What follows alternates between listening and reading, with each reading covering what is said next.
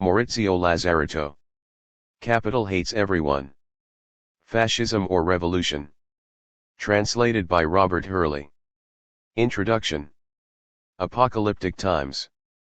Without thought going to the limit, no strategy, thus no tactic, thus no action, thus no real thinking or initiative, thus no writing, no music, no painting, no sculpture, etc., are possible. Louis Althusser. We are living in apocalyptic times, in the literal sense of the word, times that manifest, times that reveal. What they show, firstly, is that the financial collapse of 2008 initiated a period of political ruptures. The alternative, fascism or revolution, is asymmetrical, out of balance, because we are already inside a seemingly irresistible series of political ruptures created by neo-fascist, sexist, racist forces, because for the moment, the revolutionary rupture is just a hypothesis, dictated by the necessity of reintroducing what neoliberalism has succeeded in erasing from the memory, the action, and the theory of the forces combating capitalism. This is even its most important victory. What these apocalyptic times also show is that the new fascism is the other face of neoliberalism. Wendy Brown confidently asserts a contrary truth: from the viewpoint of the first neoliberals, the galaxy that includes Trump, Brexit, Orban, the Nazis, or the German parliament, the fascists in the Italian parliament, is turning the neoliberal dream into a nightmare. Hayek, the ordo-liberals, or even the Chicago School would repudiate the current form of neoliberalism, and especially its most recent guise. This is not only false from a factual standpoint, it is also problematic for understanding capital and the exercise of its power. By erasing the violence that founded neoliberalism, incarnated by the bloody dictatorships of South America, one commits a double, political and theoretical, error. One concentrates only on the violence that preserves the economy, the institutions, law and governmentality tested out for the first time in Pinochet's Chile, and so one presents capital as an agent of modernization, as a power of innovation. Moreover, one erases the world revolution and its defeat, which however are the origin and cause of globalization, as the global response of capital. The conception of power that results from this is pacified, action upon action, government upon behaviors, Foucault, and not action upon persons, of which war and civil war are the peak expressions. Power would be incorporated into impersonal apparatuses that exert a soft violence in an automatic way. Quite to the contrary, however, the logic of civil war that is at the foundation of neoliberalism was not absorbed, erased, replaced by the functioning of the economy, law and democracy. The apocalyptic times show us that the new fascisms are in the process of reactivating. Although no communism is threatening capitalism and property, the relationship between war and governmentality. We are living in a period of blurring, of hybridization of the state of law and the state of exception. The hegemony of neo-fascism must not be measured simply by the strength of its organizations, but also by the capacity it has to bleed into the state and the political and media system. The apocalyptic times reveal that beneath the democratic facade, behind the economic, social, and institutional innovations, one always finds the class hatred and violence of strategic confrontation. It only took a movement of rupture like the Yellow Vests, who have nothing revolutionary, or even pre-revolutionary, about them, for the spirit of Versailles to awaken, for a new upwelling of the desire to shoot those pieces of shit who were not threatening, even symbolically, power and property. When there is an interruption of the time of capital, even a bourgeois editorialist can grasp a bit of emergent reality. The current empire of hate is resuscitating boundaries of class and caste, sometimes long dormant. One is seeing that acid of hate which eats away at democracy and suddenly submerges a decomposed, destructured, unstable, fragile, unpredictable political society, the ancient hatred resurfacing in the faltering France of the 21st century. Underneath modernity, hatred. 2. The apocalyptic times also manifest the strength and weaknesses of the political movements which, since 2011, have tried to contest the supreme power of capital. This book was completed during the Yellow Vests uprising. Adopting the viewpoint of world revolution in order to read such a movement, but also the different Arab Springs, Occupy Wall Street in the US, the M15 in Spain, the days of June 2013 in Brazil, etc., might seem pretentious or fantastical. And yet thinking at the limit means starting again not only from the historical defeat suffered in the 1960s by world revolution, but also from the unrealized possibilities which were created by and included revolutions, differently in the North and in the South, and which are still timidly mobilized in contemporary movements. The form of the revolutionary process had already changed in the 1960s, but it had come up against an insurmountable obstacle, the inability to invent a different model from the one that, in 1917, had begun the long string of 20th century revolutions. In the Leninist model, revolution still had the form of realization. The working class was the subject that already contained the conditions of the abolition of capitalism and the installation of communism. The passage from class in itself to class for itself needed to be realized through the prise de conscience and the seizure of power, organized and led by the party that brought in from the outside what was lacking in the trade union practices of the workers. Since the 1960s, however, the revolutionary process has taken the form of the event. Political subjects, instead of being already there in the making, are unforeseen. The Yellow Vests are a paradigmatic example of this unforeseeability. They don't embody history's necessity, but only the contingency of political confrontation. Their constitution, their coming to consciousness, their program, their organization are formed on the basis of a refusal to be governed, a rupture, a radical here and now that aren't satisfied with any promise of democracy and justice to come. To be sure, with all due respect to Rancière, the uprising has its reasons and its causes. The Yellow Vests are more intelligent than the philosopher, because they have understood that the relationship between production and circulation has been reversed. Circulation, the circulation of money, commodities, human beings, and information now takes precedence over production. They no longer occupy the factories, but the roundabouts, and attack the circulation of information, the circulation of currency being more abstract. Targeting it requires another level of organization and action. The precondition for the emergence of the political process is obviously a rupture with the reasons and causes that generated it. Only the interruption of the existing order, only the exit from governmentality will be able to open up a new political process, because the governed, even when they resist, are powers double, its correlates, its opposite numbers. Rupture with the time of domination, by creating new possibilities, unimaginable before their appearance, establishes the conditions for the transformation of self and the world. But no mystique of the riot, no idealism of the uprising is called for. The processes of constitution of the political subject, the forms of organization, the development of capabilities for the struggle, made possible by an interruption of the time of power, are immediately confronted with the reasons of profit, property, and patrimony which the uprising has not caused to disappear. On the contrary, they are more aggressive. They immediately invoke the re-establishment of order, placing the police at the forefront, while continuing, as if nothing had happened, the promulgation of reforms. Here the alternatives are radical: either the new political process manages to change capital's reasons, or those same reasons will change it. The opening up of political possibilities is confronted with the reality of a formidable double problem, that of the constitution of a political subject and that of the power of capital, because the former can only take place within the latter. The responses given to these questions by the Arab Springs, Occupy Wall Street, the days of June 2013 in Brazil, etc., are very weak. The movements continue to experiment without finding real strategies.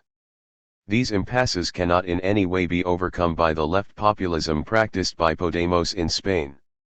Its strategy realizes the liquidation of the revolution begun in the aftermath of '68 by many Marxists whose Marxism had failed.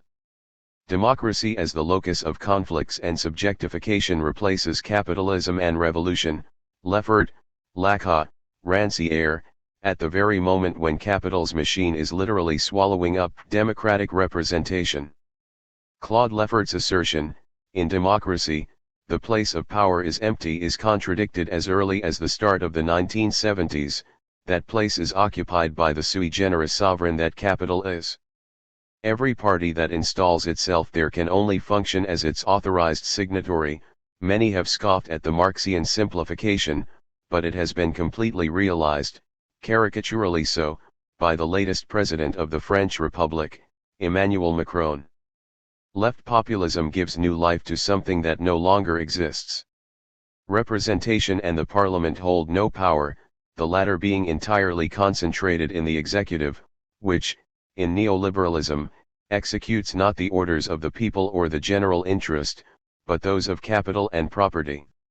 The desire to politicize the movements of post-2008 reveals itself to be reactionary, since it imposes precisely what the revolution of the 1960s had rejected and what is rejected by every movement that has emerged since: the charismatic leader, the transcendence of the party, the delegation of representation, liberal democracy, the people. The positioning of left populism, and its theoretical systematization by Lacan and Mauve, prevents one from naming the enemy.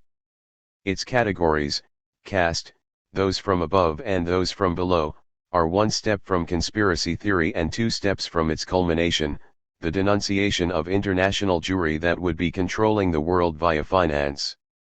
These confusions, carefully maintained by the leaders and theorists of an impossible populism of the left, continue to plague the movements.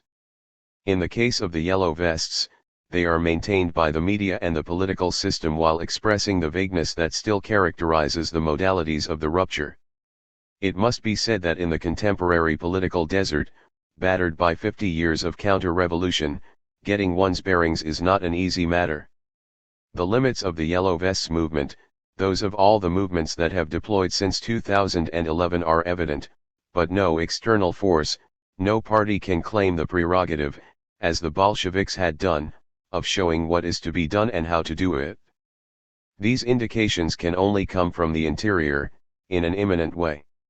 Here the interior is constituted, among other things, by the knowledge, the experience, the viewpoints of other political movements, because the struggles of the Yellow Vests, unlike the working class, aren't capable of representing the whole proletariat, nor of expressing the critique of all the dominations that constitute capitalism's machine.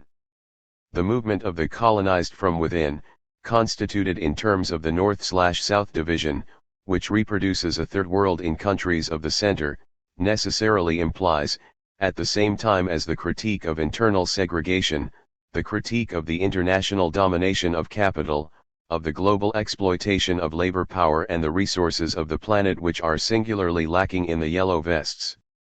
Without this racial and international component of capitalism, the movement sometimes projects the image of a France-centric nationalism. But no illusion about the national space is possible. The nation-state, in the 19th century, owed its existence to the global dimension of colonialist capitalism, and the welfare state owed its existence to world revolution and the planetary strategic confrontation of the Cold War. The racial fracture of which the colonized were the victims divided not only the global organization of labor, but even the revolution of the 1960s. Today, the conditions of possibility of a world revolution reside, on the one hand, in the invention of a new internationalism, which the movements of neo-colonized people, migrants, first of all, embody almost physically, and which the movements of women are currently the only ones to mobilize thanks to their worldwide networks, and, on the other hand, in the critique of capitalist hierarchies, which mustn't be limited to the sphere of labor. The sexual and racial divisions structure not only the reproduction of capital but also the distribution of social functions and roles. Today, a movement focused on the social question cannot be spontaneously socialist as in the 19th and 20th centuries, because the global and social revolution, involving all power relations, has gone beyond that. Without a critique of the racial and social divisions, the movement exposes itself to all the possible recuperations, on the part of the right and the extreme right, which it has been able, in spite of everything, to resist until now. If the subjectivities that carry the struggles against these different dominations cannot be reduced to the unity of the empty signifier of the people, as left populism would have it, the double problem of common political action and the power of capital remains in its entirety. The inability to analyze the latter as both a global and a social machine, whose exploitation and domination don't end with labor, is one of the fundamental causes of the defeat incurred in the 1960s. From this point of view, the strategy hasn't changed, we are far from having one. Since 2011, the movements are revolutionary as to the forms of mobilization, inventiveness in the choice of the space and time of confrontation, radical democracy and great flexibility in the modes of organization, refusal of representation and of leaders, avoidance of centralization and totalization by a party, etc., and reformist as to demands and definition of the enemy. Mubarak was ousted, but his system of power was left in place, similar to the way in which people concentrate their critique on Macron, although he is simply, without any possible doubt, one component of capital's machine. And if the rupture leads to notable changes, this is not in the organization of power and property, but in the subjectivity of the insurgents. And if in the short term the movements are defeated, the subjective changes will very likely continue to produce their political effects.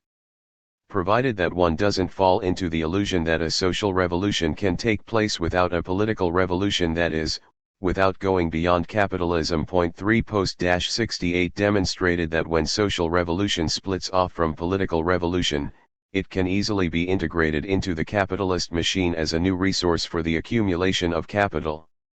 The becoming revolutionary which these subjective conversions inaugurate cannot be separated from revolution if they don't want to become a component of capital, hence of its power of destruction and self-destruction, which is manifested today with neo-fascism. 1. When capital goes to war, the power of a dominant class doesn't result simply from its economic and political strength, or from the distribution of property, or from the transformation of the productive system. It always implies a historical triumph in the combat against the subaltern classes. Michael Lowy. From Pinochet to Bolsonaro and back. The election of Bolsonaro to the presidency of Brazil marks a radicalization of the neo-fascist, racist, and sexist wave that is sweeping the planet. It has the sole merit of elucidating, one hopes definitively, the political meaning of that wave. Calling it populist or neoliberal authoritarian is a way of burying one's head in the sand. If Bolsonaro's victory is shocking, this is because it traces back directly to the political birth of neoliberalism, in the Chile of Pinochet. The government of Brazil, with generals in key posts and a neoliberal minister of economy and finance, a student of the Chicago Boys, is a mutation of the neoliberal experimentation built on the corpses of thousands of communists and socialists in Chile and all of Latin America. Milton Friedman, leader of the Chicago Boys, met with Pinochet in 1975. Hayek, the champion of freedom, was received in Chile in 1977. He declared that dictatorship may be necessary and that personal freedom is greater under Pinochet than under Allende. In periods of transition, when, from what one can gather from his statements, one has the right to massacre those who don't submit to the freedom of the market, it is inevitable that someone has absolute powers in order to avoid and limit all absolute power in the future. On that basis, for a decade, 1975 to 1986, the neoliberal economists enjoyed ideal conditions for trying out their recipes, the bloody crushing of revolution having quashed all conflictuality, all opposition, all criticism. Other countries of Latin America followed those innovative policies. Chicago Boys occupied key posts in Uruguay, Brazil, and Argentina. With the power grab of Videla, responsible with the military junta for another, perhaps even more horrific killing spree, the neoliberals entered into the government of the military officers and tried to reproduce the Chilean policies of massive wage reductions, cuts in social expenditures, privatization of schools, healthcare, pensions, etc. These policies were immediately recognized and adopted by the World Bank under the name that has remained its own, structural adjustments. They would then be applied in Africa, South Asia, and would only arrive much later in the North. How is one to think about these phenomena? The analytical tradition that dominates today, initiated by Michel Foucault, completely ignores the grim, dirty, violent genealogy of neoliberalism, where military torturers rub shoulders with the criminals of economic theory. The problem this poses is not moral, indignation with regard to the armed crushing of the revolutionary processes of Latin America, but primarily theoretical and political. Governmentality, entrepreneurship of oneself, competition, freedom, rationality of the market, etc., all these fine concepts that Foucault found in books and never measured against real political processes, an assumed methodological choice, have a presupposition that is never made explicit, but on the contrary is carefully effaced. The subjectivity of the governed can be constructed only on the condition of a more or less bloody defeat, which changes its status from that of political adversary to that of loser. Latin America is a textbook case in the matter. Its struggles belong to the post-war cycle of world revolution against colonialism and imperialism, a cycle that deeply destabilized capitalism and its economy world. They produced levels of organization and antagonism with the West that were incomparable in their scope and intensity. It would have been impossible to demand or even suggest that these revolutionary subjectivities engaged in an overcoming of capitalism and its dominations think of themselves as human capital, that they involve themselves in the competition of all against all, that they cultivate their selfishness and lust after individual advancement and success. Never would that subjectivity have been made to believe that if it accepted the market, the state, the corporation, and individualism, it would have a grip on its own life. Never would it have been possible to control it and lead it individually to self-realization. After Allende had won the elections and taken power through a democratic vote, the Americans decided to destroy this process militarily and physically eliminate the revolutionaries who were leading it. It was upon this subjective tabula rasa, at the cost of thousands of deaths, that the neoliberal experiments were able to implant themselves, that the defeated were made available for an impossible becoming entrepreneurs of themselves. Neoliberalism doesn't believe, like its ancestor, in the natural functioning of the market. It knows it is necessary, on the contrary, to constantly intervene, to support it with juridical managers, fiscal incentives, economic incentives, etc. But there is a preliminary interventionism that is called civil war, the only thing capable of creating the conditions for disciplining the governed, having the presumptuousness to want revolution and communism. This is why the Chicago Boys descended like so many vultures on Latin America.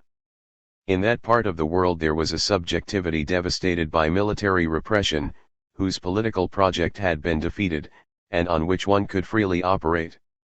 This history, rapidly disappeared from the memory of political theory, is not a peculiarity of neoliberalism. Before it, ordoliberalism was able to deploy its recipes only on German subjectivities wiped out by the Nazi experience. In the post-war West, the revolutionary struggle never attained the intensity and scale it achieved in Latin America and the global South, from Vietnam to Algeria, from Cuba to the Congo, from Yemen to Angola and Mozambique, etc.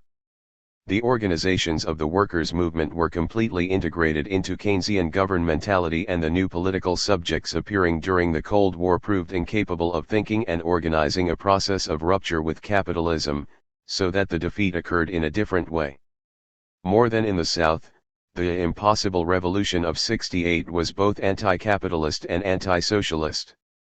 It sharply contested the political action that had been codified by the Russian and Chinese revolutions, but also the strategies of social democracy and the communist parties.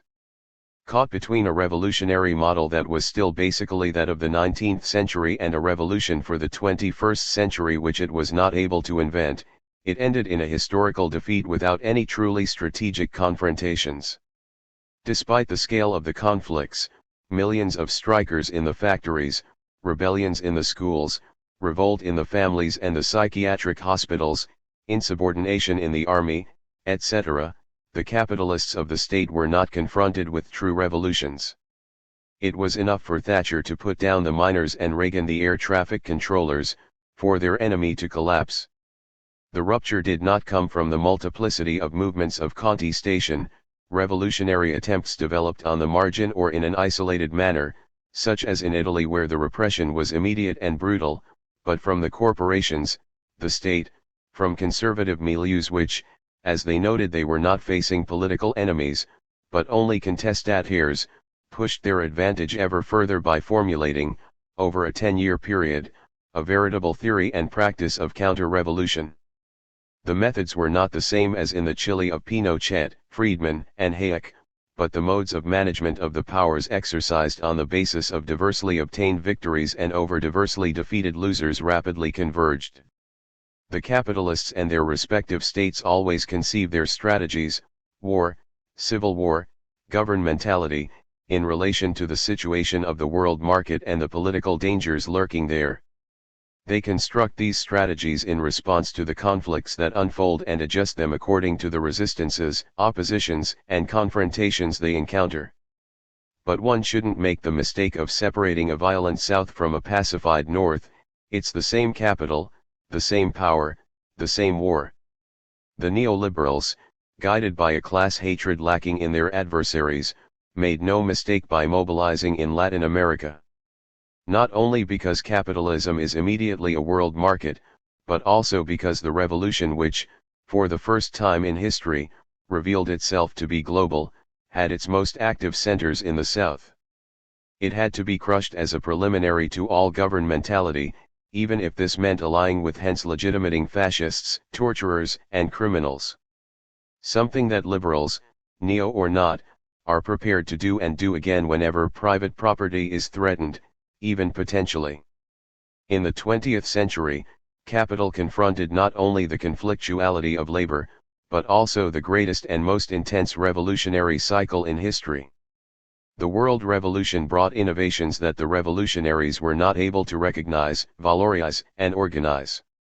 Revolution doesn't depend on the development of the productive forces, labor, science, technology, but on the level of intensity of political organization, nor is it the exclusive pursuit of the working class, because, since the French Revolution, a large part of the victorious revolutions were carried out by peasants. To try and understand what is happening to us, one has to go back to the beginning of the 20th century. The Michael Lowy quote placed as an epigraph to this chapter is a faithful and effective synthesis of the thought of Walter Benjamin, one of the rare Marxists to have fully grasped the rupture represented by total wars and fascism. The definition he gives of capitalism broadens and radicalizes that of Marx, since for Benjamin capital is both production and war, power of creation and power of destruction. Only triumph over the subaltern classes makes possible the transformations of the productive system, of law, of property, and of the state. We find these dynamics at the foundation of neoliberalism, whose historical triumph, in which fascism once again plays a central role, is focused on world revolution. A victory over subaltern classes very different from those that Benjamin had in mind. Like most European Marxists at the time, he had trouble appreciating the importance of the anti-colonial struggle. And yet, if Paris between the two wars was no longer, as in the 19th century, the capital of the epoch, it did play a determining role in the coming revolutions as capital of the Third World. It was the training ground, at the junction of Asiatic, African, and South American migrations, for the great majority of the leaders who directed the national liberation against colonialism, the motor of world revolution. 1. The total wars of the first half of the 20th century transformed war into industrial war and fascism into a mass organization of counter-revolution. We have behind us a century that allows us to claim that war and fascism are the political and economic forces necessary to capital's conversion of accumulation, something that was not evident in Marx's era. Without civil war and fascism, without creative destruction, no conversion of the economic, juridical, state, and governmental apparatuses dispositives. Since 2008, we have entered into a new sequence of this type. Consequently, the difference between my analysis of neoliberalism and those of Foucault, of Luc Boltanski and Yves Chiapello, or of Pierre Dardot and Christian Laval, is radical. Those authors erase the fascist origins of neoliberalism and the world revolution of the 1960s, which means limiting oneself to the French 68, but also the neoliberal counter-revolution, the ideological framework of capital's revenge. This difference has to do with the nature of capitalism, which those theories pacify by erasing the political military victory which is the precondition of its deployment. The triumph over the subaltern classes is part of the nature and the definition of capital, just like money, value, production, etc. The financialization of the poor. The confrontation between political enemies of the 20th century ended with the victory of capital, which transformed the defeated into the governed. Once the revolutionary alternatives were defeated and destroyed, once the subjective tabula rasa was carried out, new apparatuses were able to establish new norms for directing people and subjugating them. A few days after the second round of the last presidential election, a Brazilian journalist, Elaine Brum, wrote, "When we begin to discuss an original project for the country, when the Indians, the blacks, and the women begin to occupy new spaces of power, the process is interrupted," the war resumes. For in fact the war against the weakest has never stopped. It has slackened at times, but it has never stopped. This time, the perversion is that, so far, the authoritarian project has been installed with the trappings of democracy. 2. Brum underscores a reality that everyone seems to repress: the war has never ceased. Its intensity is just modulated according to the conjunctures of the political confrontation. Within these pacified relations, the contradictions of the regime of financialized accumulation and the struggles conducted by the governed determine the conditions for new polarizations that, on the basis of the political sequence initiated by the breakdown of the financial system in 2008, will lead to the rupture of the governmentality established with Reagan and Thatcher.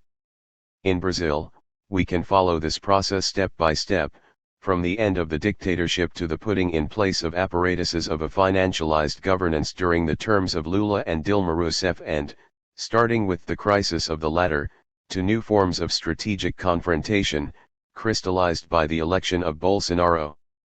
What Brazil clearly shows is the radical incompatibility of reformism with neoliberalism, since the latter was conceived, constructed, intended precisely against the Keynesian experience.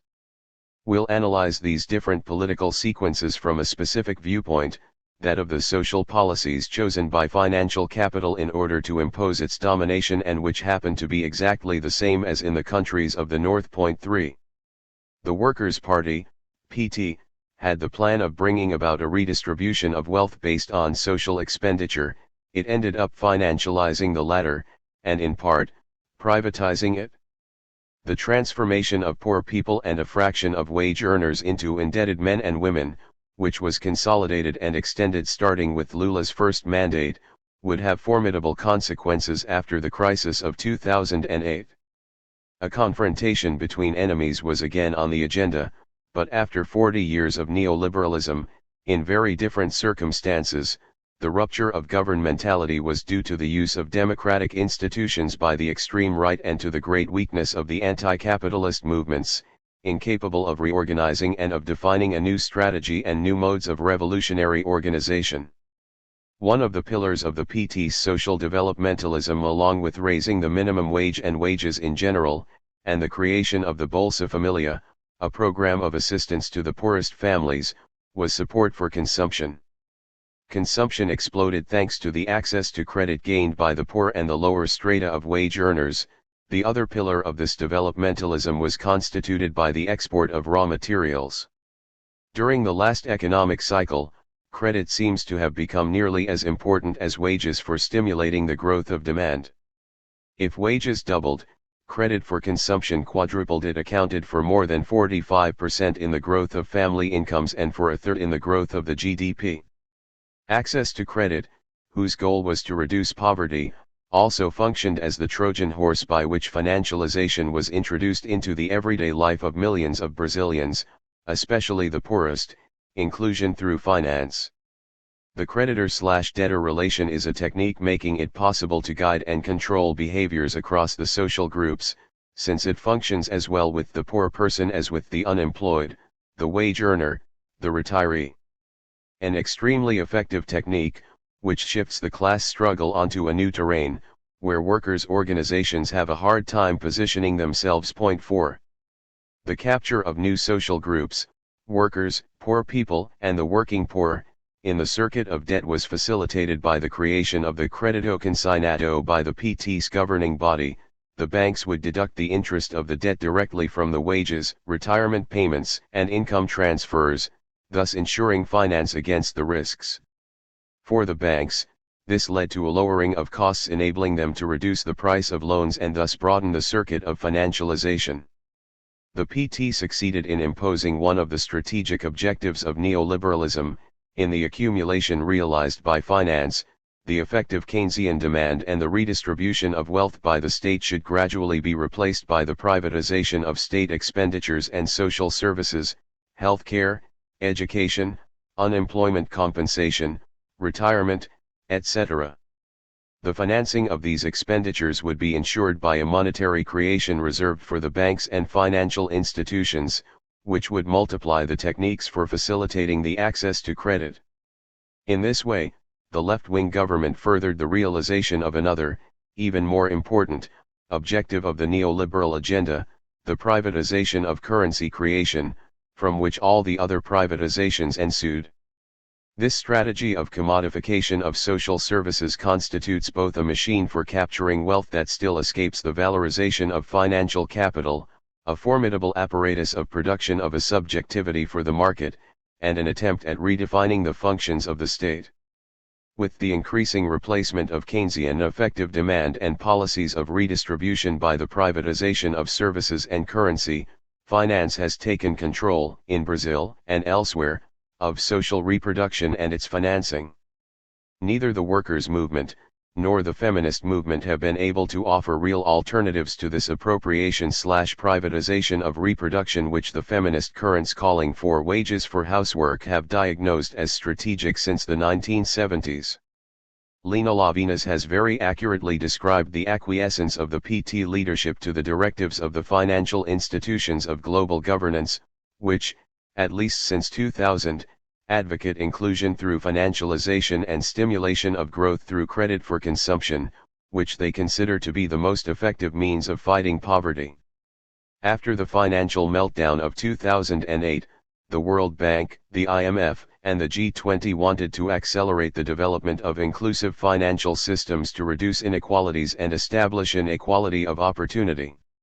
Capital's self-destructive madness, its suicidal core carefully blotted out by a left that attribute to it a power of progress and modernization it has never had, reveals itself once again, resolve the crisis using the techniques that produced it.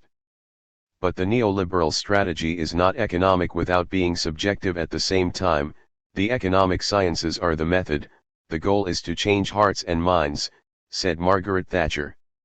The new policies of social protection are a radical break from the principles of the post-war welfare state, since they aim to protect the basic means of subsistence while encouraging risk-taking by the individual.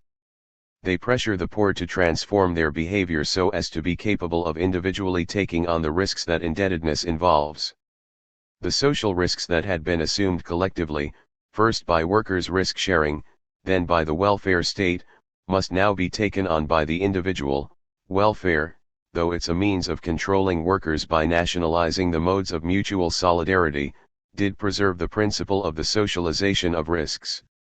This covering over of social risks by the individual risk of indebtedness is conceived by the financial institutions as a technique of subjugation, the regular repayments imposing a discipline on the borrowers, a form of life, a way of thinking and acting.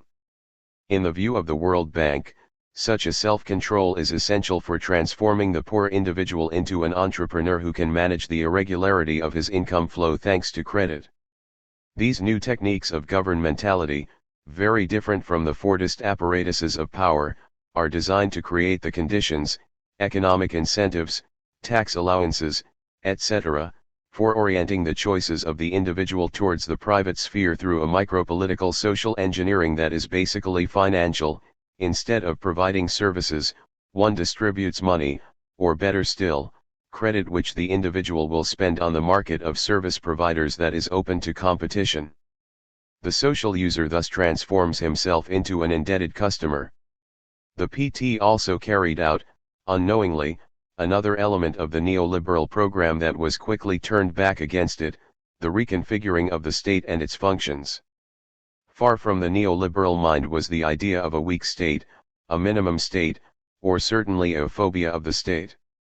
Quite the opposite, the privatization of services should free the state from the pressure that social struggles exerted on its expenditures. Instead of being the site of the exercise of sovereignty necessary to the unhindered development of private property, during the entire Cold War the political system was besieged by demands that sapped the authority of the state and stretched its administrative functions. This is the message of the Trilateral Commission's report of 1975.5. Privatizing the offer of services means taking away from social demand its political dimension and its collective form. Once rid of expectations, the rights and the equality that the struggles bring along with them, it will be able to assume the functions that neoliberalism envisages for it. It will become a strong state, for a free economy, a state strong with the weak, the have-nots, and weak with the strong, the property owners. It must not become minimum, but organize and manage minimum services, that is, ensure a minimal coverage of risks, because the rest must be bought on the insurance market. Those who don't keep up with the pace of competition, those who fall outside the labor market, have available a minimum with which to start over and re-enter the competition of all against all, work fair. Moreover, it's the state itself which must work toward this transformation, by underfinancing the services, by allowing them to degrade, and by putting in place fiscal policies that encourage the recourse to credit. This is in fact what the Brazilian state gradually implemented. In Brazil, during Lula's terms in office, the consequences were miserable: indebtedness, individualization, and depoliticization, without the growth and the redistribution modifying the class structure, even marginally.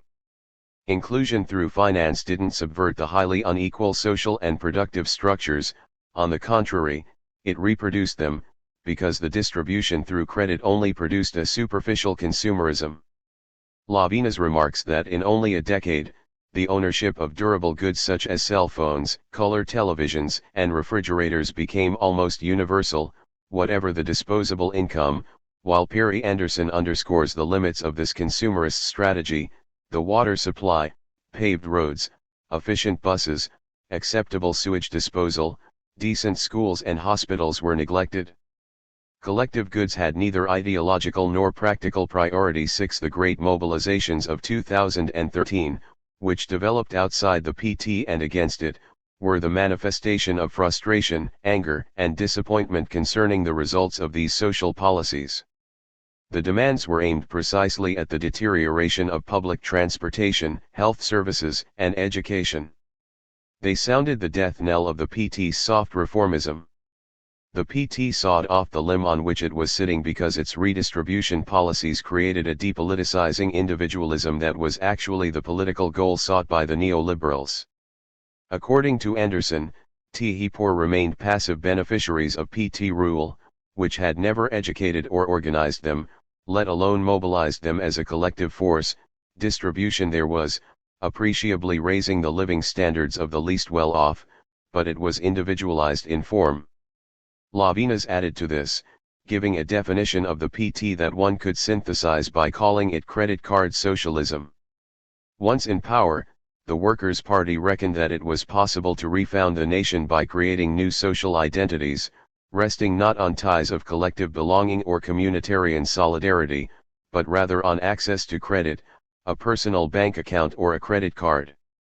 The illusion of a growth, or, more exactly, an accumulation of capital, which would only create winners and be capable of reconciling the classes by mobilizing them for the project of a grand Brazil, shattered on the consequences of the financial collapse of 2008 and the internal weaknesses of a redistribution project based on finance, but also on the lowering of the prices of the raw materials of extractive capitalism, which Bolsonaro would revive by amplifying the process of deforestation of Amazonia, which the PT itself favored.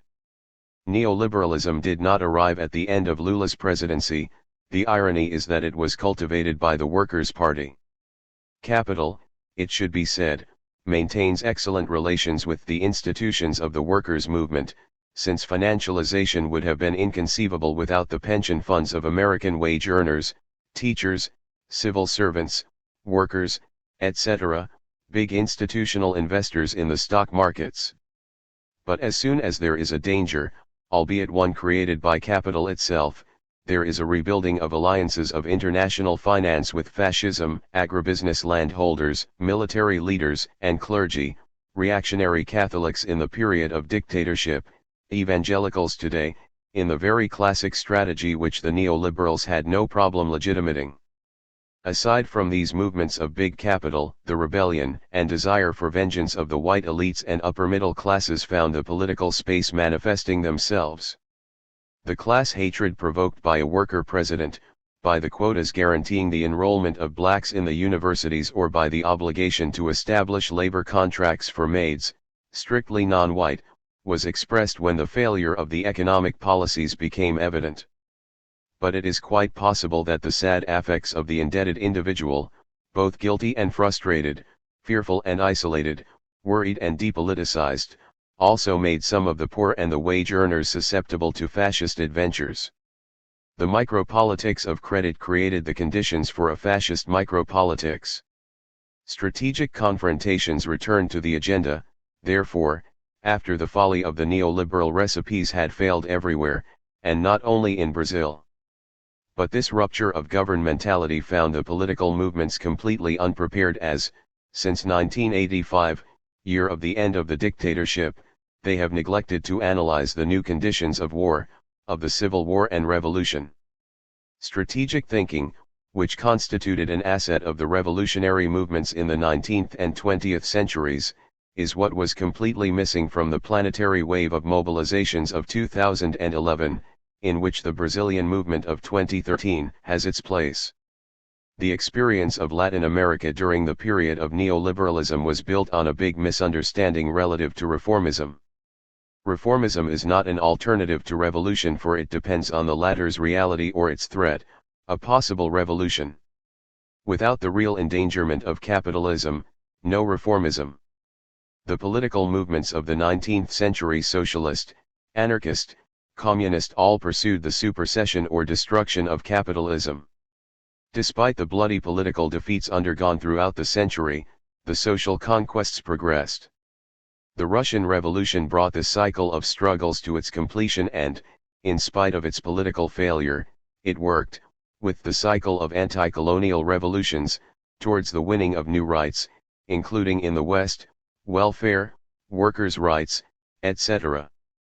The contemporary political movements are very far from threatening the existence of capital, so that, for 40 years, the socio-economic defeats are equivalent to political defeats.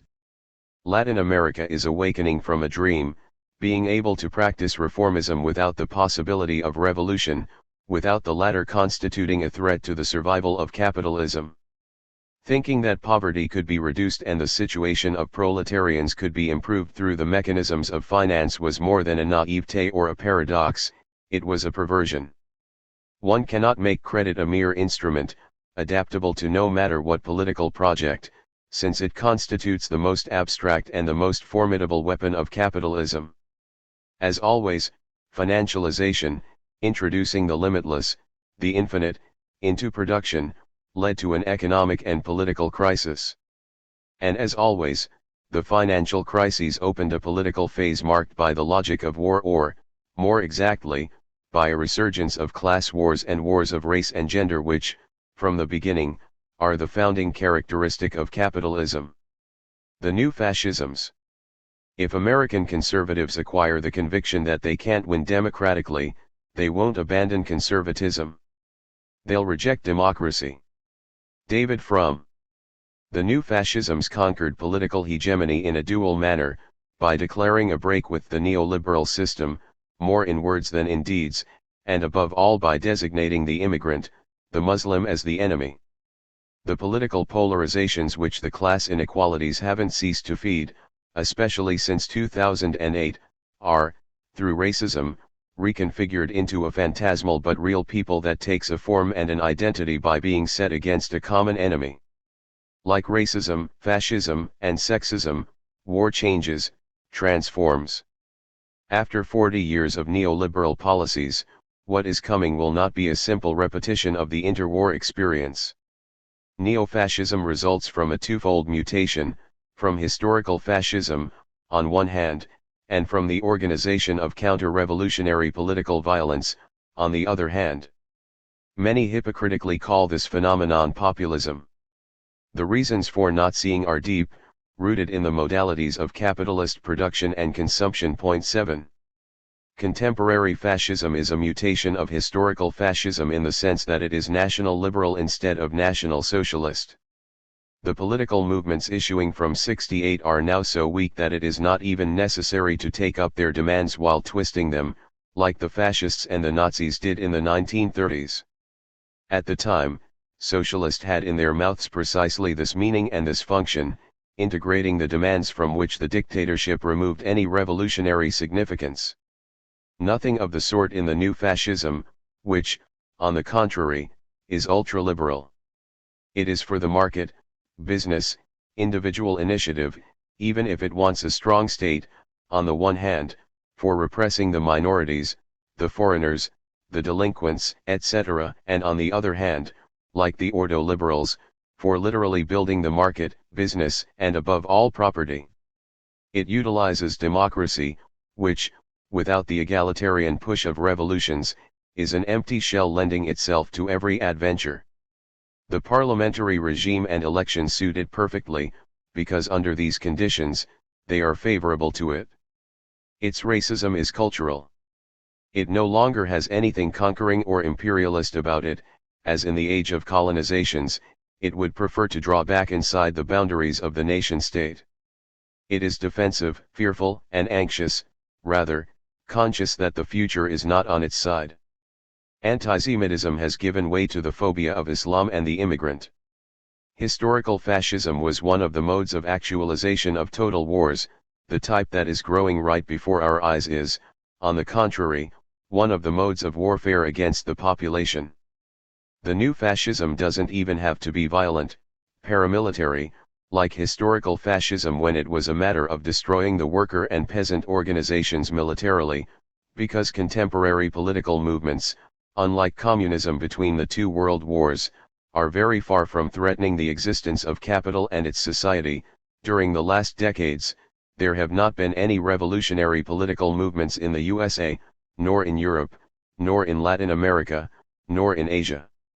Historical fascism, once the revolutionary forces were annihilated, was the agent of the process of modernization, Gramsci, which, integrating socialism, repressed through violence every manifestation of conflictuality. In Italy, it restructured the traditional industry and created the film industry, reformed the school system and the civil code, still in force today, and established a welfare state. Under the Nazis, this latter was more radical than that of the United States. With the new fascisms, the agenda remains that of neoliberalism, combined with nationalism.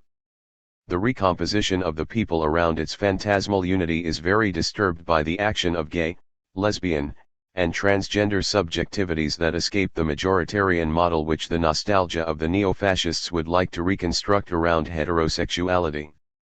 The rise of neo-fascist forces is always accompanied by campaigns of ferocious hatred against the so-called gender theory. Reconstruction of the family and the heterosexual order constitutes the other powerful vector of fascist subjectification. What the old and the new fascisms share is a core of self-destructiveness and a suicidal desire which capital has transmitted to them. Capital is not production without at the same time being destruction and self-destruction. After Europe's suicide in the first half of the 20th century, when capitalism had attained the highest degree of its productive forces, are we currently seeing that of America, now that those forces have crossed another threshold of growth? In any case, there is a continuity, a family resemblance that traverses capital and fascism, which the 20th century brought to light and which the 21st century proposes anew, in new forms. The evolution of this fascist wave is hard to predict. it is characterized by notable internal differences. Erdogan and Bolsonaro, on one side, the European neo-fascists, on the other, with Trump between the two. What can be affirmed with certainty is that the historical fascisms did not resolve the contradictions and impasses of capital. On the contrary, they exacerbated them, and in this way they led the world toward the Second World War. Trump is in the process of destabilizing neoliberal capitalism, by undertaking to accelerate the deregulation of finance, strengthen the monopolies of American corporations, the digital companies in particular, and reduce taxes on behalf of a plutocracy, while claiming to protect the victims of these same deregulations and monopolies, the white working class. To say nothing of his foreign policy. The revival of fascisms in Europe is not a recent phenomenon. It is parallel with the beginnings of neoliberalism, while in Latin America, fascism was its condition of possibility, because the denunciation of the Fordist compromise of the Glorious 30 required new modes of division, control, and repression. Incited, solicited, organized by the state, the management of racism, sexism, and nationalism passed into the hands of the new fascisms. In Foucault's view, their global proliferation poses no difficulty. In a certain way, the fascisms have always been there, they belong to the organization of the state and of capital.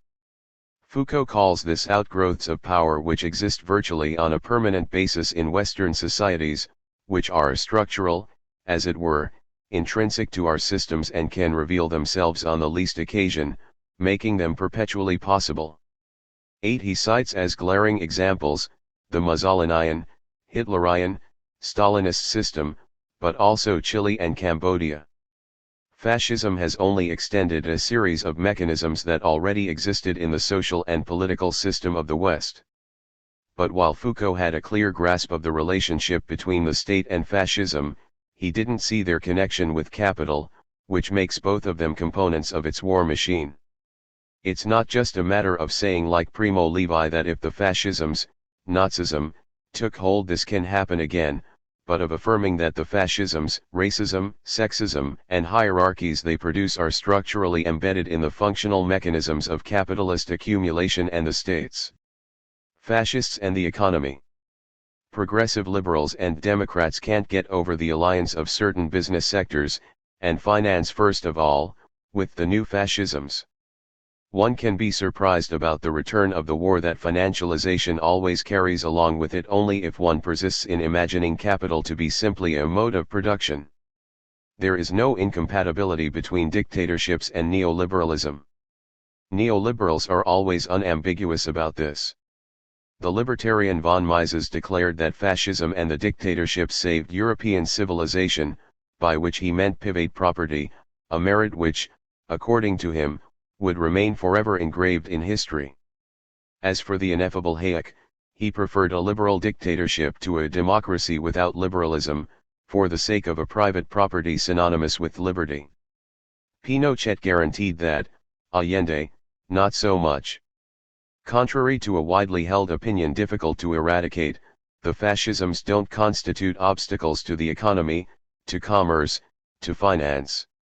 In the debates of the French Parliament before 1914 the same arguments resounded as today: war is not possible because the interdependences between the national economies are too strong, globalization has penetrated too deeply into production and commerce for war to be possible. We know how that turned out. After the First World War, Italian fascism maintained good relations with Wall Street, despite the economic autarky it claimed, and even though the USA, under the pressure of a growing xenophobia, had imposed immigration quotas that affected the Mussolini regime in particular. Nationalism, autarky, xenophobia only concern the internal management of the different populations of the different countries and intervene only marginally in economic affairs at the planetary level. Even if the conjunctures are different, the lesson of the interwar years can still be useful today. The policies of national economic development are far from being incompatible with the promotion of international commerce and its financial networks. The national and international must be taken seriously. Italy's elites of the business world have never envisaged their country's development separately from the world economy. The immediate effect of the First World War was not so much to give free rein to deglobalization, as it was to reconfigure international economic exchanges. Hoover and Roosevelt, like Churchill, for that matter, expressed themselves very favorably towards Mussolini, who restored order, modernized industry and the country, and staved off the Bolshevik danger, the only real danger for all the capitalist elites. The agreement on war debts negotiated in 1925 is the most generous agreement that America has concluded with its allies. American investments in Italy quickly surpassed $400 million. When President Hoover set about reviving a global governance, Fascist Italy was one of the privileged partners. The harmony of the 1920s between liberals, finance, and fascists was not disrupted because of the intensification of the fascist dictatorship, but by the crisis of 1929. Adam Tooze points out that the history of the relationship of democracy and fascism was rewritten and falsified during the Cold War, leaving out the fact that, as early as 1935, institutions as important as J.P. Morgan collaborated closely with men subsequently treated as fascist criminals. 10. Once again, one needs to consult Hayek and the reasons he adduces to legitimate the fascisms. Dictatorship. He's speaking of Pinochet dismantles political freedoms and allows personal freedoms to proliferate, freedom of the economy, freedom to buy and sell, to start a business, and above all the freedom of finance to invest, to speculate, to loot through economic rent. The only danger, historically borne out, is that of the autonomization of fascist politics, which may form themselves into independent and self-destructive war machines, but this is a risk that capitalists and liberals have not hesitated to run when private property was in danger and which they will not hesitate to run whenever they deem it necessary. Capital is not just economy, but also power, political project, strategy of political confrontations, the sworn enemy of political revolutions carried out by its slaves, workers, poor people, women, colonized subjects. Contrary to another received idea, capital is not cosmopolitan, and its deterritorialization, its indifference to territories and to its boundaries, is entirely relative.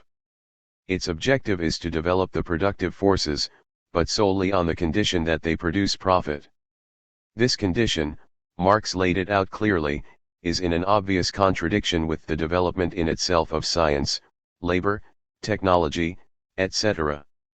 Profit requires that the reterritorialization that ensures its existence be realized through the nation-state, racism, sexism and if need be war and the fascisms, the only things capable of politically ensuring the continuation of exploitation and spoliation when the situation toughens. It is naive to think that subordination of the productive forces to profit is purely immanent to the functioning of the economy, law, and technology. Without the state, without war, without racism, without fascism, no profits. The triumph over the subaltern classes was not produced once and for all, it must be continually repeated, reproduced. Contemporary racism, a mutation of colonial racism. Well, I'll say this, if you bump into any young or not so young people from the disadvantaged banlieues, tell them for me that if there is one thing this movement has taught me, it's to completely reconsider the way I looked at that riffraff and its alleged violence. For a month and a half now, we have taken a beating once a week, and I am already fed up, so I can't even imagine the anger they must have inside them at undergoing what they undergo or say they do. Anyway, I believe this is the first time that I feel close to them, and I tell myself almost daily that I was an idiot, with my average privileged white man's eyes. A yellow vest. Historical fascism wasn't the first implementation of the techniques of repressive, destructive, genocidal power. Those techniques first constituted the means for controlling and regulating the colonized. The regulation of populations through slavery burgeoned long before the deployment of European biopower and long before its culmination in Nazi Germany. The heavy machine of colonialism has always maintained between life and death, always closer to death than to life, those who are forced to keep it moving. 11. Nor was the control of populations integrating racism as a weapon of hierarchization and segregation invented by the fascisms, but it was widely practiced in the colonies where race was invented. Contemporary racism is a mutation of colonial racism and of the war against the colonized populations.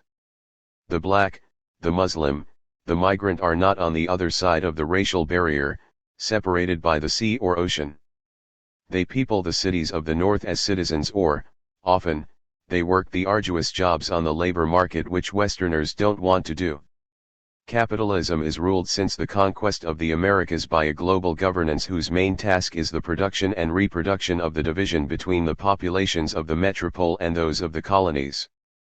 The economy world has been structured on the basis of the racial division that has spread over the planet while serving a function that is political and economic at the same time.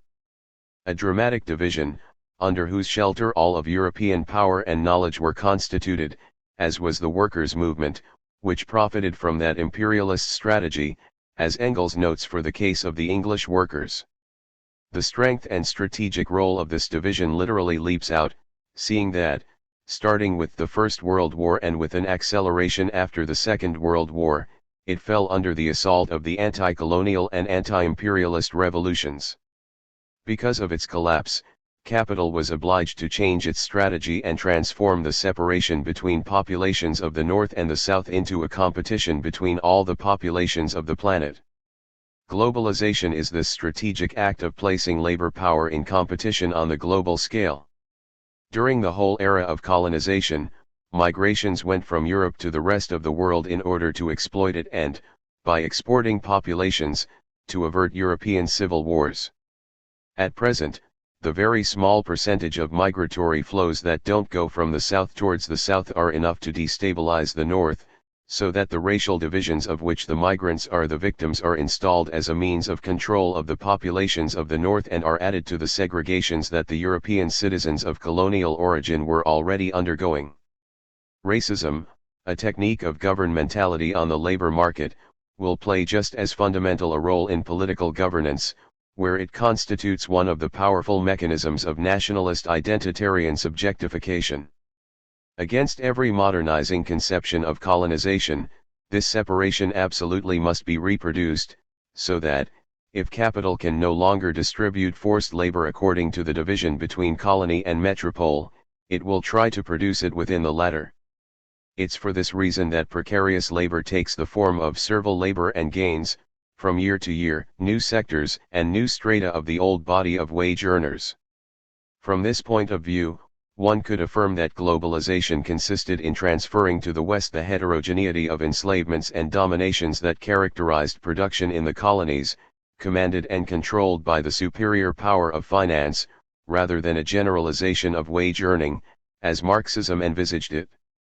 The structuring of our societies resembles the colonial reality in a formal sense, protean, unbalanced, where slavery, serfdom, barter, handicrafts, and stock market operations coexist.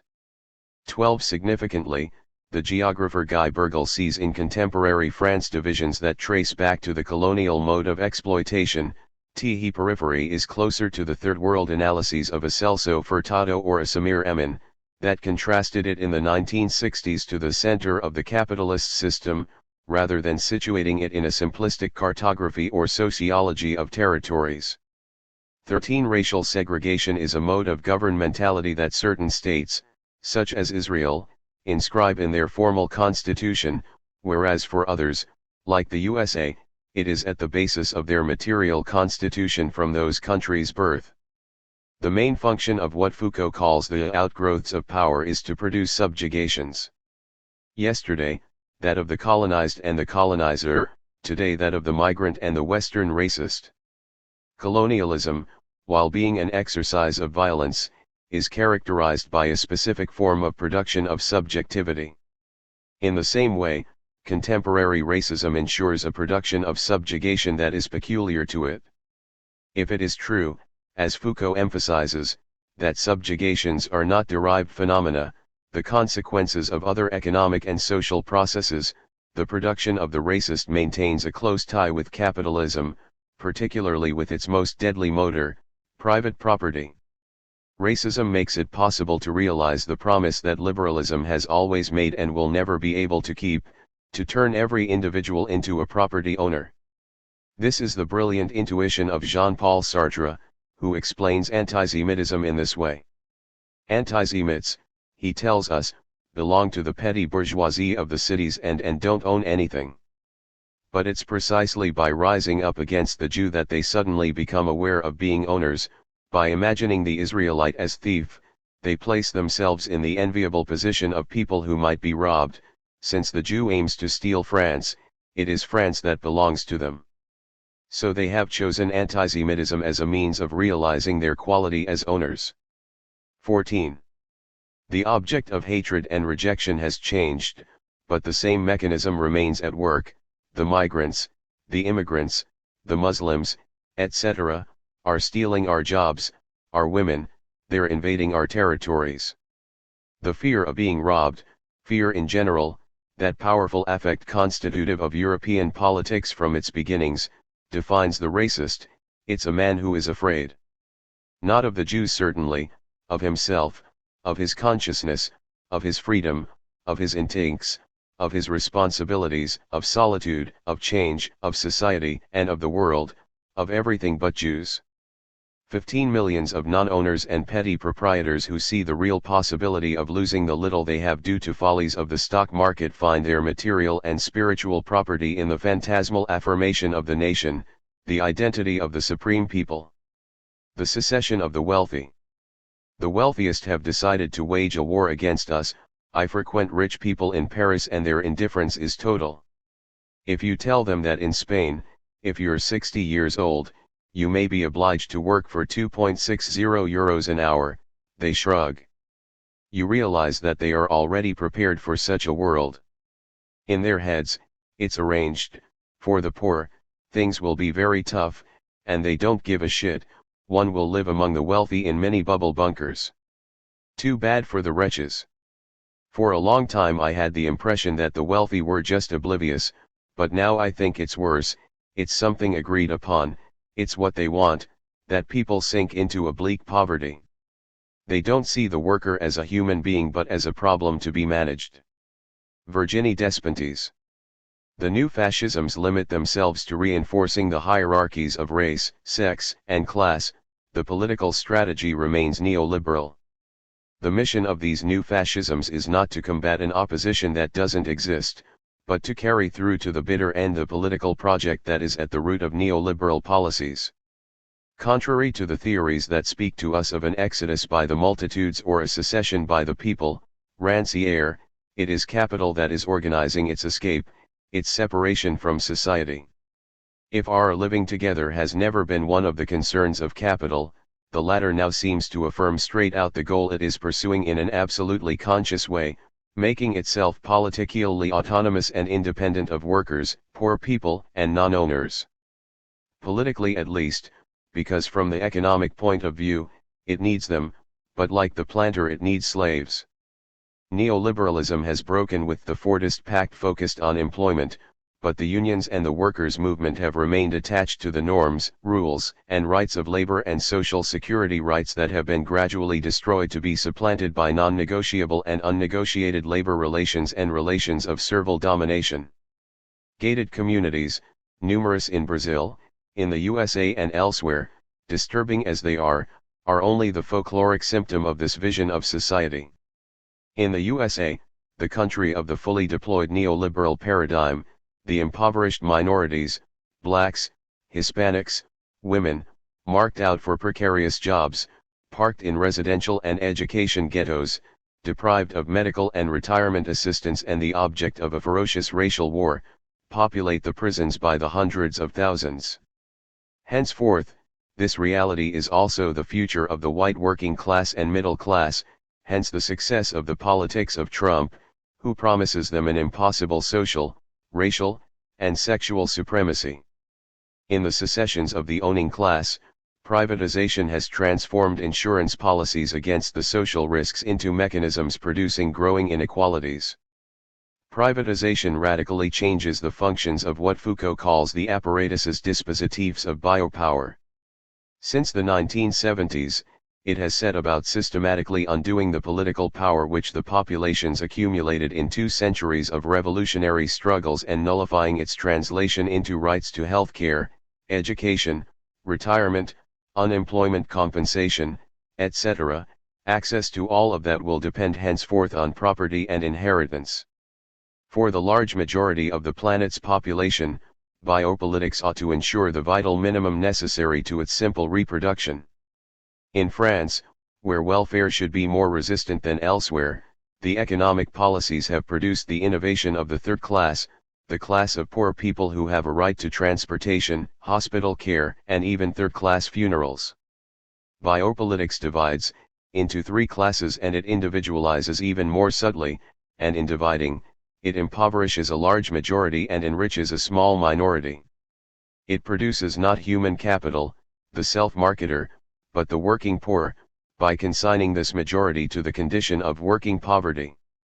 Control and regulation are no longer accomplished through integration, but through social apartheid, another name for the political secession of capital, rather than through biopolitics. Societies have become patrimonial again. The rentiers reign over them like in the novels of Balzac. As to wages, after having acquired the status of independent variable of the economy, they have again become, as before the cycle of revolutions, a mere variable of adjustment of the fluctuations of profit, and tend irresistibly toward the minimum. But the income inequalities are nothing in comparison with the asset inequalities, fed by a rent that is no longer primarily colonial, but financial. At the beginning of the 21st century, other events profoundly affected subjectivities already devastated by the first sequence of neoliberal policies. The breakdown of the financial system in 2008 produced a double subjective rupture by initiating a more intense phase of instability that was more directly political, favorable to a neo-fascist conversion of society, or a revolutionary radicalization. First, the debt crisis confirmed the failure of the figure of the possessive and competitive individualism of human capital and brought forth the subjective figure of the indebted man, responsible for and guilty of public overspending. Second, following an intensification of neoliberal policies of concentration of wealth and asset harvesting, the frustration, fear, and anxiety of the indebted man produced a conversion of subjectivity, making the latter receptive to neo-fascist, racist, sexist adventures and to the identitarian and supremacist fundamentalisms. Contemporary liberalism is thus very far from the ironic image that Michel Foucault gave of the society of the entrepreneur of the self in The Birth of Biopolitics. The exhaustively disciplinary industrial society will yield to the optimization of differences, to the tolerance accorded to minoritarian individuals and practices. This idyllic setup has never seen the light of day anywhere. And just as we are very, very far from an optimization of differences and tolerance accorded to minorities, we're unable to appeal to Jacques Lacan's discourse of the capitalist, the psychoanalytic version of neoliberal power. According to Foucault, power's injunction would no longer be "you must obey," but "you must climax." Today the climax in question is the one that Trump wants to procure for white Americans when he defends their whiteness from the races, blacks, Latinos, Arabs, who are threatening it, or again, white people's thrill when the neoconservatives promise to re-establish the power they are said to have lost, along with the order of the family, and heterosexuality. In Europe, it is Islam that is the object of all the paranoid fixations and all the forms of ressentiment which liberalism has produced for the past 40 years. The logic of the war against populations and the logic of its expressions, racism, fascism, and sexism, characterize the epoch. The growing intensity of neo-fascist mobilizations, the free circulation of racist and sexist speech and acts, seem to be able to fit themselves into the framework of neoliberal governmentality without too many problems, because they participate in the same capitalist war machine. In the framework delineated, on the one hand, by the project of political secession of the rich and, on the other, by the powerlessness of the forces that wish to block it, democracy no longer has any utility. Representative democracy did not enter into crisis with neoliberalism, the legislative power that is meant to realize it and legitimate it began to be neutralized by executive power as early as the First World War. Industrial war called for a reconfiguration of executive power, which didn't end with the cessation of hostilities, but would gradually reduce Parliament to the status of an appendage for ratifying and legitimating the decrees of the real legislative power, which is in the hands of the executive. But stopping our analysis here would be to stay in the groove traced out by Carl Schmitt or Agamben.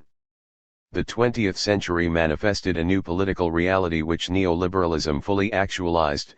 Executive power, like the whole juridico-political system, is one of the centers of decision of capital's war machine, which executes, ratifies, and legitimates decrees designed to augment financial capital's life, its power of acting.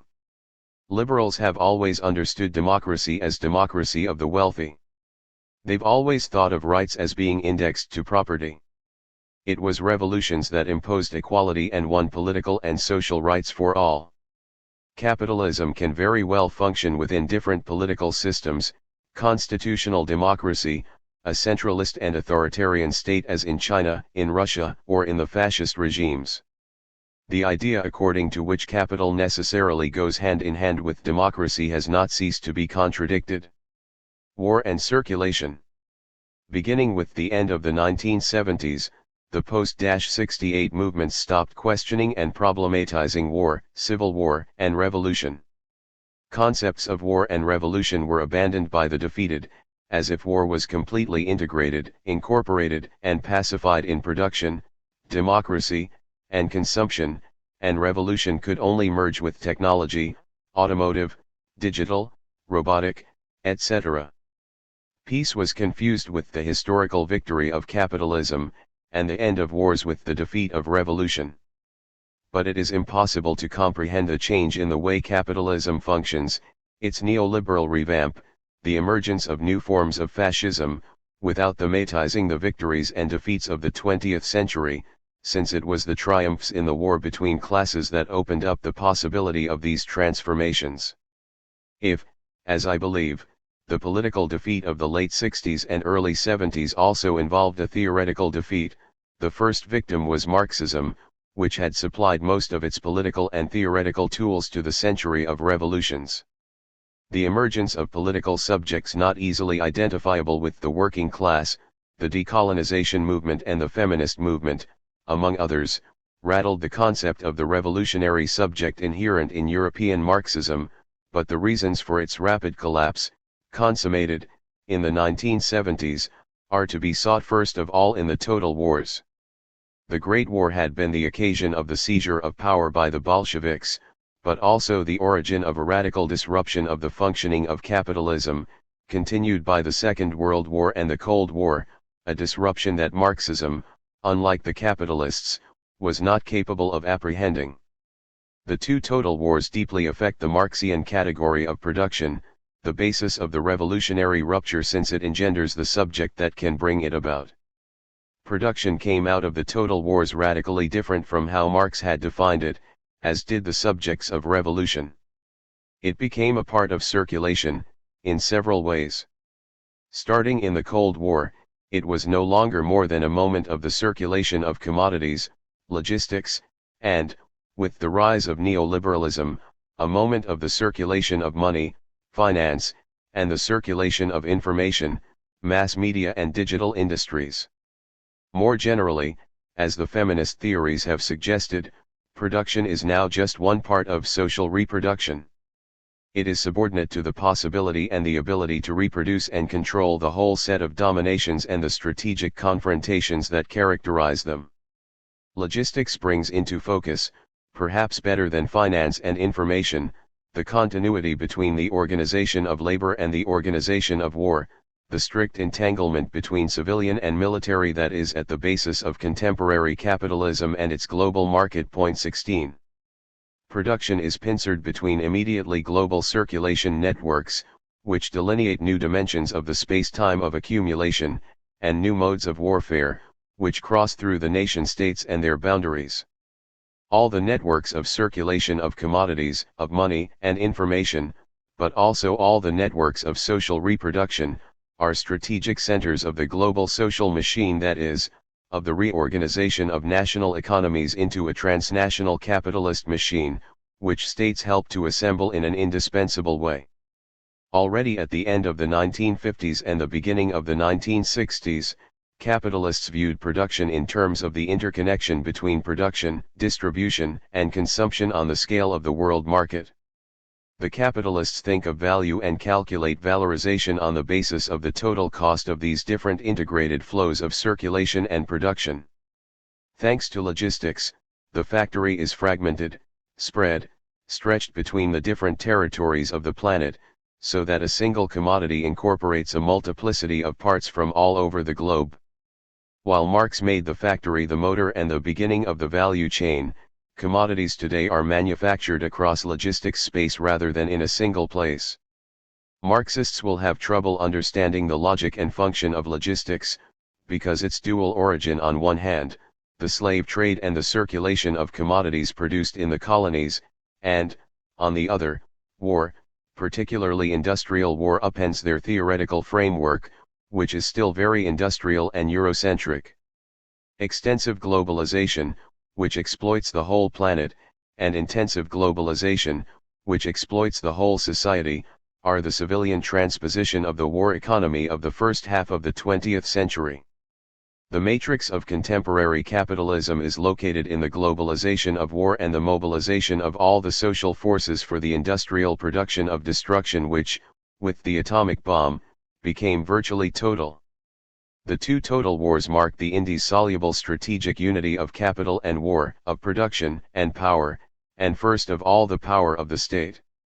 The considerable advantage which capital has gained over labor power has its source at the end of the 1950s and the beginning of the 1960s, when capitalists, by integrating the double socialization of production put in place by the total wars, asked themselves the question, where does production end?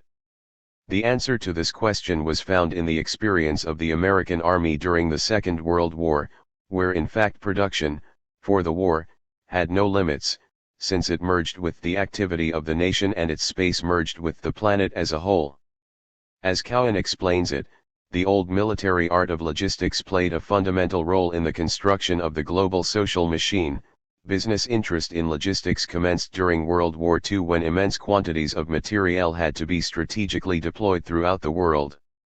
War is not only the genealogical model of the value chain, it is also an indispensable component of the contemporary functioning of the circulation of capital, because the transnational dimension of logistics requires a security model that is no longer centered on the nation-state. Rather than a simple militarization of logistics, what is involved is a co-production by the firms and the armies. Neoliberalism introduced privatization even in this domain, a new conception of the relation between valorization and security. The American Army made available to civilians the enormous productive, technological, scientific, but also military experience acquired during the total wars and the Cold War.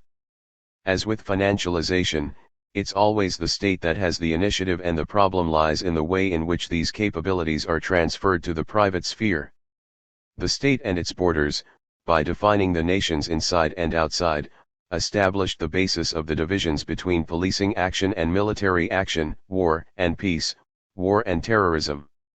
The transnational functioning of finance and logistics blurs these divisions, particularly between civil and military.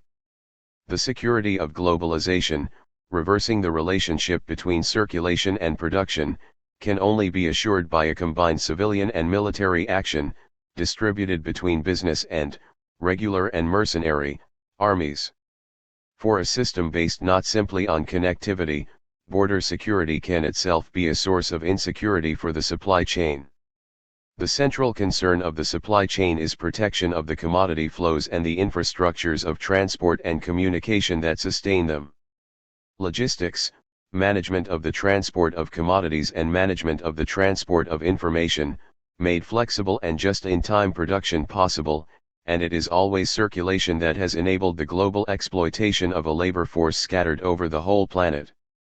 Exploitation of labor power on a world scale is what defines capitalism, but with logistics, for the first time, it is the result of an integrated productive, technological, informational, administrative, military policing machine. Capital, thanks to logistics, juggles between real subsumption and formal subsumption of labor power, that is, between exploitation of highly qualified labor through very heavy investments in fixed capital, machines, technologies, science, and exploitation of servile labor, child labor, slavery, with modalities that don't seem to belong to capitalist modernity. In reality, capitalism combines and holds together, today like before, the most innovative, capital-intensive production and the most traditional and violent modes of labor-intensive exploitation. Circulation and finance. Debt is still neocolonialism, where the colonizers are transformed into technical assistants. In fact, we ought to say that they're transformed into technical killers.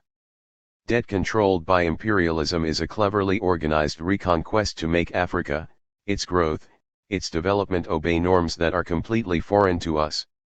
Thomas Sankara, July 29, 1987. What emerges from contemporary circulation is, in many respects, very different from the security apparatuses analyzed by Michel Foucault. Like logistics, these security apparatuses according to him have the objective of constantly expanding the circulation circuits by ceaselessly integrating new elements, production, psychology, behaviors, ways of creating producers, buyers, consumers, importers, exporters, the world market. The Foucauldian confidence in security apparatuses, let circulation take its course, control circulations, sort out the good ones and the bad ones, always keep things moving, perpetually going from one point to another, but in such a way that the dangers inherent in this circulation are neutralized. 18 sounds a lot like the false naivete of the liberal theoreticians. Capitalists are more circumspect about the nearly automatic capacity of the security apparatuses to neutralize the dangers and the risks. As we've just seen, they think, more prosaically, of security in strict cooperation with the militaries. This continuous expansion of production via circulation is confronted with so many resistances, refusals, diversions, subtractions, violent organized struggles, individual acts of sabotage, that governmentality necessarily implies a relation with the unforeseeable and the unpredictable, what Foucault calls a relation with the event, with the series of possible events, with the temporal and the randomness of conflict.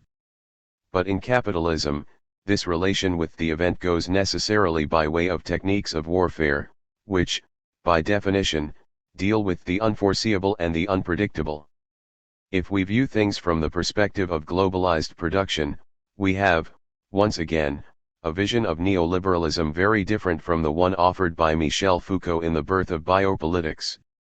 The organization of production based on circulation enables capitalism to optimize the differences between the statuses of workers and the different costs of labor power worldwide, that is, to optimize the heterogeneous modes of exploitation and to profit from the existing differentials between the systems of social security, between the fiscal and juridical regimes.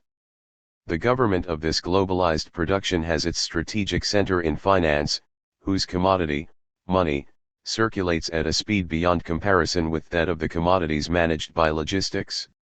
Finance, like logistics, maintains a very close relationship with war and particularly with the war against populations, for which it will constitute the most formidable weapon. Indeed, the global market, especially with neoliberalism, doesn't integrate without differentiating through racist, segregationist, sexist techniques, or homogenize without worsening inequalities, or unify without accentuating wars between nation-states, wars of class, of sex, and of race.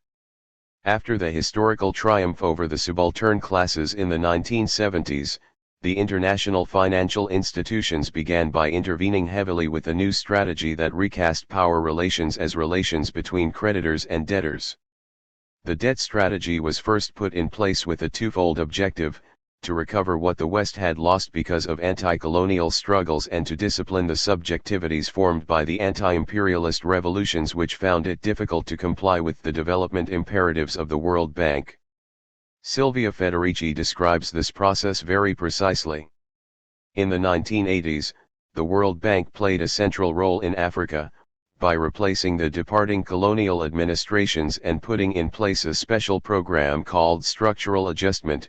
In exchange for growth-oriented loans, a country accepts the liberalization of imports, the privatization of state industries, the abolition of all restrictions on currency exchange and commodity prices, the demise of any subsidy program, and the elimination of all workers' rights and social security. 19. These policies of structural adjustment adopted the name of the Chilean experiment, which they perpetuate. Between 1970 and 1980, the great international institutions of capital cast blame on Africa's resistance to development, because despite the political defeat, the anti-imperialist revolution solidified a refusal expressed in behaviors hindering the objectives of capital.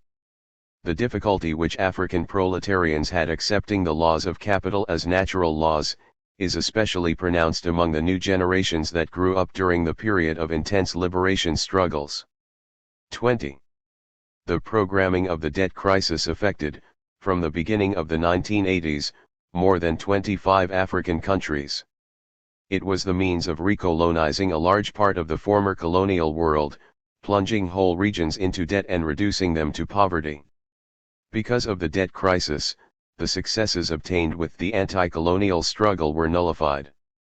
21. The debt economy proved so effective as an instrument of recolonization and imposition of capitalist norms on the Third World that its mechanisms were extended to North American workers and later to Europeans. 22.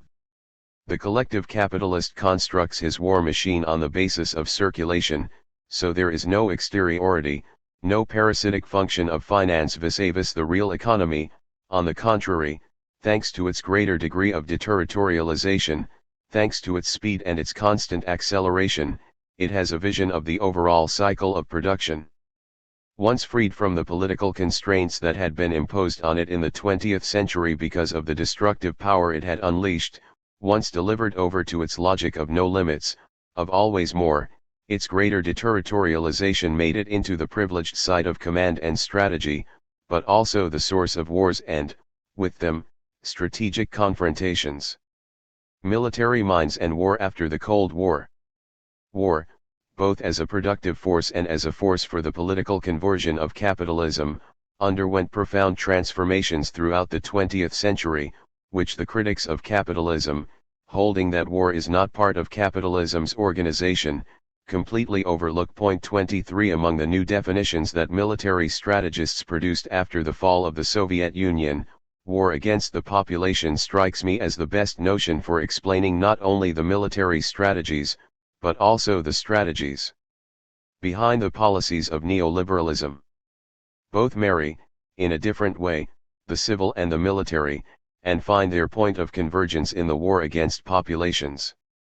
Although military thinkers are sometimes more attentive than critical intellectuals to the transformations of capitalism, they overlook, like the intellectuals, a fundamental political phenomenon, the defeat of revolution.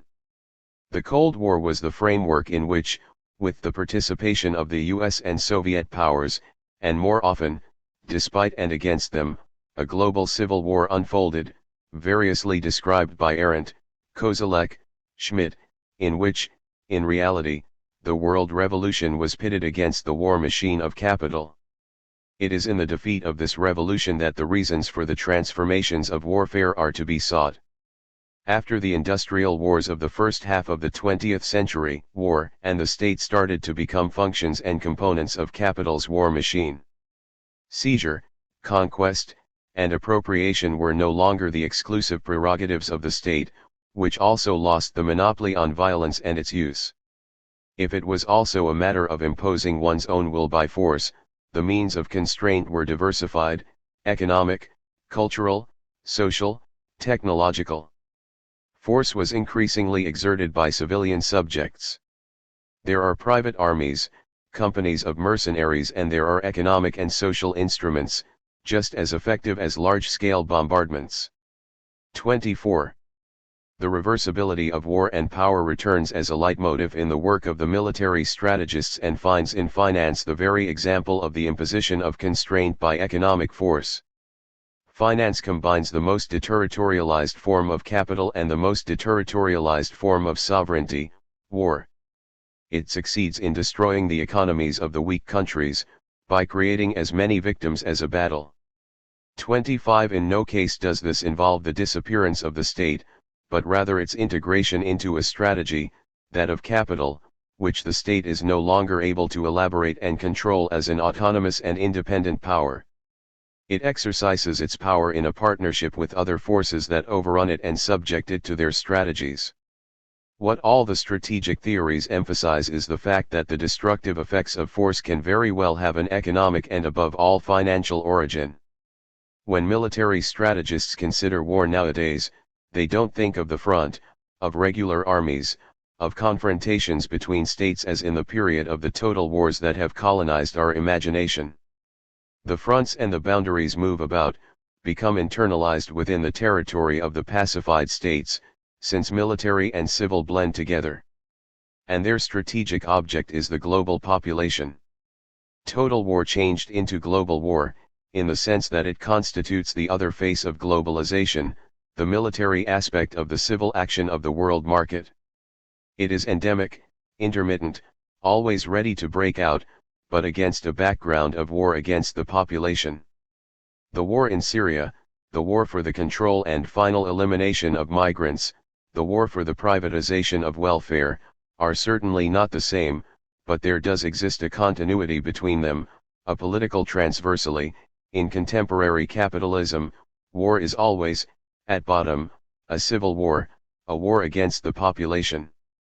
Capital's war, unlike the war waged by the state, does not have as its basis and objective the affirmation and extension of sovereignty, but the submission of humans and non-humans to the production of value. It's only under the political hegemony of capital that the global civil war is prioritized over the war between states. While it's not a matter of a Schmittian war, state, people, destiny, the war machine of capital finds its enemy when submission to the laws of production and governmentality flips over into revolution. The expansion of the global war is equal to that of the global market, so it doesn't suffice that one doesn't have any armed conflict on one's soil to be able to say we are not at war.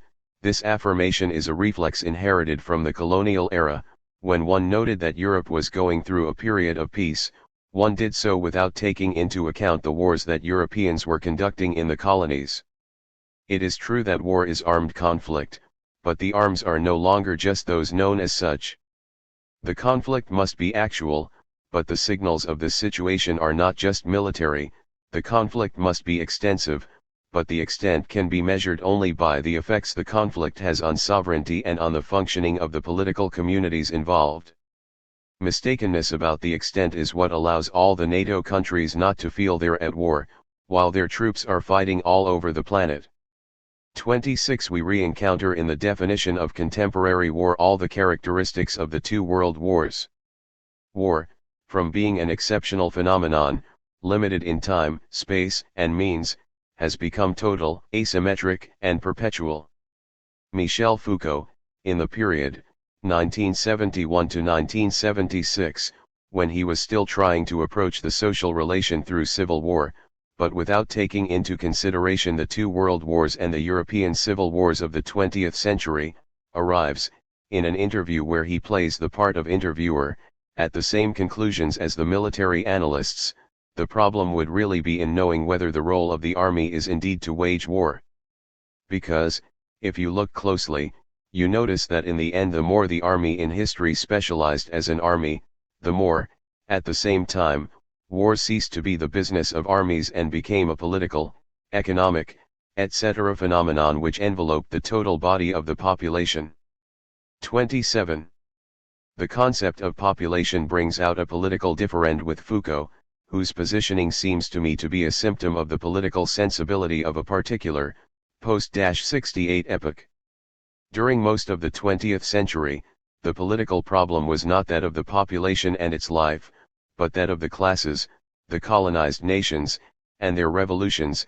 Even in the Nazi war against Judeo-Bolshevism, Jews were fantasized enemies, the real political danger coming from the Russian Revolution, Point 28. The victory of capital transforms the armed class or nation into a population, that is, into working masses, jobless dependents, psychotics, migrants, etc., who all become dangerous again for lack of being revolutionaries.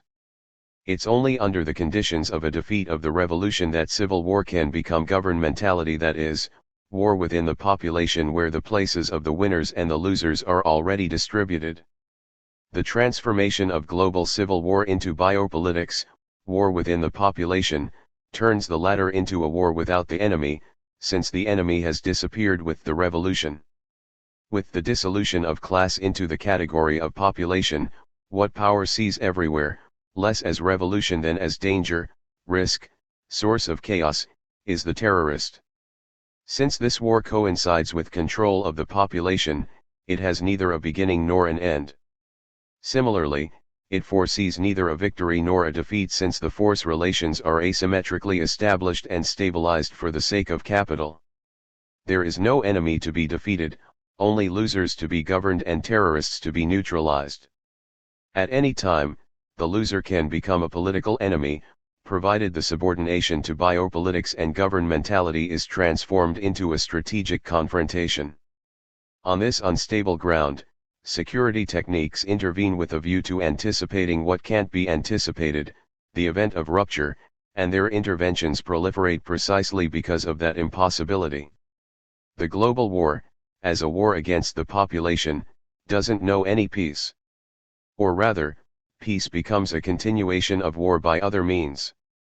29. The interlinking of war and power in Foucault prior to the conceptualization of biopolitics and governmentality does without peace, exactly like the theorization of the military and the civil in military writings after 1989. Through these categories, Foucault and the military theorists register a change that unfolded after the Second World War, but that would be further accentuated with neoliberalism. Victory no longer leads to a period of peace, but on the contrary to the reinstatement of instability, in the same way that economic crisis becomes permanent rather than conjunctural. Defining war by excluding peace as its opposite implies a critique of the dialectical conception of war that is a characteristic of revolutionary Marxism. In Mao, war and peace were still the exemplification of a dialectical relation in which the identity of contraries contained the possibility of the reversal of each term. However, at least starting with the Cold War, war and peace ceased to oppose each other dialectically, to convert into one another, and the adversaries ceased to face off as contraries/identicals. The negative was no longer dialectizable. The negative remained negative. A radical instability took hold.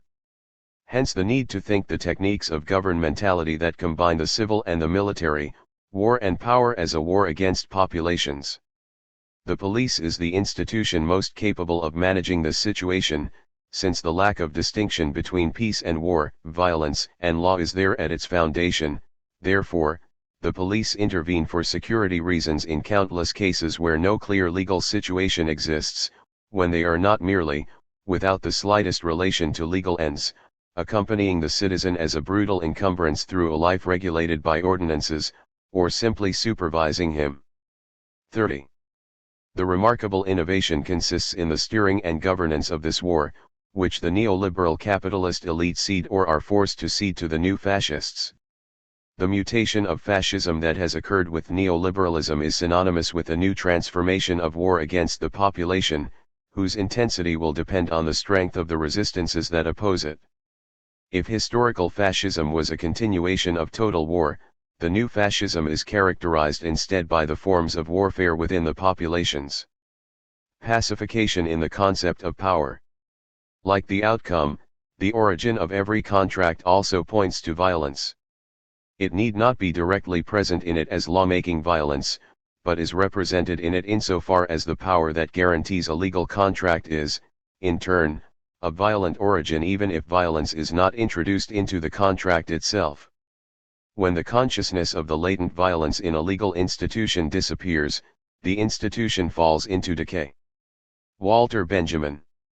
One's judgment about wars implies a judgment about capitalism and the struggles waged within it, because in the final analysis every war is a civil war. In practically all the instances of post-68 political thought, capitalism and power are conceived independently of civil war, which excludes, in principle, any possibility of rethinking revolution, but also fascism, racism, and sexism as articulations of war.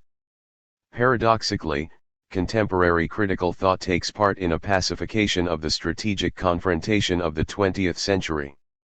Faced with the new configuration determined by capital's victory over revolution, it oscillates between an analysis of capitalism that has a hard time integrating the co-penetration of the civil and the military. The near entirety of 68 thought fits this case, and an analysis which, like that of Foucault, integrates power and war during a short period, but reveals itself to be incapable of seeing that war is only one component of capital's machine. The conceptions of power that we've inherited from these theories have much to do with the inability to grasp the capitalist strategy and the rise of the new fascisms. If Foucault is the one who did the most to renew the category of power, he is also the one who is farthest removed from its real functioning in neoliberalism, by obscuring, through the concept of governmentality, the violence that neoliberalism directly exerts on persons and things.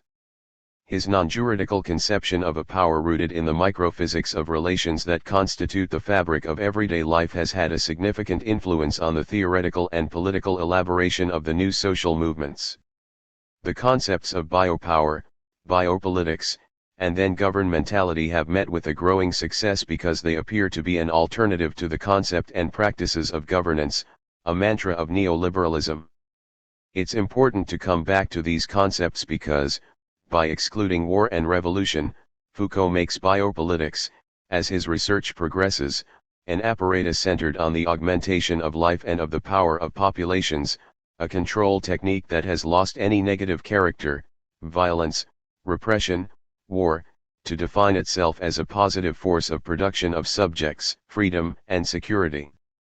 Thanatopolitics, the underside of biopolitics and a concept moreover that was never really established, will gradually disappear, replaced by governmentality, which, giving a general framework to the techniques of management of life, erases what still remained of war in his analyses.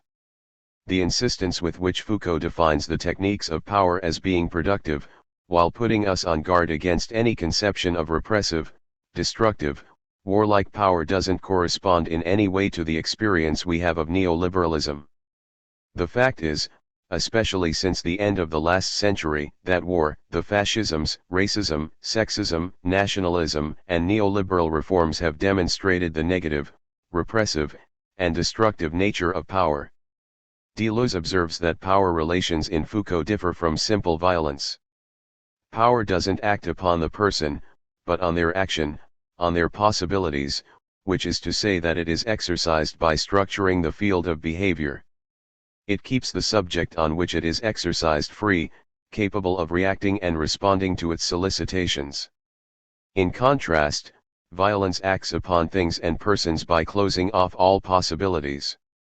Power is not at all doing violence or repressing, it is rather encouraging, eliciting, soliciting. This is true, no doubt, but only covers a part of power relations, those which the birth of biopolitics attributes to neoliberalism. And this analysis doesn't correspond to the positions of the neoliberal leaders, who, as we've seen, are far from overlooking the need for the fascisms, dictatorships, and wars to secure freedom, private property. The specifically capitalist power of workplace discipline, for example, doesn't focus on offense and damage, affirms Foucault, but on potential behavior. 31 It intervenes as it were even before the behavior is manifested. In a similar way, biopolitical techniques act where things will occur, depending on possible events or a series of possible events. 32 Power consists in the fact of probabilization. This is exactly the kind of talk that one hears today in the great corporations of Silicon Valley, Google, Amazon, Facebook, etc. Depending on the data, they will act upon the possible behaviors by anticipating them. But if one sticks to this definition, one has a truncated vision of the exercise of power. The latter is not limited to exerting an action upon another action, it also involves the possibility of imposing its will through force, through violence, through an action that, instead of acting on another action, acts directly on persons and things, non-humans. In the workplace as well as in the biopolitical techniques, the two types of violence, acting upon the potentiality of behaviors and acting upon things and persons, coexist, as those who undergo them, workers, migrants, women, etc., know very well. Capital is not production without also being at the same time destruction, destruction of persons, things, and life forms. If one stops the analysis at action upon an action, one will thus have a modernizing and limited conception of power in capitalism, since its existence and its reproduction also presuppose class, racial, and sexual violences. These relations, which pertain just as much to the nature of capitalism, do not belong to a past destined to disappear with the full development of capitalist techniques of power. In order to function, the latter need violence upon things and persons. Let's take for example the Foucauldian reading of Gary Becker, said to be a great innovator, a modernizer in matters of penal and carceral policies, in perfect harmony with the exit of our societies from the era of disciplines and their entry into a period of soft power.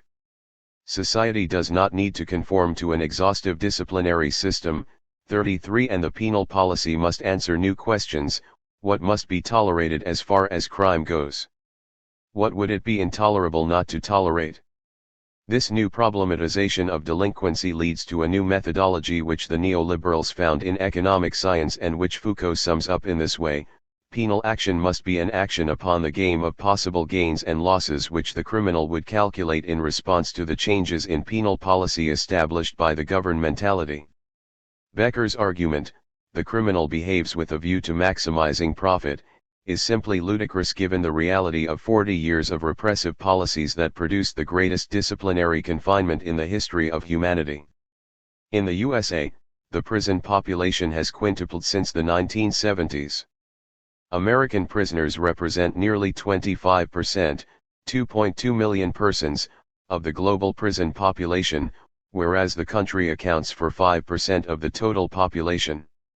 The United States has practiced a mass incarceration that doesn't meet the innovative criteria of human capital, but, more prosaically, corresponds to the policy of racial war that is at the basis of the American material constitution and that neoliberalism reactivated in the most general framework of class war, in order to restore the power of the economy.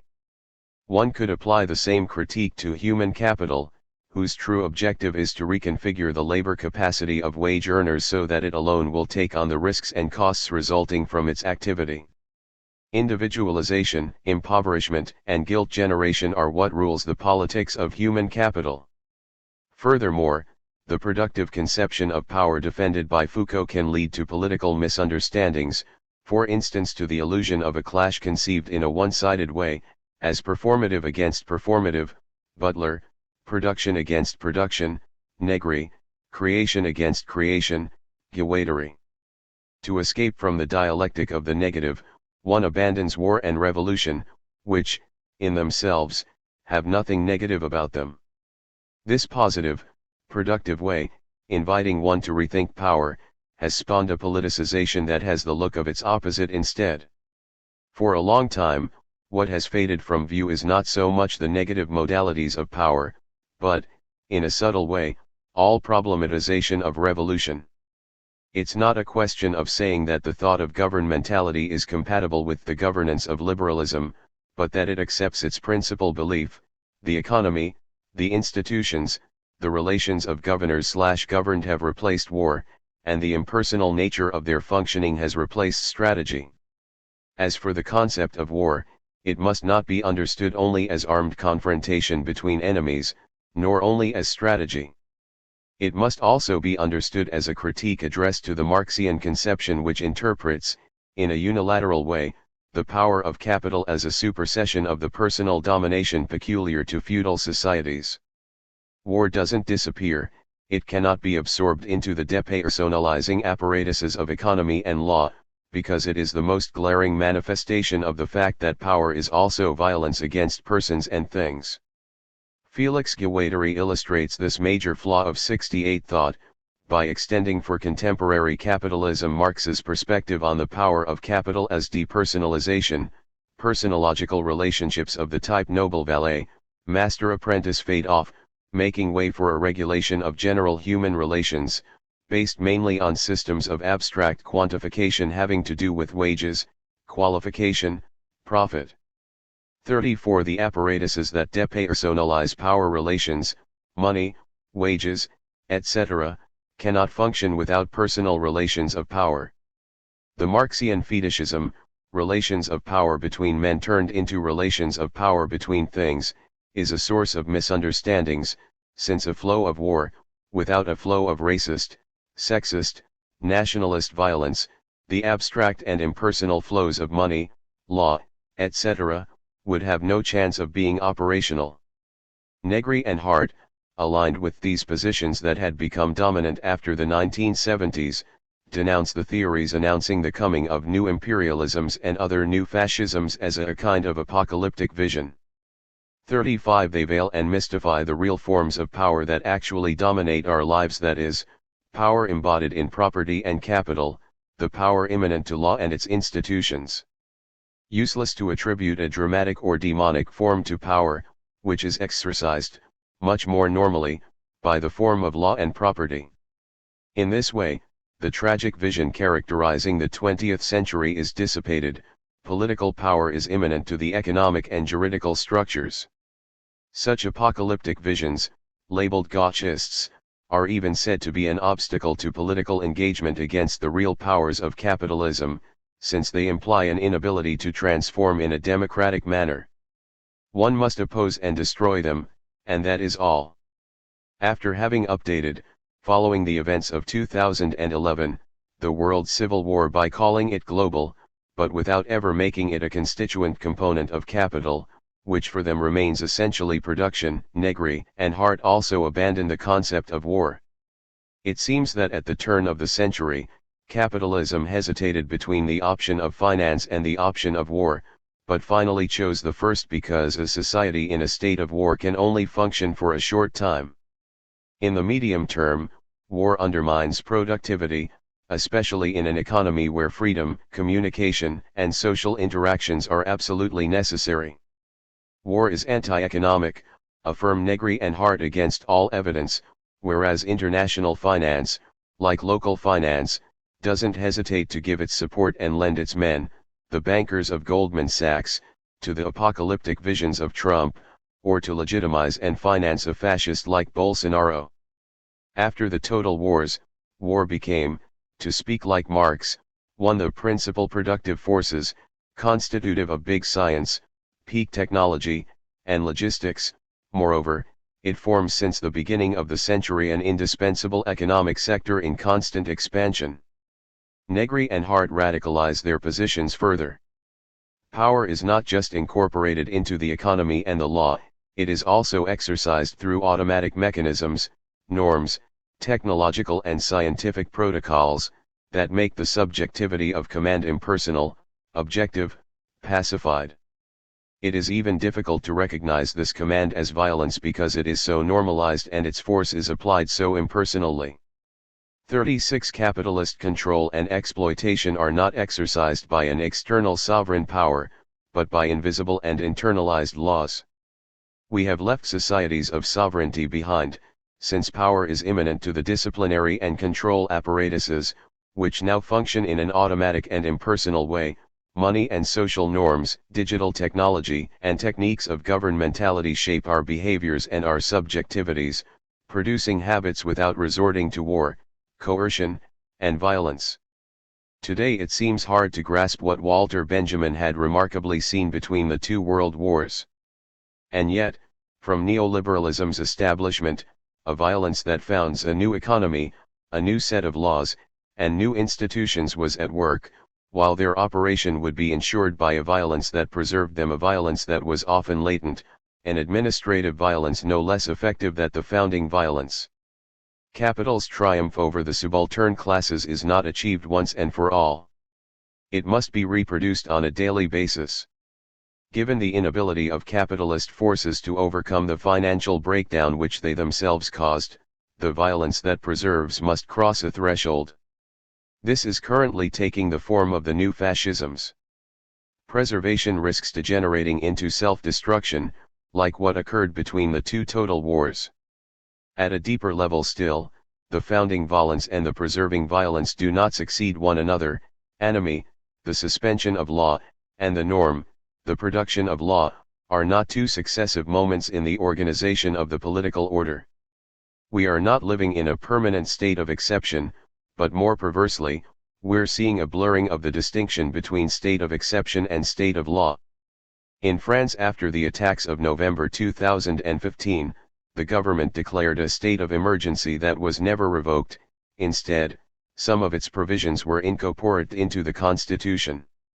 The anti-riot law, the fourth security law since Emmanuel Macron's arrival at the Élysée, passed in February 2019 against the mobilizations of the Yellow Vests, continues to reinforce this hybridization between state of law and state of emergency. Today, the government and the police forces are re-employing the same mechanisms to maintain public order, no longer against terrorists, but against disturbers or those who appear to be troublemakers. It is clear how once it has been put in our law, the exception spreads and becomes the rule. 37. In periods of strong mobilization, the state of law and its judicial power see themselves stripped of their prerogatives. These are concentrated in the police. Sometimes too, the government gives the impression of becoming the hostage of its own police, says François Chiraud, a lawyer close to Macron, 38, and in the administration, which, in an arbitrary and definitive way, decides who has the right and the freedom to demonstrate. These decisions made in the emergency are never revoked. The capitalist foundation of the contemporary powers must be underscored once again.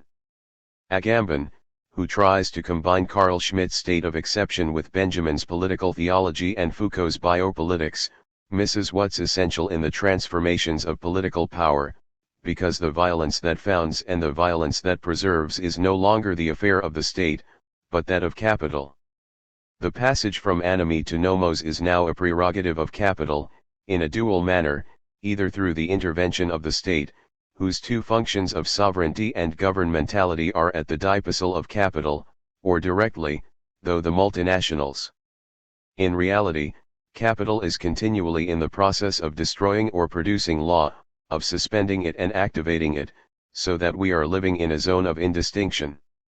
And if this indistinction is what defines the state of exception, the state is definitely not the authority that decides matters today.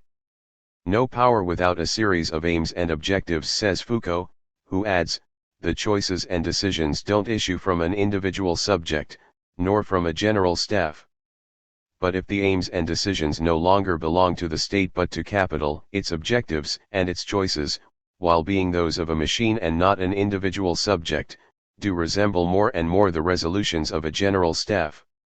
Thanks to the incredible concentration of production, commerce, estates, and wealth, the committee that administers the common affairs of the bourgeoisie, which the Communist Manifesto spoke of, seems to have installed itself in the middle of financial capital. The state, as the model of political unity, as the holder of the monopoly on political decision, is in the process of being dethroned, wrote Schmitt in 1922. This process, begun with the total wars, has come to its end. The monopoly on political decision is now held by capital's war machine. This major event of the 20th century, the subordination of the state and its functions of sovereignty and governmentality to capital, is not explained by Foucault's biopolitics nor by the new versions of it put forward by Esposito and Agamben. The economic theology of the Church Fathers is very far from being able to account for the nature and action of capital, to say the least. 39. What is more, in its understanding of the operation of power, such critical thought is betrayed by its Eurocentrism.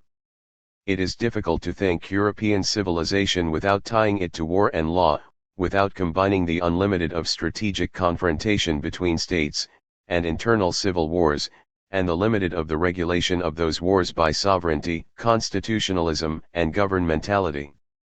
This regulation is based on an apparatus that is almost never highlighted by political philosophy and the theory of law since, in order to grasp it, one must not lose sight of the world market and the global domination that Europe exercised for centuries. Colonialism was not just a formidable machine for exploiting a labor power reduced to slavery. The colonies were not solely lands for plunder, for the accumulation of wealth for Europe. Colonialism and the colonies were integral and constituent parts of the Western political order. Competition between the European states, which always risked degenerating into the unlimited of war, stabilized when this division between war and law, unlimited and limited, was superimposed on a geographic division between colony and home country. Force, war, the unlimited of violence beyond the color line, in the colonies, law, the limited, sovereignty, constitutionalism in the civilized world, in the West.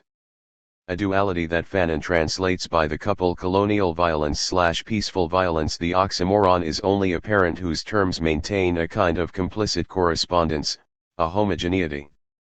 40.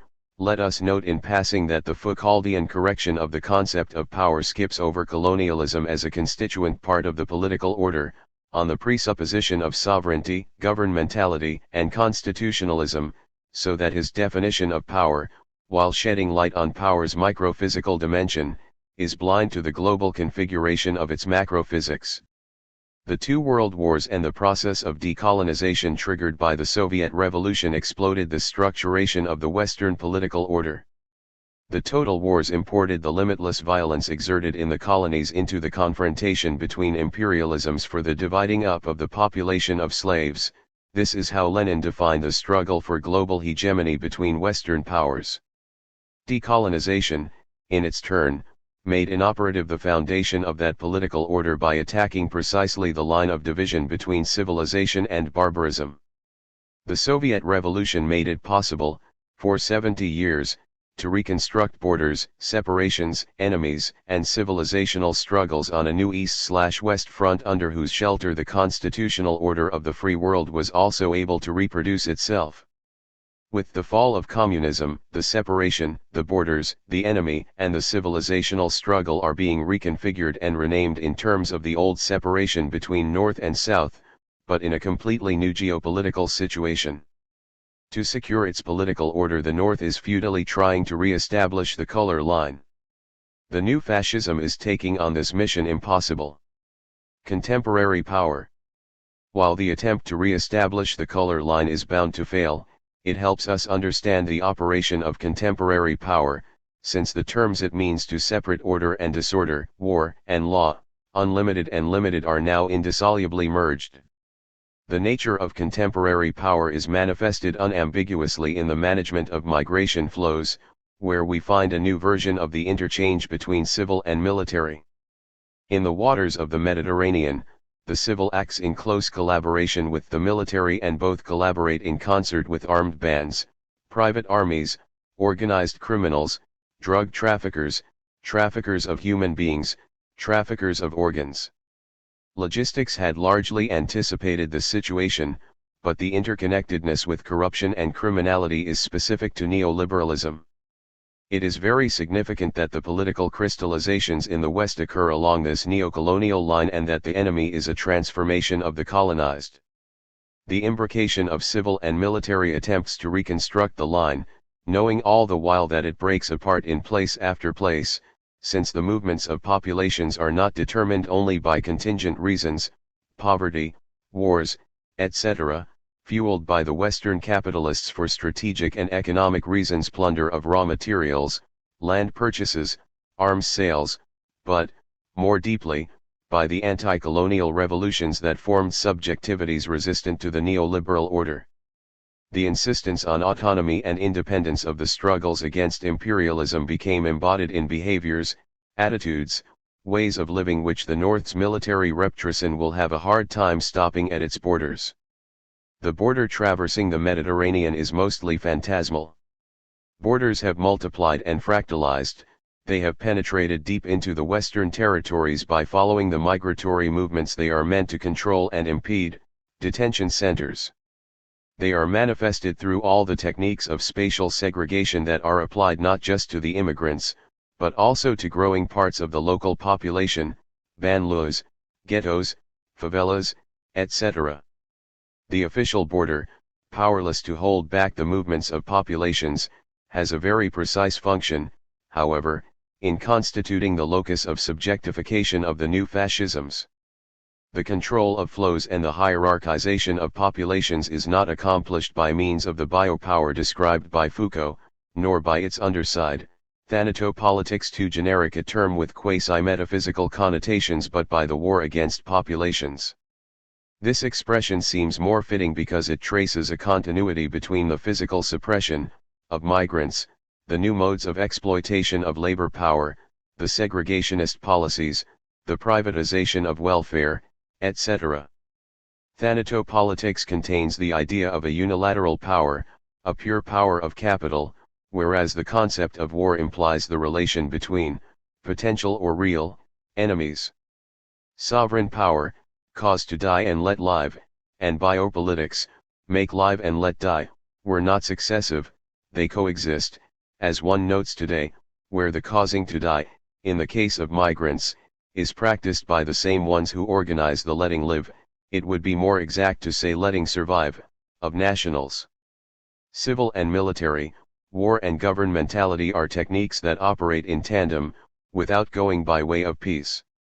The Foucauldian conception of power is a good example of the limits that affect the thought of 68 in its entirety. While constituting a rupture with respect to classical and even Marxist theories, it shares with them a vision of the operation of power apparatuses centered on the North. In Foucault, half of the genealogical narrative concerning the powers, the political subjects and the institutions, is lacking, since the analysis confines itself to Europe. Biopower represents a Eurocentric point of view on apparatuses of power globalized, after all, since 1492. If one analyzes the regulation and control of populations from the standpoint of the economy world, one can affirm that the war of conquest, the military victory over the populations, precedes and founds the governmental regulation of those same populations, even in Europe. Foucault's statement that the old power of death in which the sovereign power was symbolized is now carefully covered over by the administration of bodies and the calculating management of life is manifestly false, or at least limited in scope. From the viewpoint of the world market, this power of death never ceased being exercised, even in Europe, where it produced the horrific massacres of the first half of the 20th century, and it is currently gathering new strength. Biopolitics and capital, of what life is it a question?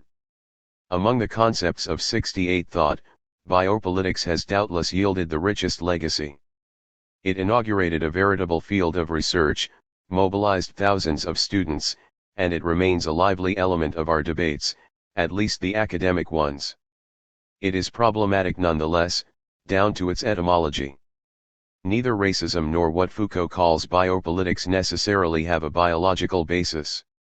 The naturalization of hierarchies based on biological differences, race, the body, sex, is contingent, historical.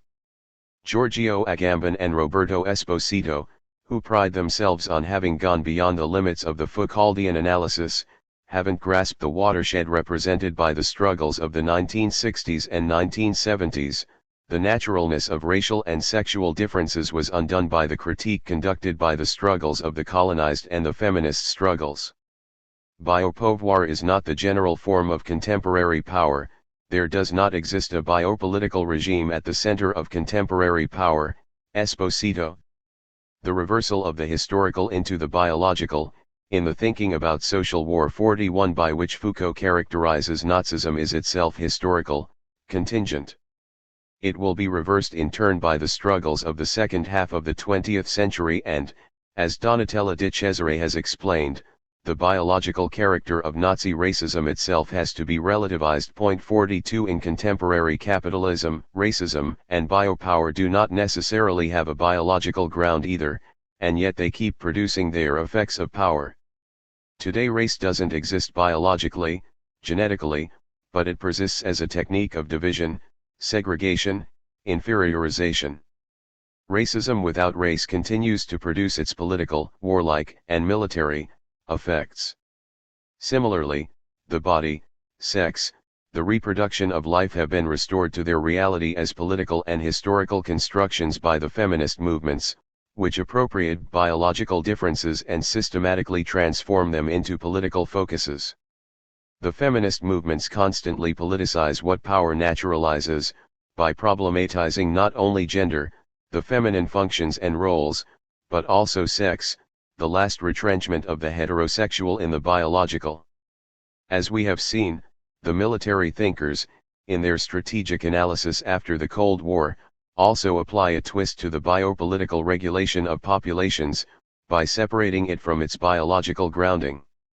They affirm that future conflicts will be dominated by war in the midst of populations, the populations having become both actors and strategic stakes. The target is much less the state than the population, and winning the war means controlling the environment where the populations live. The population, the object of biopolitics, is not understood from the biological or racial viewpoint, but in its political, social, and historical dimension. Biopolitics, properly so called, is subordinated to war, and civil war constitutes its truth. The enemy thus reverts to being what he always was, a political enemy, even when he expressed his hostility in racial terms. What governmentality must manage first of all is conflict in general and, in particular, the perspective of revolution, whose nature is not biological. In the same way, the life of which it is a question in contemporary biopolitics is the political life of capital. By setting the political economy of power against the Marxian critique of political economy, Foucault makes it more difficult to comprehend the transformations of the exercise of power that occurred starting in the first half of the 20th century, where those two economies became deeply intertwined, and did so under capital's hegemony. The primacy of the political economy of power over the critique of political economy is an obvious error of the post-68 interpretation of capitalism, shared moreover by all the philosophers of his generation, Lyotard, Deleuze, Derrida, Guattari, etc., and which one finds repeated, as is, by critical thought, in particular by certain feminist currents. For example, the debate between Nancy Fraser and Judith Butler, with its terms clumsily rendered by the contrast between social politics, political economy, and identity politics, political economy of power, also derives from that baleful opposition. At the time, 1979, when Foucault declares that the problem of capital accumulation producing wealth and poverty simultaneously is, although it persists, a problem of the 19th century, the machine of capital is showing its intention to recenter its strategy precisely on the limitless increase in the simultaneous creation of wealth and poverty. The polarization of holdings and incomes is reaching levels that will soon equal or surpass the wealth inequalities produced by capitalism in the 19th century to attain, in the USA, those prior to the French Revolution, while driving the exploitation of non-human life to its breaking point, ecological crisis. But for Foucault, the urgency is completely different. The priority of political action should be focused on the modalities of subjugation. The struggles and resistances, he will say at the end of the 1970s, should have as their objective the effects of power themselves, on bodies, on subjectivity, rather than on something like exploitation, something like economic inequalities. What must be combated politically is the fact that a certain power is exercised because the fact that it is exercised is intolerable. 43 During that entire decade, Foucault is obsessed by the question of too much power, of the excess of power, which will have a definite usefulness for analyzing the development of certain modes of operation of capitalism which Marxism had left aside, prisons, schools, hospitals, etc., and new forms of fascism, racism, and sexism, but reveals itself to be an impasse when the critique of these outgrowths of power is not strictly linked to capitalism's war strategy, producing both wealth and poverty. While proceeding from a critique of power centered on the juridical to a Nietzschean critique of power, based on forces, Foucault continues to grant a strategic role to the state. Biopolitics can only be conceived as a bioregulation by the state 44 because, unlike the disciplines, it requires complex organs of coordination and centralization which only the state administration can guarantee. But the state, with a view precisely to the organization of this biopolitics, initiates a transformation that will gradually erode its autonomy and, in neoliberalism, will turn it into a mere function of capital. But this is what Foucault doesn't see, the discontinuity that revolutionary ruptures entail for the state, on the one hand, and the jumps imposed by capital on the other. For a long time, even in Europe, there was absolutely no concern for the life or death of proletarians, as Foucault himself recognizes, the living conditions that were forced on the proletariat, especially in the first half of the 19th century, show that one was far from taking its body and its sex into consideration. It was the danger represented by revolution throughout the 19th and 20th centuries that obliged capital to adopt a strategy of integration, which was always at the same time a technique of division, a division, first, between metropole and colony, whether the colonized lived or died continued to have no importance, and a division within the proletariat in the home countries. For the life and death of those people to become a problem, it took conflicts, it took economic urgencies, 45 as Foucault rightly remarks. To try and understand the strategy of biopolitics, therefore, it is necessary to place political life back at the center of the problematization or, more exactly, to reaffirm the possibility and reality of revolution which has haunted the planet for 2 centuries and which constitutes the true reason for war and the generalization of welfare. But today the biopolitical apparatuses no longer seem to serve the Foucauldian function of augmenting the life of populations.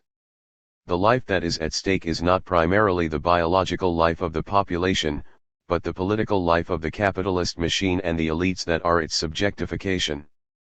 Their safeguard necessarily implies the endangerment of the life of populations.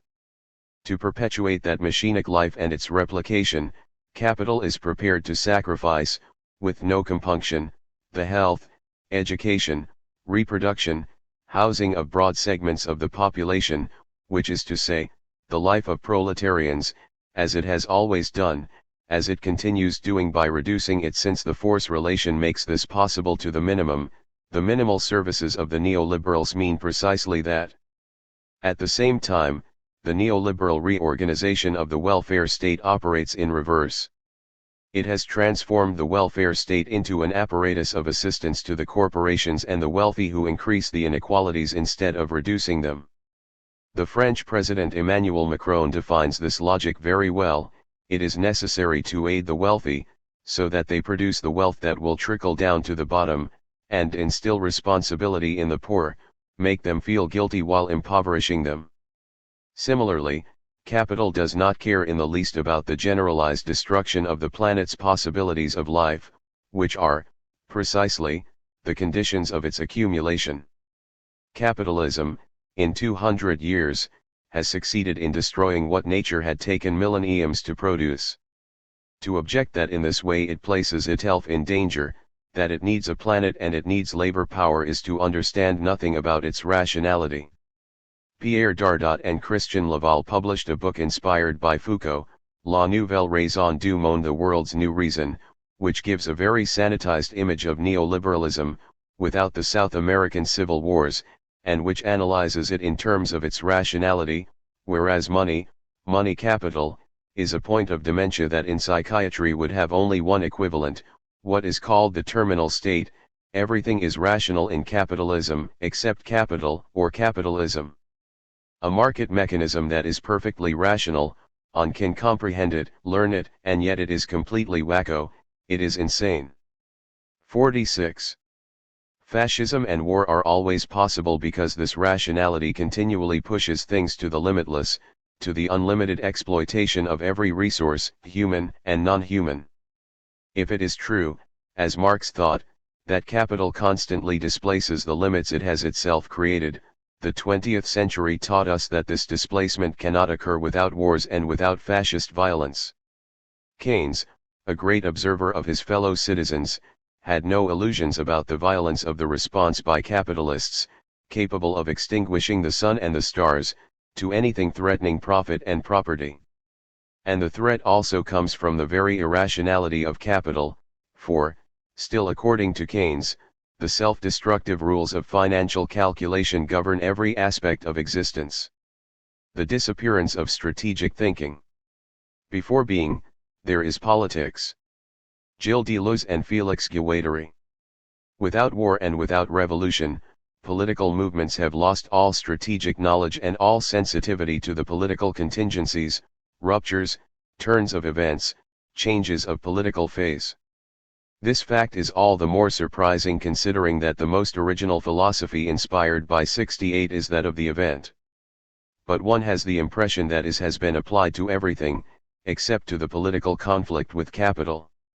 Even if the political framework, the nature of capitalism and of political subjects have radically changed, reconquering a strategic point of view could reinvigorate contemporary movements, which seem guided both by a temporality of the here and now, refusal to defer change to a promised future, and by a long temporality, construction of autonomous and independent forms of life, without regard to any strategic temporality. Walter Benjamin warns us against abandoning strategic thought by giving a definition of politics that integrates ruptures of history's continuum with an art of revolution's contingency. History doesn't know the bad infinity contained in the image of two combatants eternally wrestling each other. Genuine politics is calculated in dates when things come due. 47. Critical thought is not very sensitive to the kairos, it has trouble grasping the contingency of political situations. History's turning points seem to elude it. Thus Dardot and Aval, with a timing that was completely off, proposed a reconstruction of the Foucauldian governmentality and its subjugations at the very moment when these were ceasing to function. Problematizing war and revolution involves assuming a viewpoint that is irreducible to sociology, to philosophy, to political theory. Such a gesture was accomplished in the first half of the 1970s by Michel Foucault, who introduced strategy, without great success, though without great success concerned Foucault himself. Strategy, what makes the historical events of humanity or human actions decipherable. 48. The concept and the practice were borrowed directly from the military analysts. Strategy can elucidate the antagonism that exists when a situation presents itself where enemies clash, a situation where one wins and the other loses, a situation that corresponds perfectly to our actuality, where those who won and those who lost constitute parallel worlds moving away from each other at the speed of the reforms that are put into place. But this affirmation remains generic unless we add that, since 1789, strategy has revolution and counter-revolution as its content. It is this idea in fact that underpins the quote from Benjamin given above. Strategic thought reconfigures the exercise of power by spelling out what we have outlined above. A large part of the feminist movements appears to overlook war and strategy, while integrating and carrying to its extreme consequences the critique of power as repression and affirming, on the contrary, its productive action. Judith Butler, for example, affirms the non-essentialist nature of sexuality, more produced by discourse than repressed. Sexuality is saturated with power or coextensive with power, hence entirely constructed by it. This is how she interprets the Foucault of Volume 1 of the History of Sexuality.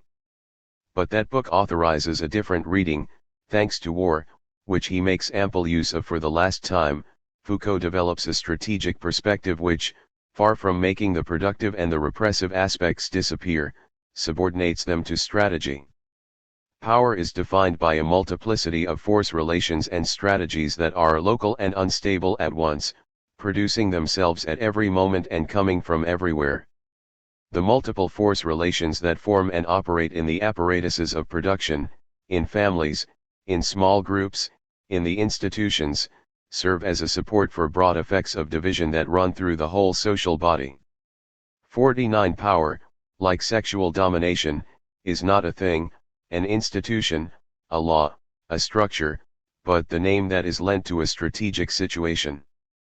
50. Strictly speaking, it doesn't produce these relations between forces, it limits itself to coding them and integrating them.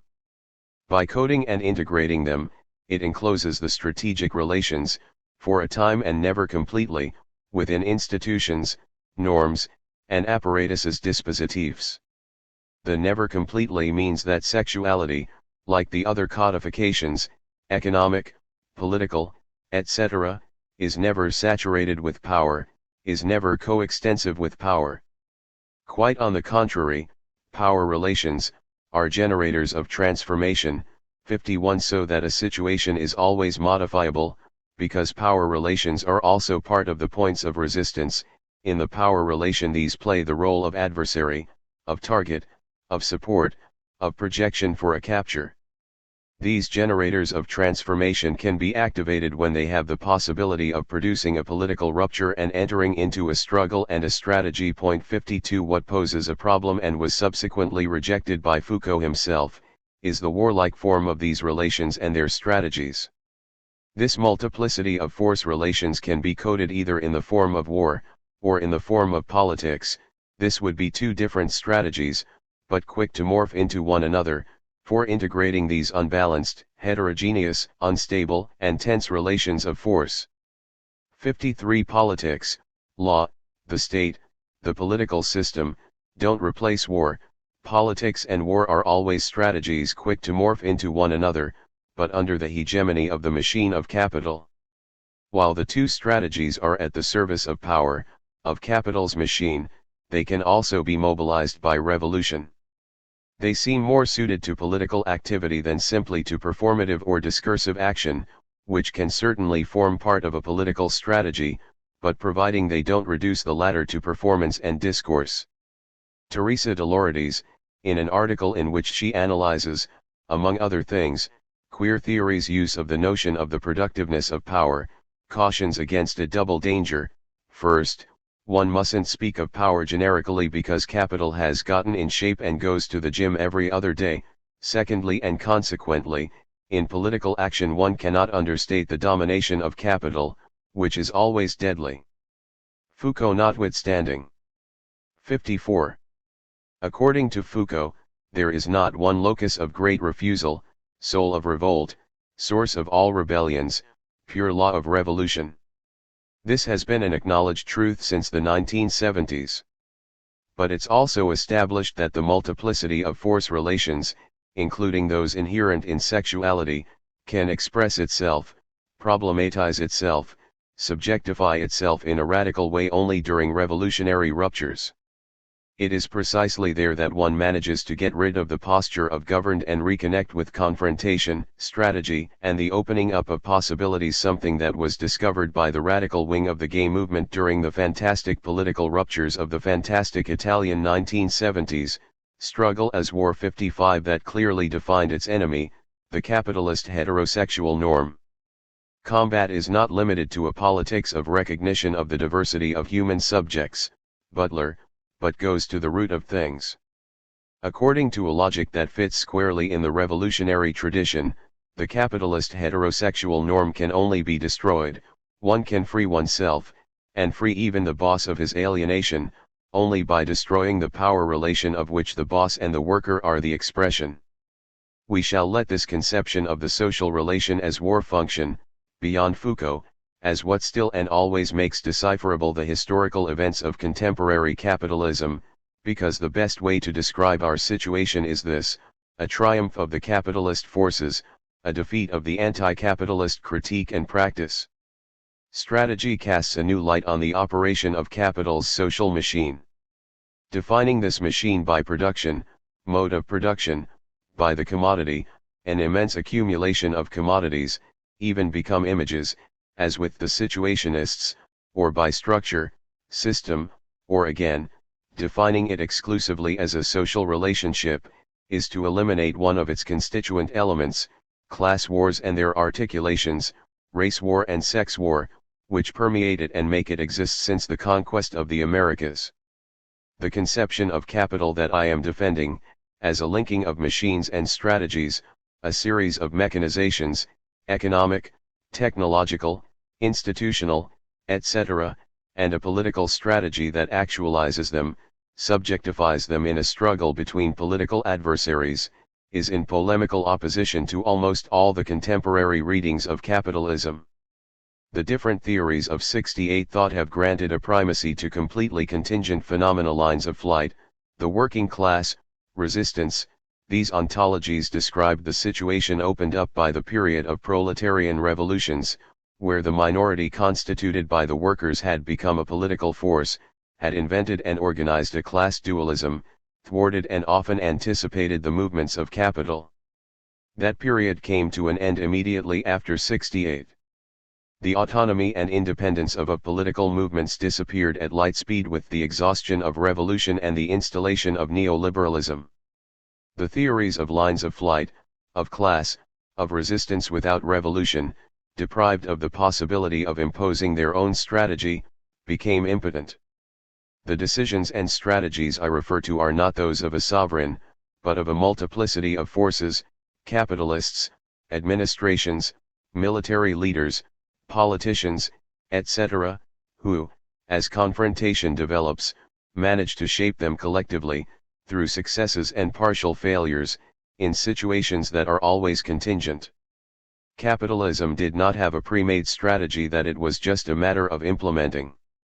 What it brought to the fore, what constituted the guiding thread of its politics, was instead a class point of view, a class hatred, a hunger for profit and revenge against a revolution that had taken years to configure itself and assert itself. Consequently, the political defeat was also a theoretical defeat. It seems to be difficult to face that obvious fact. One is content to establish a theoretical continuity with 68 thought without wondering about its failures and its political dead ends. So the rest of this book will focus a critical gaze not just on capital, anti-capitalist struggles, and their respective strategies, but also on the theories and their strategies. It is not a question of re-examining one of the conquests of 68 thought, the linking together of micropolitics and macropolitics, but of maintaining that the situation has radically changed. The warlike and repressive action of capital clearly reveals itself since 2008, and the blockage of the real economy, the financial economy, however, has continued to proliferate, a blockage that cannot be overcome by a simple creative destruction à la Schumpeter, but requires a changeover from politics combined with economy to war. At present, one just sees beginnings, possibilities of civil war. What is at issue in the rise of the new fascisms is this changeover.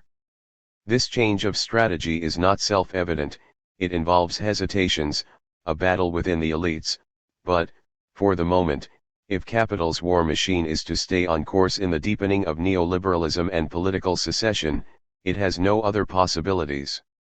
Codification and capture on the part of capital are always temporary and partial because they depend on the strategies. It is always possible to reverse the situation, provided power relations are considered from the strategic point of view. Critical thinking, like anti-capitalist movements, arrives at this political turning point completely unprepared, having been unable to anticipate the evolution of capital with its outgrowths of power which the neo-fascisms constitute. The limits of post-68 political theories don't just concern the nature and definition of capitalism, but first of all the war machine that one wishes to set against it. The political and theoretical failure resides in the inability to go beyond the experience of Leninism, since the criticisms in regard to it, while fully justified, have never given rise to an organization that could mount a defense and an attack, and that would be remotely comparable to the war machine it constructed. 2. Technical machine and war machine. It's a fact that we always let ourselves be bamboozled by the possibilities, no one worries about the actual results. One simply sticks with the possibilities. The actual results of radio are deplorable, but its possibilities are infinite, so radio is a good thing. It is a very bad thing. Bertolt Brecht. In the 1920s, the Social Democrat Koski was convinced of the pre-modern nature of fascism. Because it was born in an Italy that was still largely agricultural, it couldn't install itself in a modern industrial nation like Germany. Historical fascism was a vestige of the past, an archaism such that once the parenthesis of the dictatorship had been closed, the progress of the productive forces would erase it forever. Nothing could be more false. Historical fascism was just as modern as capitalism, it was even one of capitalism's expressions, as Italian futurism clearly shows. The same is true of the new fascism, which is a cyber-fascism. It invalidates all the utopias from cyberpunk to cyberfeminism, from the cybersphere to cyberculture which, since the post-war period and with an intensification starting in the 1970s, sees in cybernetic machines the promise of a new post-human subjectivity and an emancipation from capitalist domination. Bolsonaro and Trump have utilized all the available technologies of digital communication, but their victory doesn't come from technology, it results from a political machine and a strategy that links a micropolitics of sad affects, frustration, hatred, envy, anxiety, fear, to the macropolitics of a new fascism that gives political consistency to the subjectivities devastated in the financialization. To say it in the terms that will be employed in this chapter, the technical machine, in all its forms, is brought into the service of the strategy put in place by the neo-fascist social machine, which, under the conditions of capitalism, can only be a war machine. This banal observation collides with a conception whereby technics, like any other juridical or economic apparatus, would incorporate power relations by pacifying and depersonalizing them. The power of the technical apparatus, exercised by automatic operations, would be normalized to a point where it would be difficult to detect violence in the process, to repeat the words of Negri and Hart. Such statements, as old as liberalism, seem to find a new confirmation in cybernetics and the new technologies that are thought to possess, like the market, a self-regulating and self-correcting capacity. In this way, the automatic and impersonal functioning of social norms would be reinforced by the automatic and impersonal operations of technics. Nothing, absolutely nothing can resist automatization, declares even Catherine Malabou. Citing Bourdieu, she adds that the state doesn't necessarily need to give orders and apply a physical coercion, or a disciplinary constraint, in order to produce an organized social world.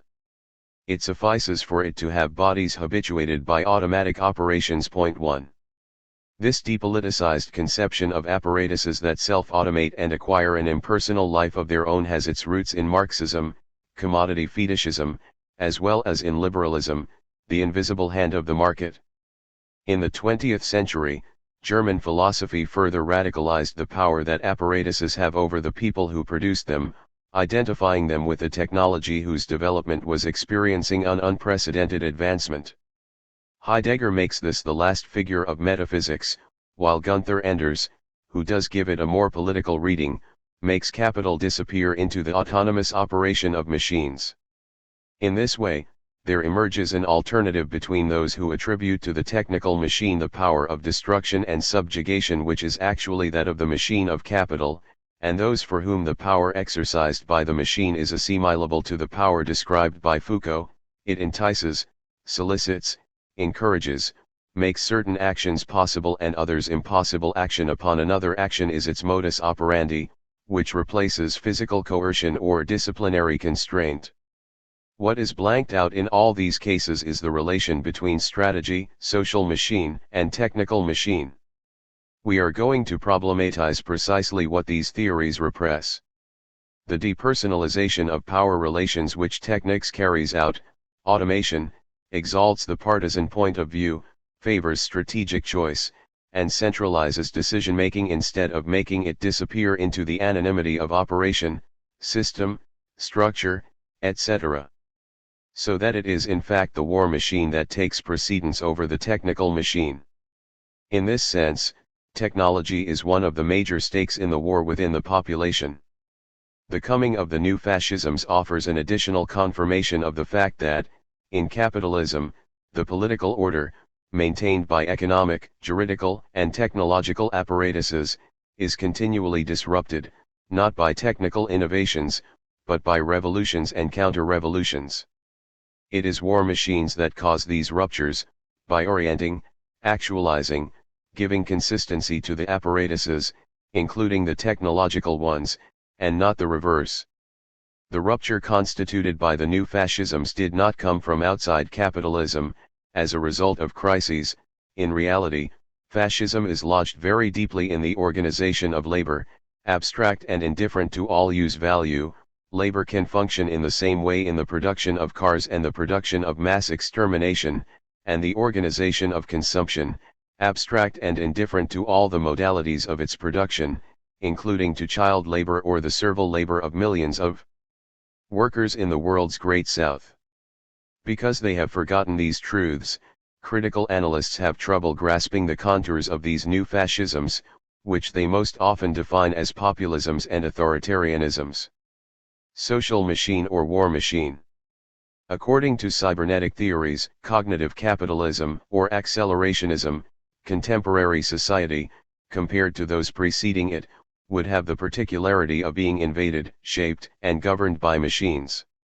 However, in his day, Lewis Mumford had already changed the terms of the debate, by arguing that every society is itself a machine or, better still, a mega-machine, an idea that inspired Deleuze and Guattari to develop their concept of social machine.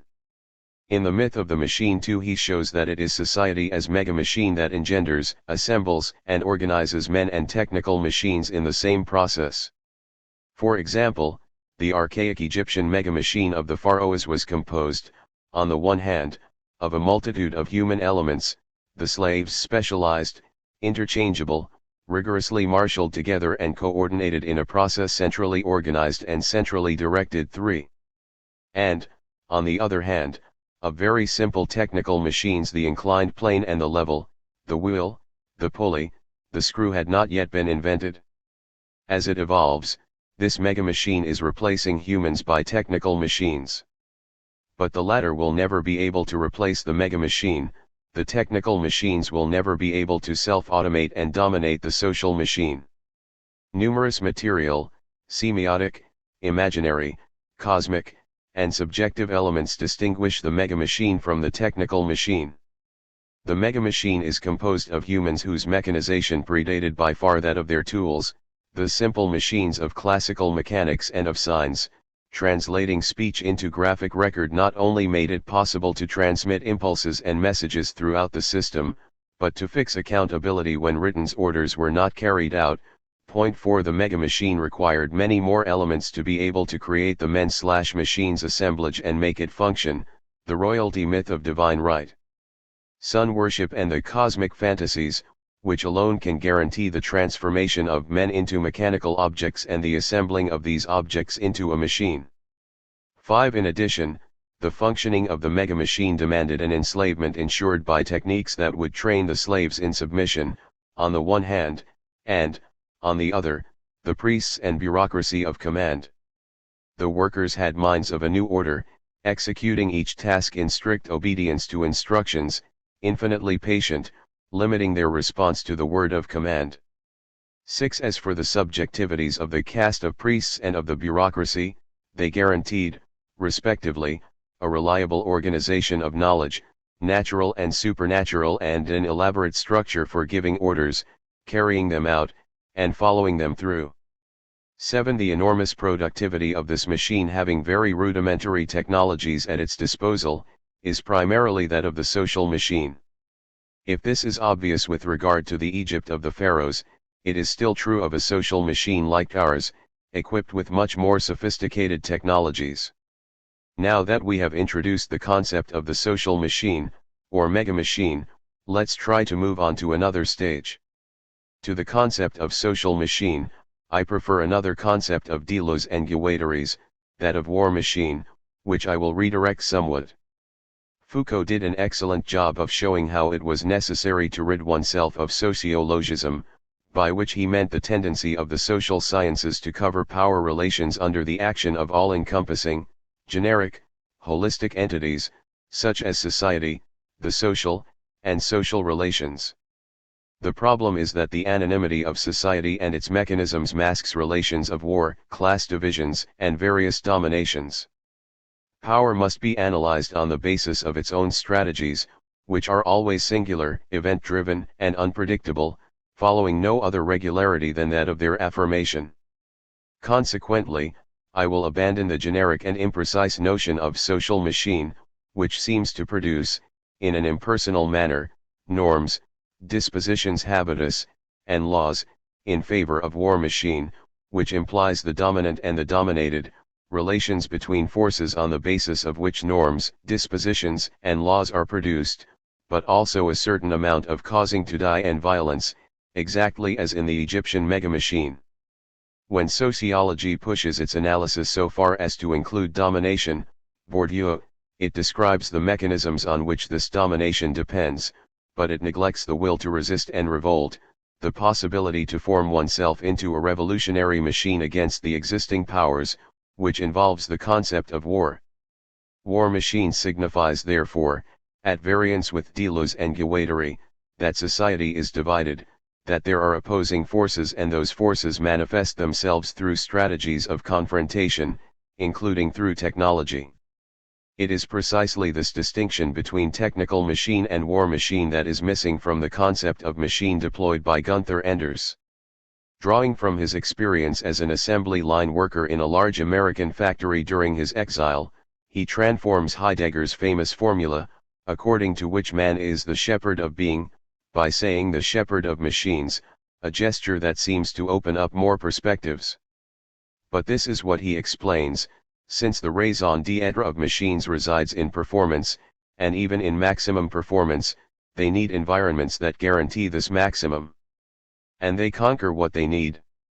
Every machine is expansionist, not to say imperialist, each one creates its own colonial empire of services, comprising transporters, operational teams, consumers.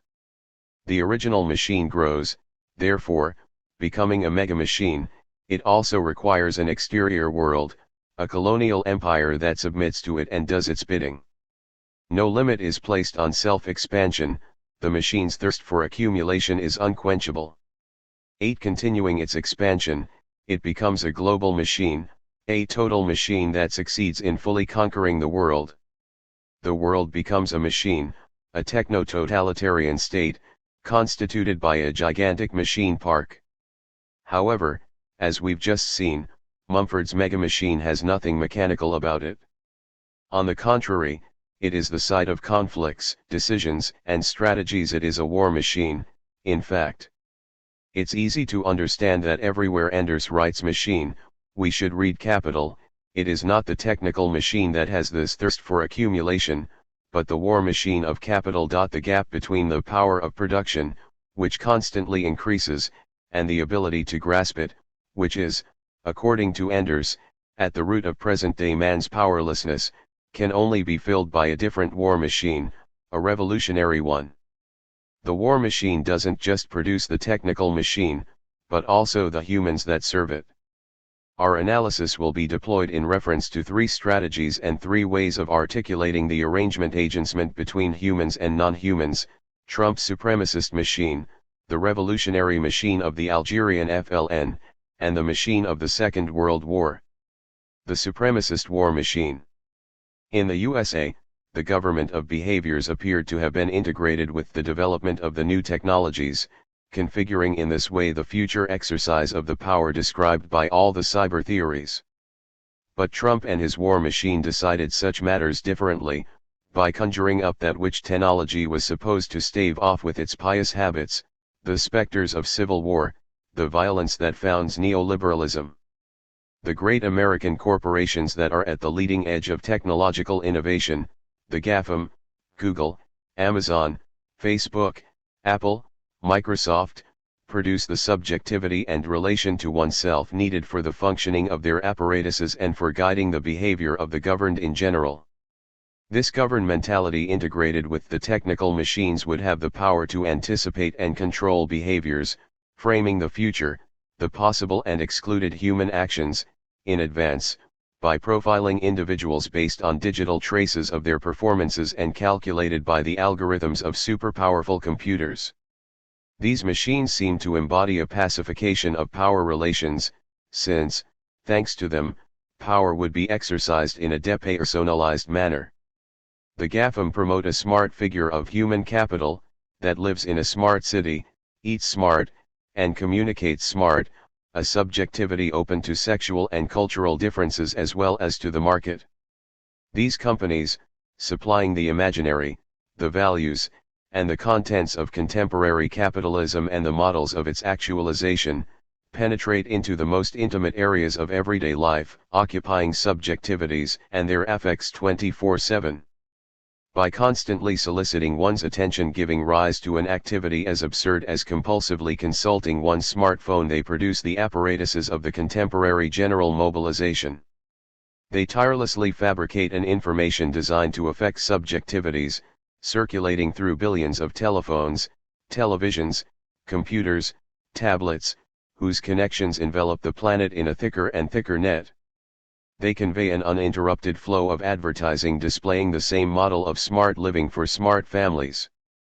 The most depoliticized of the cyber critics assert that under these conditions all political action is impossible.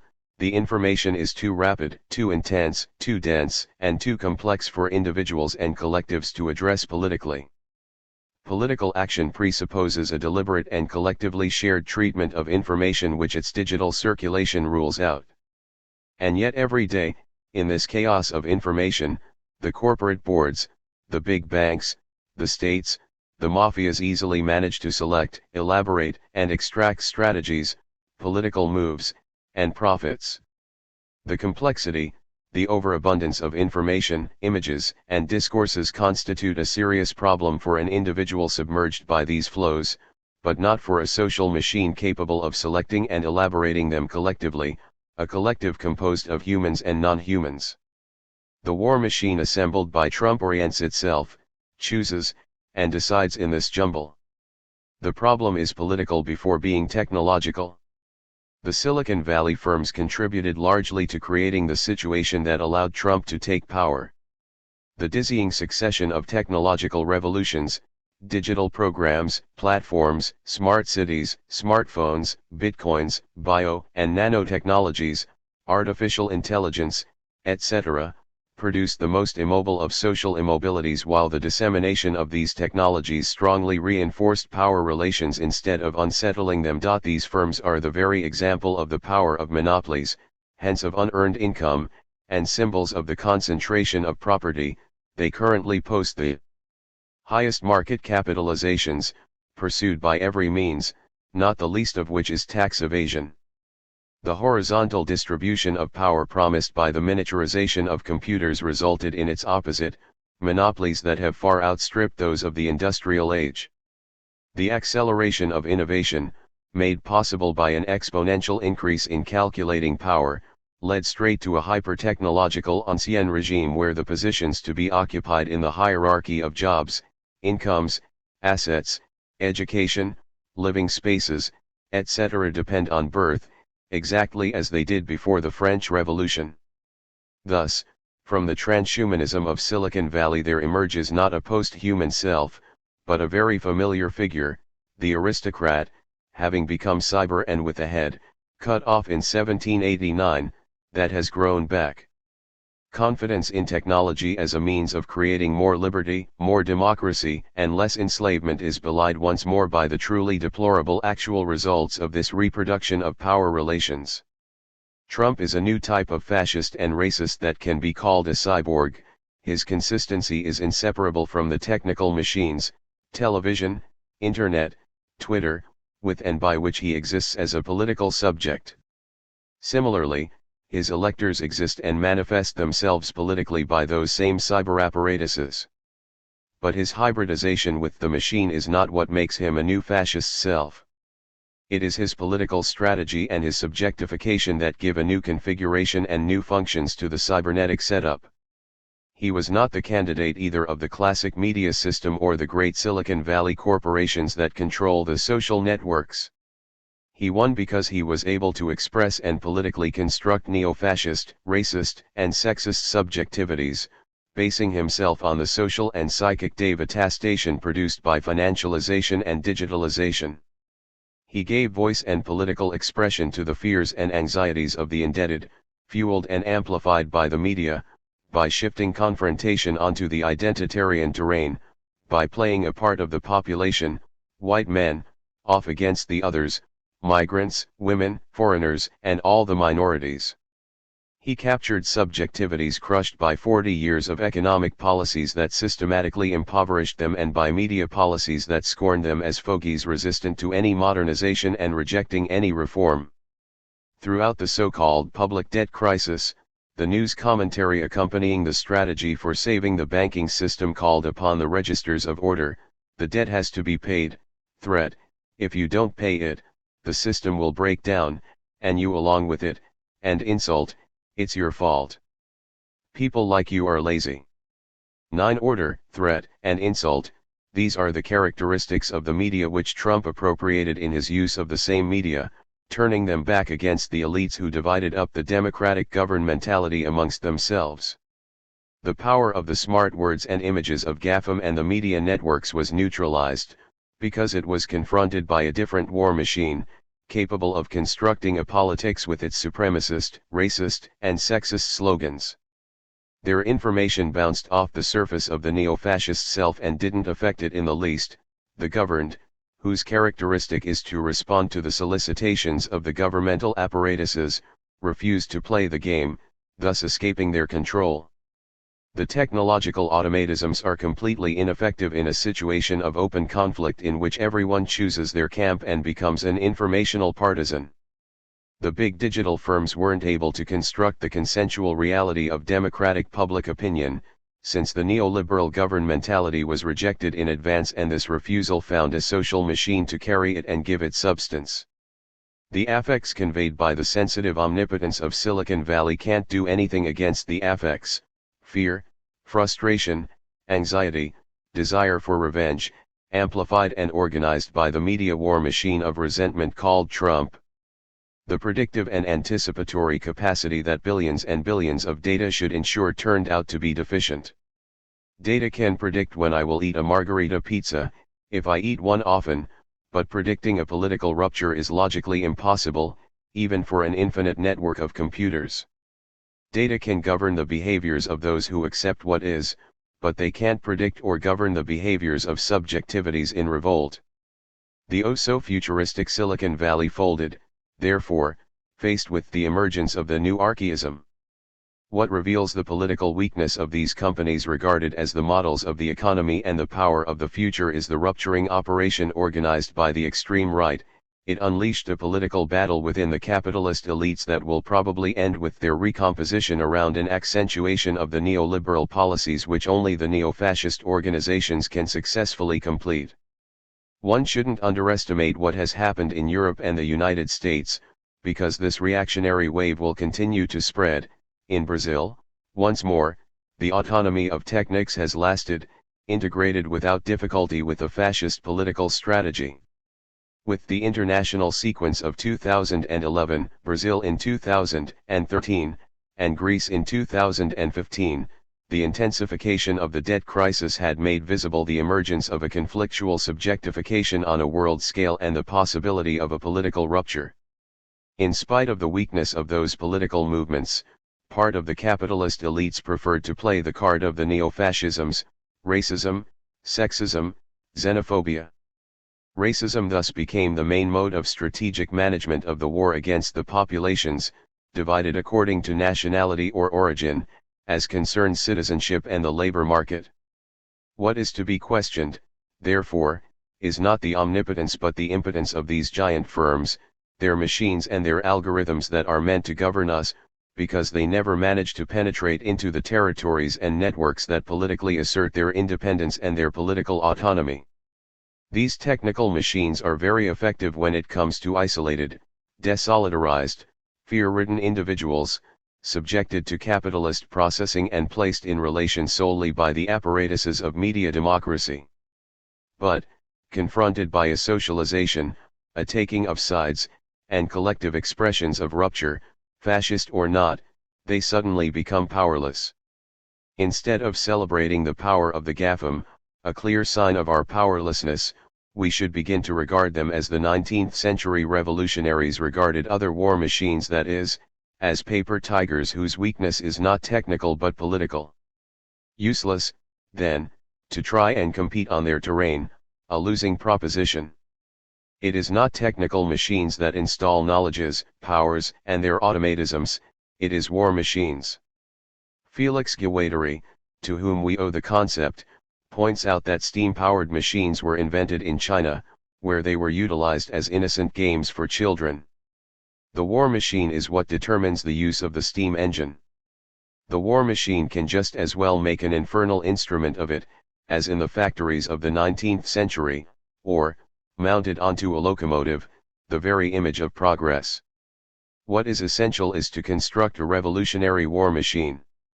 On that basis, one can develop a technological machine, whereas the opposite is not possible. Only 40 years after the revolution, the Soviets, who had gone through a terrible civil war, then an even more dreadful war against the Nazis, sent the first man into space, ahead of the American superpower. At the time of the revolution, China was the poorest country in the world. Today, it rivals the giants of Silicon Valley and the economic might of the USA. Although the extraordinary subjective strength developed by the war machine was invested in, diverted into, neo-capitalist and neo-authoritarian projects, its potential remains. Science, technology, and expertise can be imported and even copied, as post-war Japan did. Lewis Mumford had already noted that all the properties of particular machines' massive energy use, mechanization, automation, quantitative yield were accrued thanks to their inclusion in the mega-machine, the social machine. The first step toward understanding and utilizing technical machines is political in nature. But the different post-68 political movements did not manage to problematize or even imagine a new war machine. The greatest victory of neoliberalism, registered deep in the collective brain, general intellect, was the erasure of that which characterized the last century, the long sequence of successful or failed revolutions. Fanon and radio. We don't lack critical viewpoints concerning technical machines, but a theory of their relationship with the revolutionary machine. The most surprising text for trying to articulate this relationship was written by Frantz Fanon and has to do with the function of the technical apparatus called radio during the colonial war and the struggle for Algeria's national independence. This is the voice of Algeria. The second chapter of L'Envie de la Révolution Algérienne brings out in an incomparable way the force of the war machine that actualizes the possibilities of the technical machine in a revolutionary sense. Radio was an integral part of the power strategies of the French colonizer, and it contributed to the processes of subjugation to which the colonized were subjected. But what interests us here is the radical change of attitudes, the colonized's way of perceiving and feeling, and their behaviors in relation to the technical apparatus, the world, and themselves, when the war machine of the national revolution deployed its force. Fanon shows that the appearance of a technological apparatus, its penetration, its dissemination, its acceptability or its rejection always depended on a war machine. The reception or rejection of newscasts, the possibility of selecting the contents and critiquing them or, on the contrary, undergoing their power, depends on the presence or absence of a social body. Rejection or acceptance are not simply competencies, faculties, capacities of the individual, they are socially and politically constituted. The technical instrument is never perceived in itself, in a calm neutrality. It is always situated within a political strategy and, in the case of Algeria, it intervened in the colonial situation where the differences, the hostilities, the negative or positive factors always exist in a very emphatic way. In the colony, the social dichotomy reaches an extraordinary intensity, so that the voice of the radio is not undifferentiated, neutral, but is the voice of the oppressor, the voice of the enemy. This pushing of concepts to the limit contains more truth about the media than that expressed by press freedom in a pacified democracy. All the French speech that was heard was an order, a threat, or an insult. The fact that broadcast information was order, threat, and insult is far from constituting a colonial exception. On the contrary, these are characteristics of such information in general. In Algeria, radio and its sensory and intellectual powers were the object of a refusal that was passive at first. The speech delivered was not received, deciphered, understood, but rejected. The communication was simply refused. Before the rebellion, there was the truth of the colonizer and the nullity of the colonized, a situation that breeds distrust, refusal, and rejection, but without there being a collective response, constitutive of a war machine. There was no organized resistance. The rejection of the radio and its broadcasts was not the expression of an explicit, organized, and grounded resistance. The war machine produces non-human apparatuses, and it models and modulates humans down to their interiority. The voice of the colonizer, the voice of Frenchmen speaking to Frenchmen, intervened in the micropolitical dimension, for example by clashing with the traditional family structure. The undifferentiated programs were not suited to the patriarchal hierarchization of the Algerian family. Impossible to listen to the radio programs together, because they endangered the traditional sociability of the feudal family relations, the sex illusions or even the clownish situations caused an unendurable strain. The effects and affects of the radio were even more pronounced from a psychopathological standpoint. Before 1954, the monographs written on Algerians suffering from hallucinations constantly pointed out the presence in the external action phase of highly aggressive and hostile radio voices. These metallic, cutting, insulting, disagreeable voices all had for the Algerian an accusing, inquisitorial character. In the psychopathological domain, the radio was an evil object, anxiogenic and accursed. A veritable mutation occurred in 1956, with the advent of the radio programs of the Liberation Army, the Voice of Free Algeria. This revolutionary event created new possibilities that primarily affected subjectivity and began its transformation. Contesting the very principle of foreign domination leads to essential mutations in the consciousness of the colonized, in the perception he has of the colonizer, in his situation of a man in the world. Mutations that didn't just stop with the political dimension, but went on to affect the micropolitical dimension through the fabrication of unconscious elements. The actualization of the new possibilities created by the rupture was the task of the revolutionary machine which, by establishing a new relationship between the radio, technical machine, and its listeners, subjectivity, undermined the colonialist functioning of the same technology. The difference in technological capacity between the political adversaries was enormous, but the problem was not there. That gap was encountered in all conflicts and revolutionary wars, which are asymmetric by definition. In the 19th and especially in the 20th century, in Russia, in China, in Vietnam, in Africa, or in South America, the military machine and the communication machine of imperialism, although equipped with all the latest technologies and inventions, were considered as defeatable. The revolutionary machine revealed and analyzed the enemy's power of military weaponry and hyper-technological organization, but also his powerlessness, his weaknesses, his political flaws. In the Revolutionary War, the colonized became an active subject, even if he or she didn't participate directly in the political organization, because the radio included them in a community on the move for which they would feel like an actor. The extremely technicized French services systematically jammed the transmissions of the FLN radio, seriously interfering with their programs. Thus, the battle was also waged on the terrain of the radio waves, the war of the waves, and the colonized learned how to select and develop information from a strategic point of view, by choosing their camp, by becoming an information partisan. The listener was incorporated into the battle of the radio waves, figuring out the enemy's tactics, and in an almost physical way, foiling his strategy. The colonizing army's jamming made the voice choppy, discontinuous, often inaudible. It obliged the listener to perform a veritable work of elaboration, of interpretation, decoding, and imagination.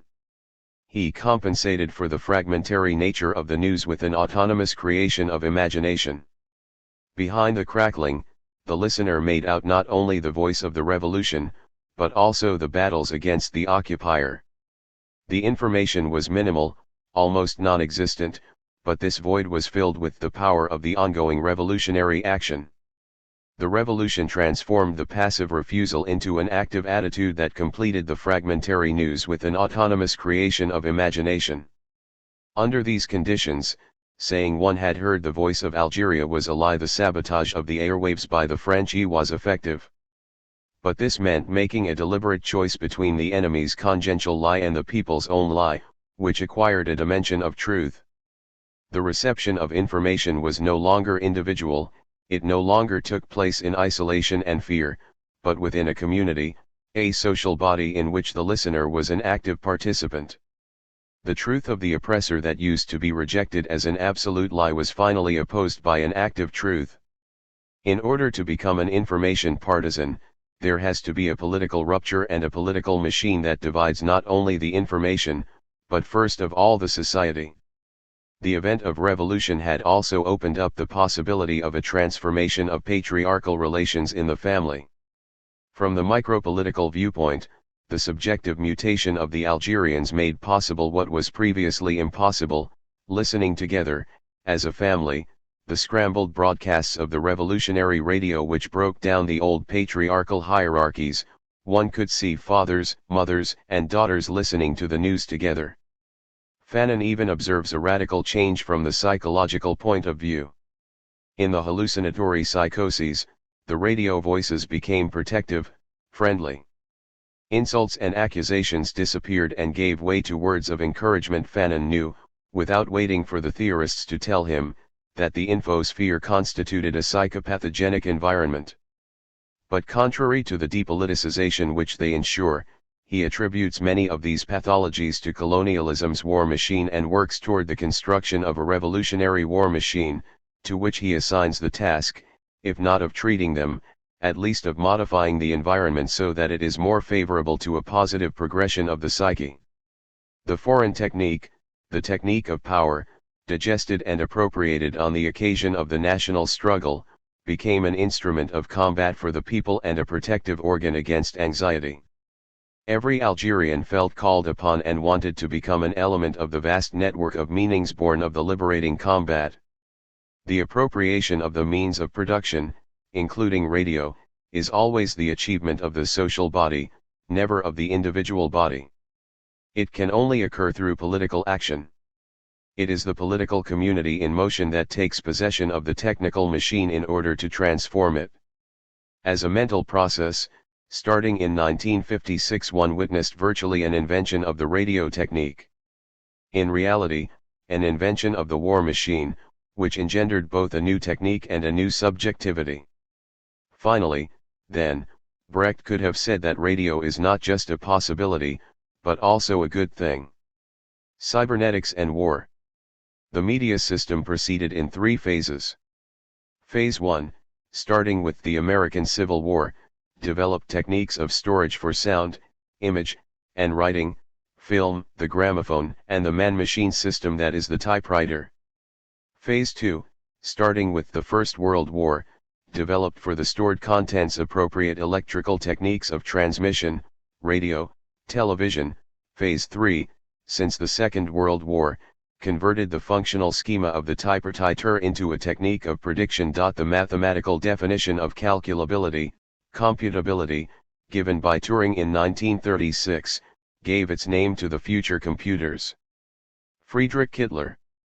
Cybernetics is the direct result of the action upon science and technology of the state machine at war. War functions here as a productive force capable of accelerating the emplacement of the technological invention and of a new type of scientist. Strategy and war are not realities foreign to cybernetic technology and big science which would be added on from outside their normal operation.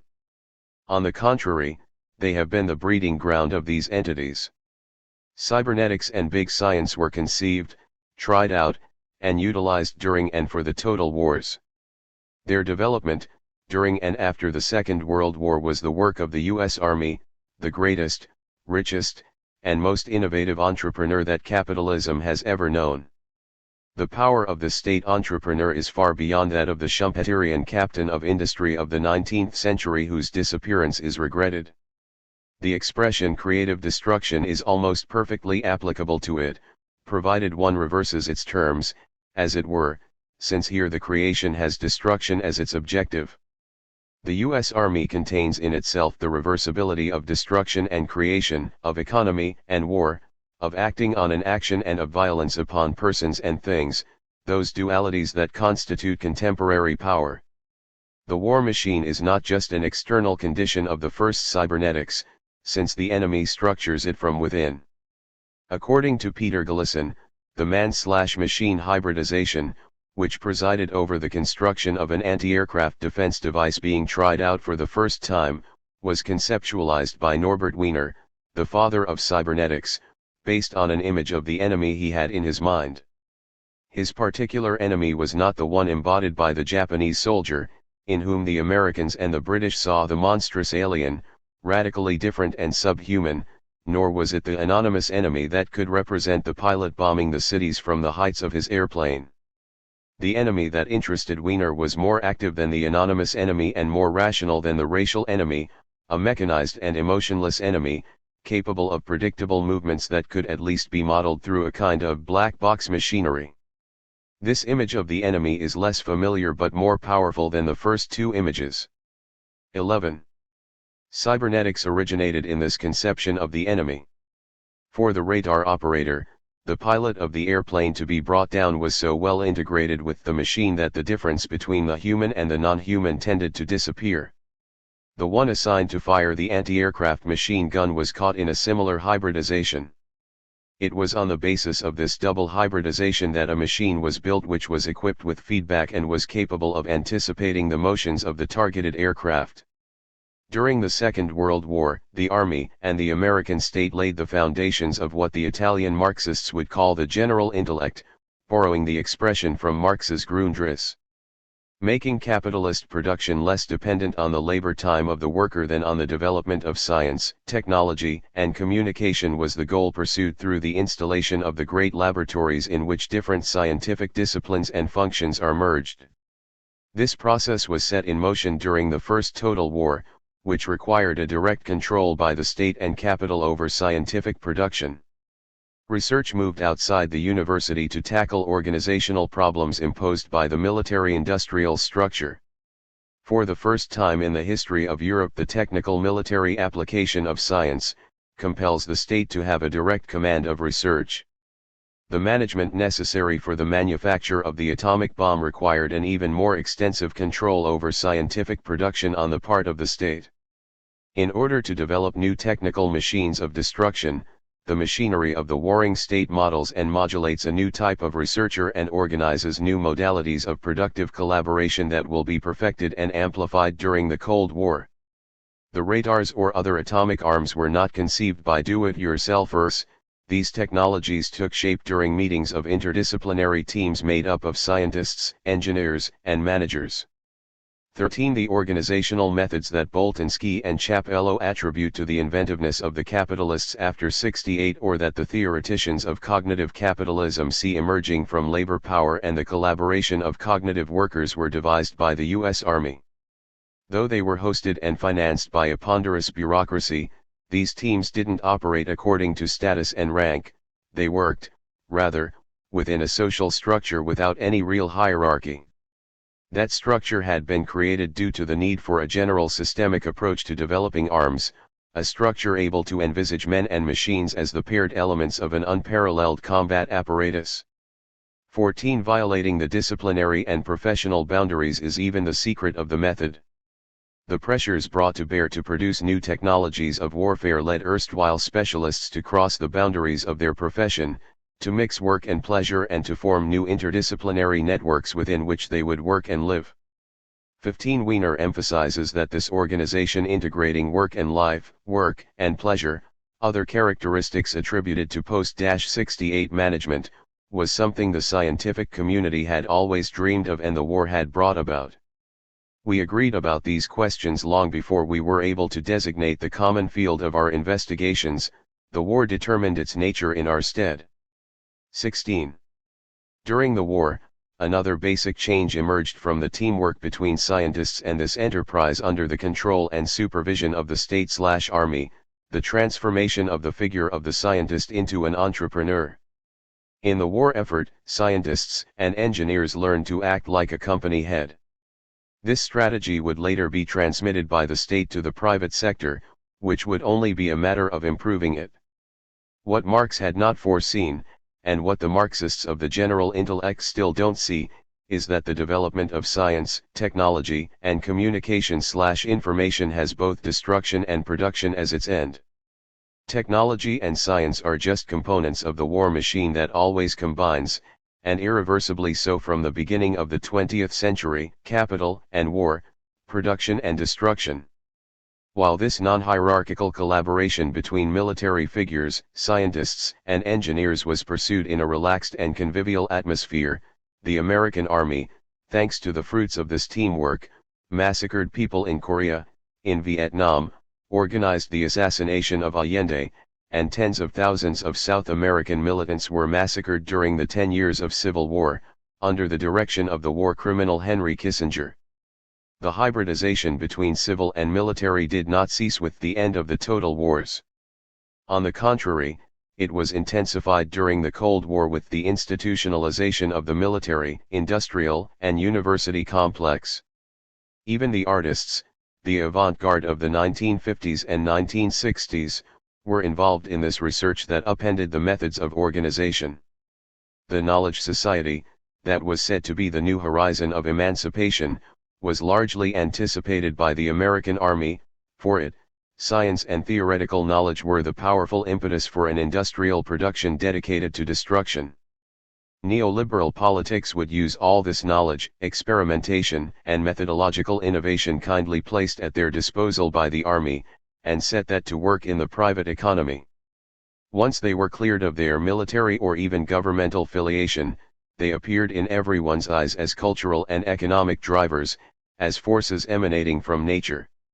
17 It was then that the storytelling began of the innovative and genial entrepreneur, confident in the market and distrustful of anything resembling state intervention, capable of taking risks and of inventing the portable computer in his garage.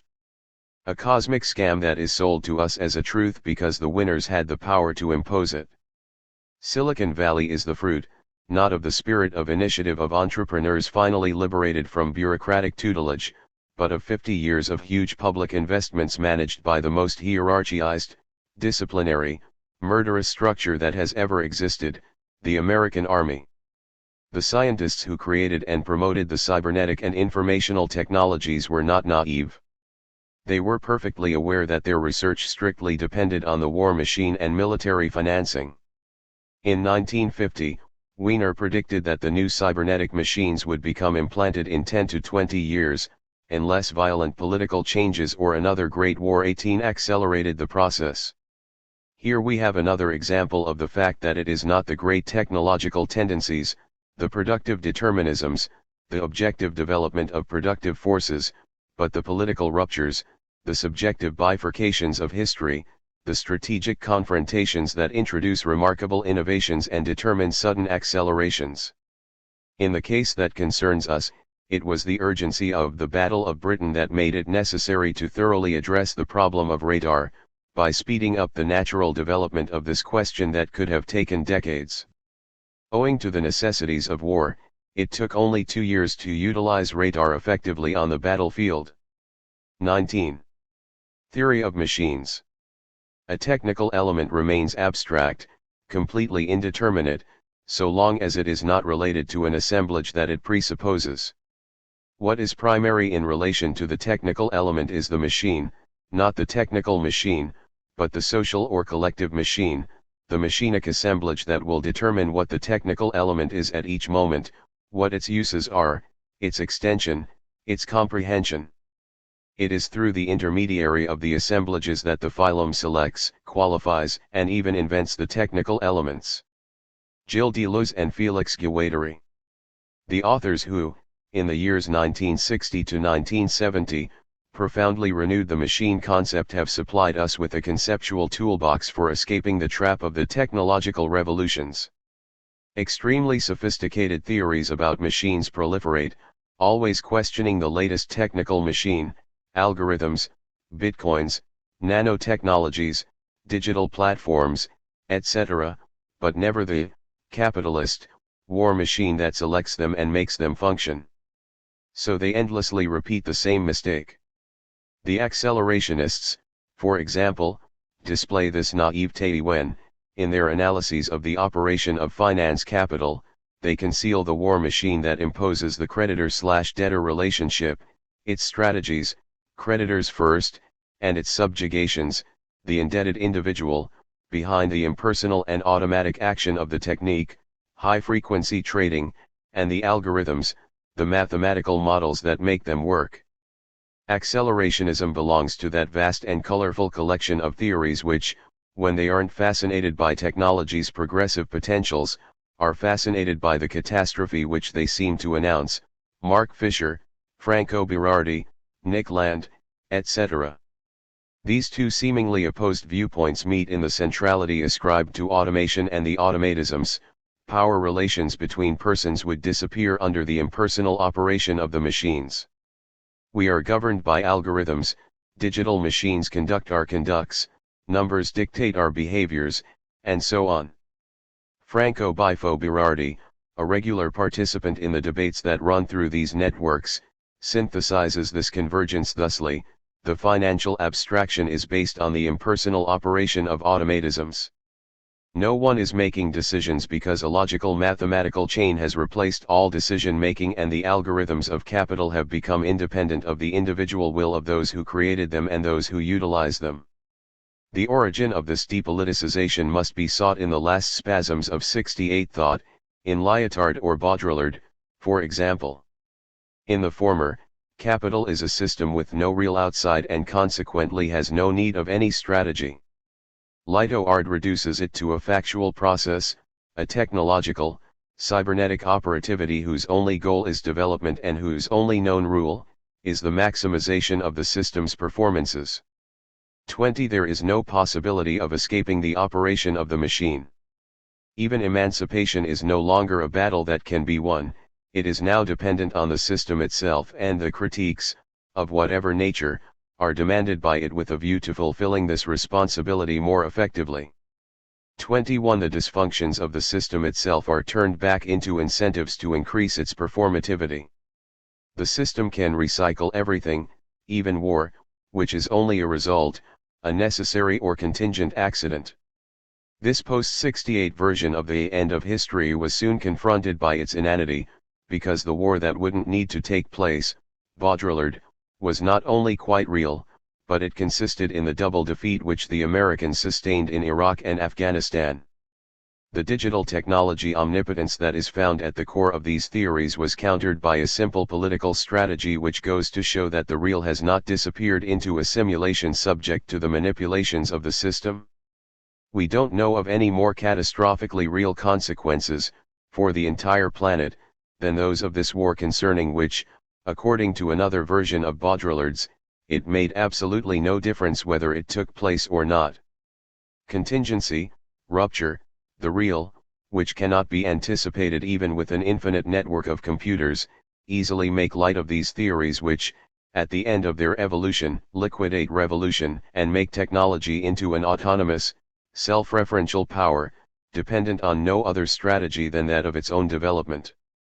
We find the same problem here as in the preceding chapter, the illusion that power relations are completely immanent, here to technology, there to law and the economy. To try and grasp the limits of cyber thought, to draw our revolutionaries out of the technological sleep into which they seem to have sunk, one must begin by framing differently the problem of the new supposedly autonomous machines. Above all, one must try and understand why the war machine takes precedence over the technical machine, why automation and decision-making, the depersonalization of power relations by technology and political strategy, are not mutually contradictory. On the contrary, technology favors decision-making and strategy. With each wave of innovation, we're told again that technology will free up time, that the increasing productivity of the systems of machines will end up emancipating us from the necessity of labor. Now, not only are these promises of liberation never realized, but they are everywhere reversed into their opposite. Why? Quite simply because the machine must itself be delivered from its subordination.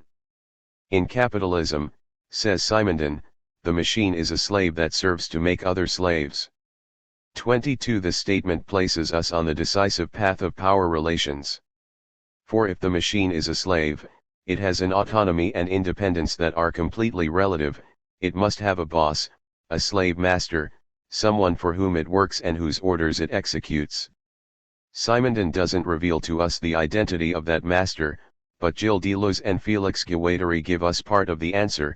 We are always slaves of the social machine and never of the technical machine. The technical machine would therefore be subordinated to the war machine. It is the latter that gives form to the man-machine relation, for it precedes both the man and the machine, transforming the first into variable capital and the second into fixed capital. We will follow this thread in order to reopen the debate around the relationship between war and revolution. Marx and the triple power of the machine, science, and nature. To try and grasp the nature and function of technology, one must also critique most of the Marxian observations concerning machines and their relationship with human beings. In Capital, Marx explains that the skilled work of the operator acting alongside machines is devoid of any meaning and represents an insignificant quantity opposite the powers of science, the labor incorporated into the system of machines, and the forces of nature. This triple master, as Marx calls it, is based on a problematical conception of technology and its relation to man, the theory of commodity fetishism. It is of no help for understanding cybernetic machines. On the contrary, it remains completely anthropocentric, animated by individuated, living, subjects, reified, dead, objects, and, dialectical, mechanisms that overthrow relations between men, turning them into relations between things. It is this subject/object dialectic that gives rise to the idea of the automatic and impersonal operation of capitalist apparatuses that would alienate and dominate the men who have produced them. It is this idea that creates the illusion that strategic confrontations, war, power relations can be fully incorporated into the objectivity and impersonality of money, labor, law, consumption, social norms, algorithms, and finance. A theory of machines based on an ontology of individuated subjects and reified objects, on the power of impersonal automatisms deriving from the dialectical reversal of the order of subjectivity into the order of objectivity will never be able to account for the nature of technology, which, as Simondon explains, does not belong either to the pure social domain, nor to the pure physical domain. 23 It emerges from the pre-individual domain and the trans-individual domain, evading individuated subjects as well as reified objects. The evolution of the man-machine relationship, which Simondon constructs beyond the subject-object opposition, enables one to grasp the limits of contemporary theories. Thanks to their cybernetic plasticity, machines would simulate the plasticity of the brain while acquiring an autonomy, Catherine Malibu, comparable to that of the human being. Mathematical automatisms algorithms would constitute a new governmentality. The French philosopher's theory of machines allows us to criticize another, even stranger, theory, according to which the cognitive worker would have incorporated machines, fixed capital, into their subjectivity. Henceforth the appropriation of the means of production by workers, which in the past implied revolution, seizure of power, civil war, etc., would now be produced miraculously, without a hitch and without the capitalists even noticing it. The technical process by which the human body would produce artificial organs by externalizing those functions, would be inverted by the cognitive worker, who would have internalized the technology and the knowledge that produces it and makes it function. But it's a very different body that is summoned by technology. The machine must be immediately conceived in relation to the social body and not in relation to a human biological organism. 24. It is the social body of capitalism that distributes the technical machine as constant capital and the worker as variable capital. They are complementary, they evolve together, in parallel, under the control of the higher unity of the war machine. It's only from the standpoint of another social body, that of revolution and its modes of organization, that capital's war machine can be critiqued and the relation between human and non-human can be configured differently. Genealogy of the machine. Simondon, like Deleuze and Guattari, defends another ontogenesis of technology. The machine does not extend the corporeal schema, neither for the workers nor for the owners of the machines is the machine an organ, a prosthesis, an externalization of the arm, the eye, bodily strength, the brain, etc. It is not a tool. It is an assemblage, a coupling, an organization of two modes of existence, man and machine, which, we will add, develops under the constraint of the war machine that generated them. For Deleuze, Guattari and Simondon, the distinction between machine and tool is fundamental, instruments and tools being a prosthesis, a corporeal externalization, they don't have any individuality of their own, unlike the machine. The 18th century is the century of the great development of tools and instruments. During that period, it was man that constituted the technical individual because he lent his biological individuality to technical individuation by wielding the tools, and he constituted the center of that process. In contrast, the 19th century was the century of machines, which brought about a decentering of human functions. With capitalist industry, man was relieved of the function of technical individual. The tools were wielded by the machine tool, so that thenceforth it was the machine that occupied the center of technical individuation. The activity of the automatic machines was not autonomous, but parallel with human activity, which did not disappear, but shifted. Its role was now to act beneath, servant, or above, regulator, the technical individual, machine. Man became either the organizer of relations between the technical levels instead of being one of the levels himself, or simply a supplier of elements for the proper functioning of the machine. These are the machines that one finds in Capital. The theories of the triple master and commodity fetishism are constructed on the basis of the automatic machines tools, of the 19th century, which have little in common with the contemporary cybernetic or self-regulating machines in which the function of the human changes once more. Whereas the Marxian automatic machines need man as servant, worker, or organizer, capitalist, the self-regulating machines need man as technician, as associate. 25 Simondon explains. The machine's tools become technical individuals only with these cybernetic machines. The cybernetic machine, as a technical individual, is not a thing, a mere object, nor an objectification of human activity, but a mode of existence that is added to and functions in parallel with the human mode of existence. Neither of these parts can function autonomously, independently of the other. Mode of existence signifies that the machine is not an absolute unity, a closed block, a substance that is, an already individuated, already complete, dead thing, to use the language of Marx. The machine is open in several ways because it is relation and a multiplicity of relations, a relation to its own components, to other machines, to the world, the environment, and to the human. This being of technology, which Heidegger sought in vain, is therefore, for Simondon, relation. It resides in the fact that the relation has the value of being. It has a doubly genetic function, vis-a-vis man and vis-a-vis the machine. 26 While in contemporary critical thinking, the machine and man are already entirely constituted and defined. Like Deleuze and Guattari, Simondon never treats man and machine as essences that would each lead an autonomous existence.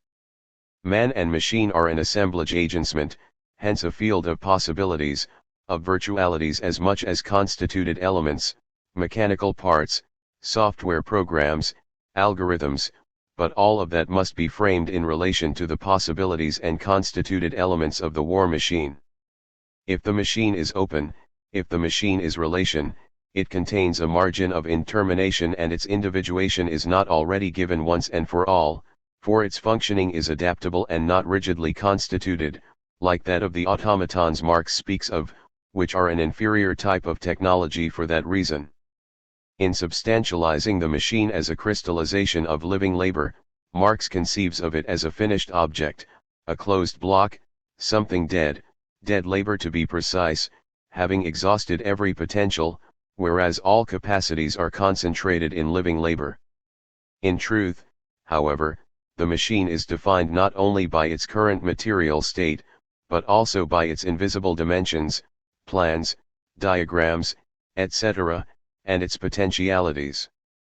It is not dead, but very much alive, subject to variation, change, capable of entering into different processes of individuation. If we understand the machine as relation, we can no longer utilize the Marxian categories of living, subjectivity, and dead, objectivity, absolutely not, and the same goes, it should be said, for the Foucauldian category of the biological living. The war machine. The set of relations that constitute the man-machine assemblage is caught in the individuation carried out by what Simondon calls, in a generic way, the output civilization, which subjugates, enslaves, man and the machine to productivity and the domination of nature. It is here that the concept of war machine must be called into play. By reason of its intermination, the machine, like the human, moreover, is open to an individuation that depends on the social body of capital. Capitalism makes possible both the relative autonomy of technical machines and their brutal slavery. Capital causes a rupture in political and social history, but also in the history of technics, by deterritorializing the monetary, social, technical, and political flows, which, in pre-capitalist societies were embedded, coded, overcoded in such a way that they never become independent. 27. The generalized decoding of flows gave a new freedom and independence to the evolution of technical and scientific flows which at the same time were subjected to the logic of profit and power. So it is in capitalism, understood as a social machine performing this generalized decoding of flows, that the reasons for the development of techniques are to be sought. It was not machines that created capitalism, in this sense, but capitalism, rather, that created machines, and that doesn't cease to introduce new breaks by which it revolutionizes its technical modes of production. 28. Machines constitute themselves at the intersection of a dual, phylogenetic and ontogenetic, dimension. Technical machines enter into the phylum, the evolution, of the machines that preceded them and the virtualities of the machines to come. This phylum is not the bearer of a univocal historical causality since, thanks to the decoding of flows, the evolutive lines are rhizomatic, and several bifurcations are possible. But these relatively indeterminate possibilities of development are immediately captured and actualized by the war machine of capital. Going back to an example that we've already considered, the utilization of steam machines by the social machine of the Chinese Empire was very limited, children's toys, whereas the capitalist social machine made it the key element in its rise. It's not from a lack of conceptualization of capital that one can maintain that technical machines revolutionized the capitalist machine. Capital's diachronic machine, forced to undergo repeated ruptures, crises, to be able to continually displace the limits of its valorization, never lets itself be revolutionized by one or more synchronous technical machines. The capitalist war machine lets scientists and mathematicians schizophrenize in their corner, that is, it lets them follow and develop the phylum of their own discipline and in this way channel socially decoded flows which they organize into axiomatics of purportedly basic research. However, the war machine inexorably subjects these flows of research and innovation to a social axiomatic much more severe than all the scientific axiomatics, but also much more severe than all the old codes and overcodings that have disappeared, the axiomatic of the global capitalist market. 29. Deleuze and Guattari precisely define the men/machines relationship within the operation of capital's war machine. The latter, in a state of permanent crisis, the machine constantly goes haywire, always needs social organs of decision-making, management, reaction, inscription, a technocracy and a bureaucracy that are not reduced to the functioning of technical machines. The management of crises is not accomplished through the intervention of automatic apparatuses, but through the action of a technocracy and a bureaucracy that act as a subjectification of the mega-machine of capital. As for these crises, which are never strictly economic, they always open up the possibility of civil war, so that the fascists may also intervene, in addition to the bureaucrats and technocrats. The war machine never has an impersonal operation, even when it seems to function automatically, since the bureaucrats and the technocrats are always adjacent to the technical and social automatisms, ready to intervene when it breaks down, politically or economically. The politicians, technocrats, journalists, military men, experts, fascists, etc., constitute the subjectifications of the mega-machine. They intervene as regulators, guardians, servants, restorers of the great flow of money, capital, technology, and war, but also as governors of the divisions of sex, race, and class, guarantors of the enslavements and subjugations implied by these divisions. Subjectivities choose, make decisions, but these decisions and these choices are meant to establish or re-establish the functioning of the machine. They apply strategies which the war machine implies, which it imposes when it malfunctions, but which only a subjectification can set right. During a collapse like that of 2008, the automatisms of the economy, the institutions, the laws, the technologies couldn't reproduce the power relations. And one could see, in practice, that the closing down of the multiplicity of relations constituting capital's machine is the outcome of strategy. The machine and the ability to revolt. Cather in Malibu gets things wrong twice, a first time in Que faire de notre cerveau? What do we do with our brain, because she assumes a difference in nature between humans, the plasticity of the human brain, and machines, computers, and a second time in Metamorphoses de l'intelligence metamorphoses of the intellect, which was aimed at correcting the previous book by assuming a structural sameness of the brain and the computer. Simondon, like Guattari, formulates the problem very differently. In order to conceptualize the man-machine assemblage, one must go beyond the dualisms of nature and artifice, of the human and the non-human, but this doesn't mean that the components of the assemblage possess a structural sameness. Subjectivity is not an exclusive property of the human, but it is distributed in a different way in the human and in the machine. There is something living in the technical ensemble. 30 Simondon will say. Guattari, in turn, will speak, not of a vital autonomy of the machine, it is not an animal, but of a proto-subjectivity, a partial subjectivity endowed with a singular power of enunciation. 31 that functions as a vector of subjectification. The structural identity of man and the machine would imply that the components of the technical assemblage would have the same autonomy, the same capacity of acting. Simondon challenges this with a completely political argumentation because it centers on a specific form of acting, refusal. The technical being is more than a tool and less than a slave, it possesses an autonomy, but a relative, limited autonomy, without any real exteriority in relation to man who has constructed it. 32 The proto-subjectivity or partial subjectivity of machines is thus very different from human subjectivity, and Simondon defines it by the machine's inability to say no, to refuse. The best calculating machine doesn't have the same degree of reality as an ignorant slave, because the slave can revolt whereas the machine cannot. 33. Simondon doesn't ask himself whether the machine is capable of intervening when a breakdown, an interruption, a malfunction occurs, nor whether it can repair itself, a conviction that Malibu, on the other hand, shares with the cybernetic eons. The machine may be able to successfully perform all these activities, it can go haywire and then present characteristics analogous to the crazy behavior of a living being, but it cannot bring about a conversion of its subjectivity, as the slave does when he rebels. By his refusal, the slave produces a profound transformation of purposeful behaviors and not a behavioral malfunction. This refusal is not a simple breakdown, but a subjective rupture that problematizes existence and enables a change of its purposes. The machine is not self-creating. It can self-regulate, it can learn, but the adaptation remains insufficient to account for the self-creation which, proceeding via abrupt leaps and sudden ruptures, involves a conversion of subjectivity that creates new possibles. Although the machine can solve problems, it is not capable of positing its existence and placing it under discussion. 34. In this theory of machines, domination and refusal don't come under biopolitics.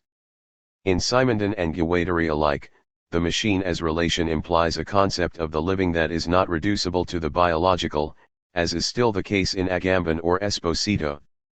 If the slave, like every living being, is a biological automaton, it is not on the basis of those organic automatisms necessary to life that he refuses and rebels, but on the basis of his non-organic potential puissance.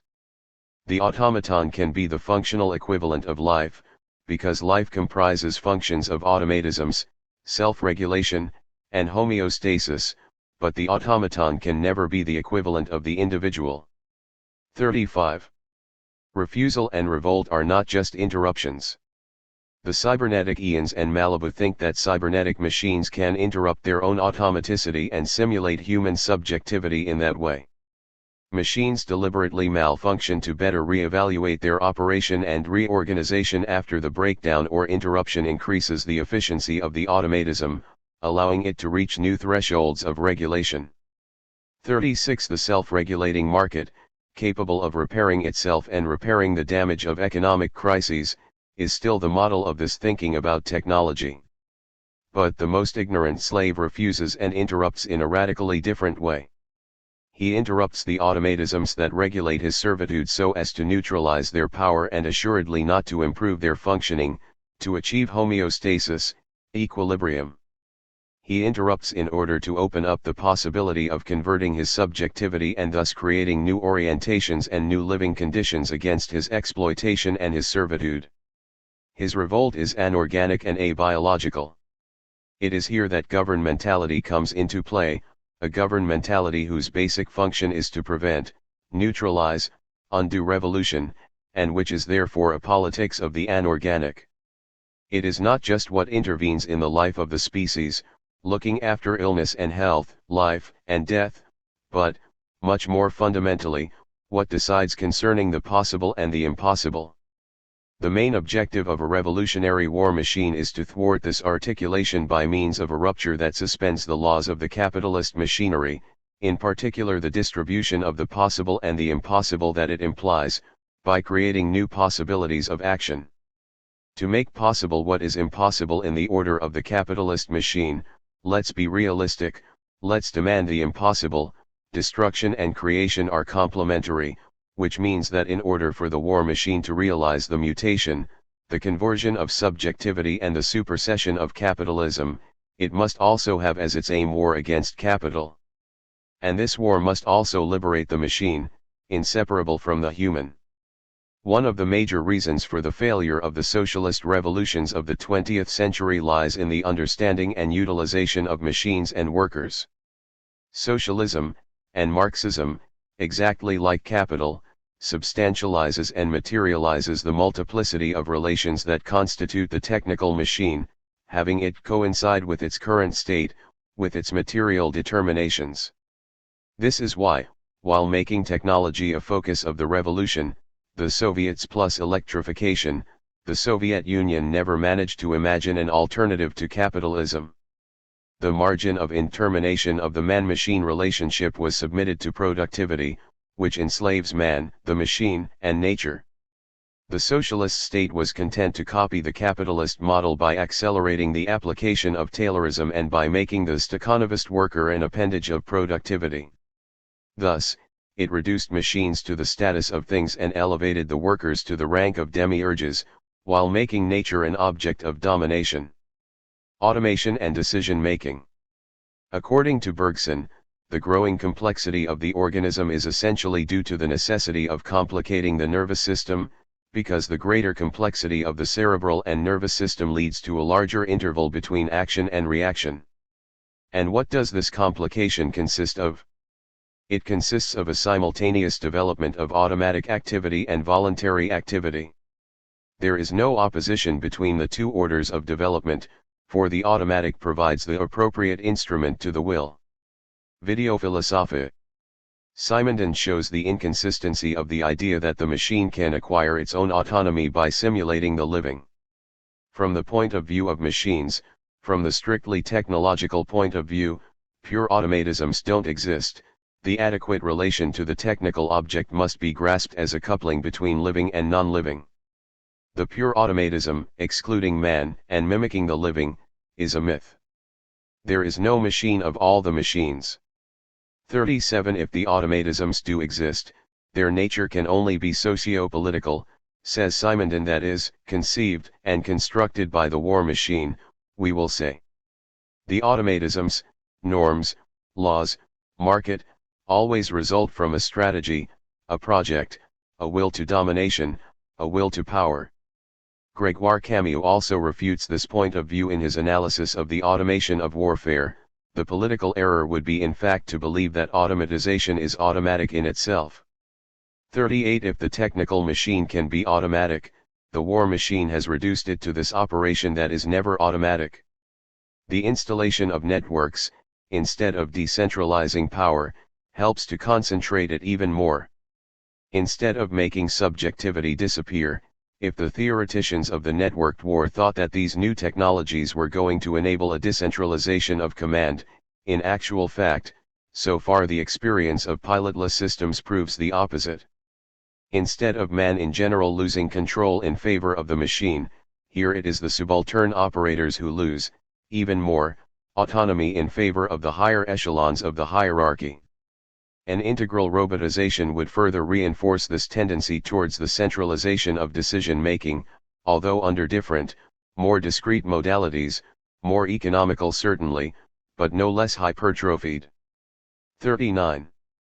Translating the imperative target only legitimate targets or define a threshold of proportionality between civilians killed and expected military benefits, into the drone's digital program implies that the parameters of the decision are specified, and this specification is not made by the program itself. This requires a choice in advance, a decision about the parameters of the decision, a decision about the decision. The centralization of command even of this would now occur more through programmatic specifications than through orders, would thus assume inordinate proportions. If the automatic machine, the drone, must perform a task according to the minimum carnage variable, what is the value corresponding to the variable? One doesn't know. More than 20 civilians killed? Okay. But this little decision about the decision, made in a word or a keystroke, has expansive, concrete, all too concrete effects. 40. These new technologies eliminate or displace the very imperfect links that connected the technical machine to the war machine, but this doesn't in any way signify a horizontalization of power relations. As we will see, contrary to what Boltanski at Chiapello or Dardot and Laval think, the same thing happens in the corporation and in finance. If the automatic apparatuses give workers, in the corporation, the possibility of escaping the tyranny of the little bosses by eliminating a few intermediate hierarchical echelons, they subject them to a much more tyrannical and formidable power. The automatic piloting which the technological systems put in place to accelerate market operations don't make the hierarchies and their command disappear, but strengthen their decision-making capacity. There are no machines of machines, contrary to what Enders thinks, and there are no automatic pilots that govern society or the stock market. The automatic machine centralizes decision-making even further. Instead of abolishing it, it exalts it. It gives still more power to the higher levels of the hierarchy. Machines, including automatic ones, always depend on an exterior element. Machines and humans are part of collective assemblages, social machine and war machine, that produce and reproduce them together. The problem is not to know who, man or machine, has the control. That is an underdetermined formulation of the problem. What is really in question is the material and political automatization of that band of armed men that is first of all the state machinery. 41 We will say rather that it is a matter of the war machine of capital, of which the state is just one articulation, and that automatization is the technological realization of capital's strategy of secession. A strategy that, as always, requires its subjectifications, its armed bands. The accelerationist, post-workerist, cyberfeminist theories are incapable of accounting for the relationship between decision-making and automation, because they carefully avoid problematizing the capitalist war machine's strategies of confrontation, civil war, on which depends the actualization of the possibilities of techniques and science. The juridical, economic, and technological automatisms will never be able to explain how and why the transition from Fordism to neoliberalism, the hegemony of financial capital over industrial capital, the management of the financial crisis, the new mutations of fascism came about. In order to grasp these turning points of history, these subjective breaks, one must center the analysis not on the possibilities of the technologies and science, but on the strategic ruptures that orient the politics of science and technology. One can even consider that these subjectifications are slaves of the social machine and its laws, that they only serve the financial machine, that the different states are enslaved to capital's war machine. The fact remains that, even in that case, the guardians of the social machine are adversaries, that they are waging a war and a civil war against the adversaries of the operation of the mega-machine. Simondon and Guattari have developed a very innovative theory of machines radically opposed to the Heideggerian conception of technology. But, like all the theoreticians of the 1960s and 1970s, after introducing domination, enslavement, and the strategic point of view, they sought highly improbable solutions to the war that is underway. Simondon emphasizes the creative side of the relation, as if the alienation which he does thematize were surmountable by invention alone. Guattari, who invented the concept of war machine, abandons it in his last works. The aesthetic paradigm that closes his research sanctions a separation between the war machine as mutation, creation, subjectification, and the war machine that aims to overcome capitalism. It's this second one that we need to reconnect with. War machine and technical machine in the organization of labor. The large corporate enterprise used to be the place where one could grasp the operation of capital and its political strategy, and, at the same time, the space where the revolutionary struggle was to be organized and deployed. Today one has the impression that there only remains a single strategy, that of the bosses, whom computer automation allows to centralize and reinforce the project of political separation which the cybernetic machines carry to their last consequences. The organization of labor seems to have crossed a new threshold of abstraction that profoundly affects the subjectivity of workers. Marianne Dujarrier 42 describes prescription and command in the organization of labor of the large enterprise as a management through apparatuses, which can also be defined as a management without managers, since these latter operate at a distance from production to orient the behaviors of the wage earners, without knowing anything about the work and the workers, according to the principles of abstract labor. Dujarrier applies to workers and consumers the idea of governmentality at a distance developed by Foucault in regard to the population. The population is actualized essentially through informational apparatuses that dictate what should be done, at what rhythm, following what procedure, and with what quality. All these apparatuses are conceived and fabricated by what the author calls planeurs/planeurs first, because they think and organize the work in terms of plans, considering the activity as being decomposable and recomposable according to a linear and rational model, and, second, because they plane or hover over the concrete work. What interests us is the concept of apparatus dispositif which Dujarrier takes up again from Foucault and Agamben, and which we will redeploy in light of the division between technical machine and war machine. While considering apparatuses as things, as objects that mediate relations between men, she defines them as machines. The apparatus, the machine, is a slave that serves to create other slaves, workers. One can add, in this context, that the apparatus is constructed by still other slaves, degree-holding and well-paid but whose intelligence, knowledge, and skills are managed, exploited, and subordinated by the abstract labor machine for the purposes of performance, productivity, and rationality commanded and prescribed by the management. In the organization of contemporary labor, the enterprise, which can just as well be an automobile factory as a school, an institution monitoring the unemployed as a hospital, a supermarket as a law court, seems to have found a strategy, apparatuses, and power relations for establishing its separation from the workers. In a very striking way, Dujarrier calls the contemporary modes of organization of labor relationless social relationships, by which she means tasks, functions, and behaviors that are imposed unilaterally by the directors through apparatuses conceived by the planeurs, the program managers. These relationless social relationships register both the workers' extreme weakness, their inability to establish and impose a relation of force with the employers, and the power of the capitalist initiative, which only meets with weak resistances, routinely and easily swept aside. The program managers are thus the keystone of the strategy of secession.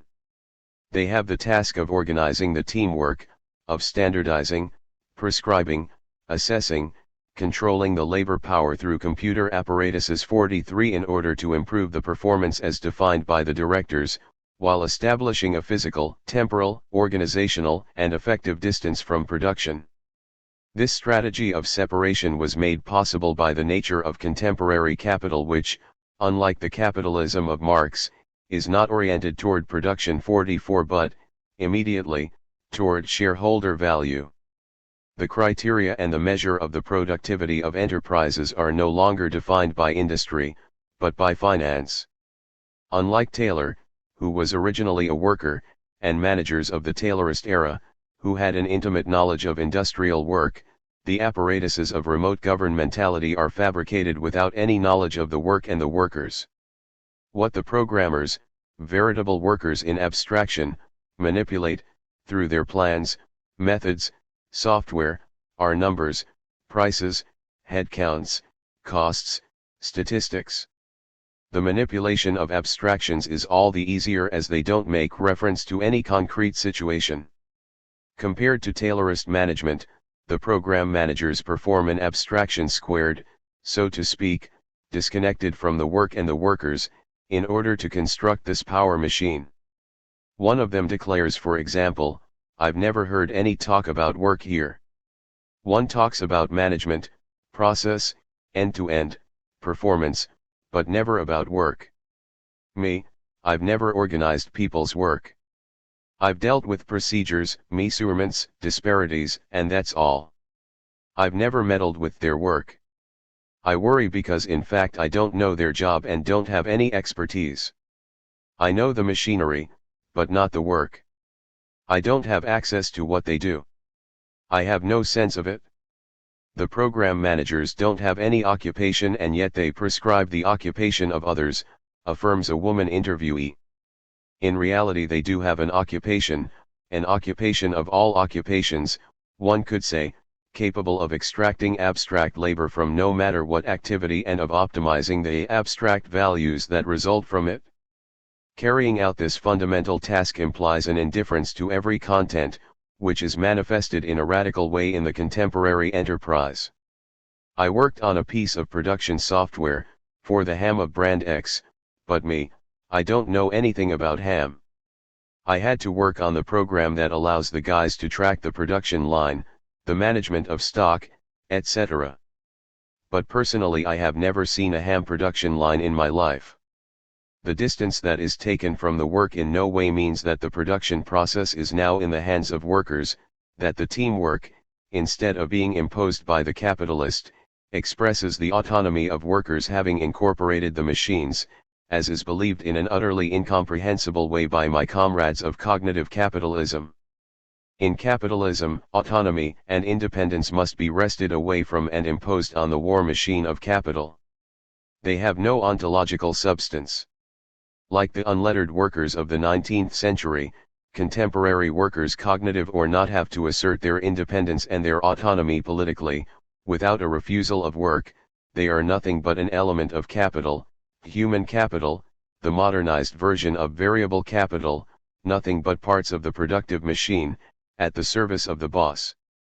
While the word work is practically absent from the language of the program managers, on the other hand, the measuring of labor power is omnipresent, whether it's a matter of its cost, its quality, or its value. Prescription and standardization are accompanied by a constant and obsessive evaluation, put in place by the upper management and having to be supplied by the workers themselves.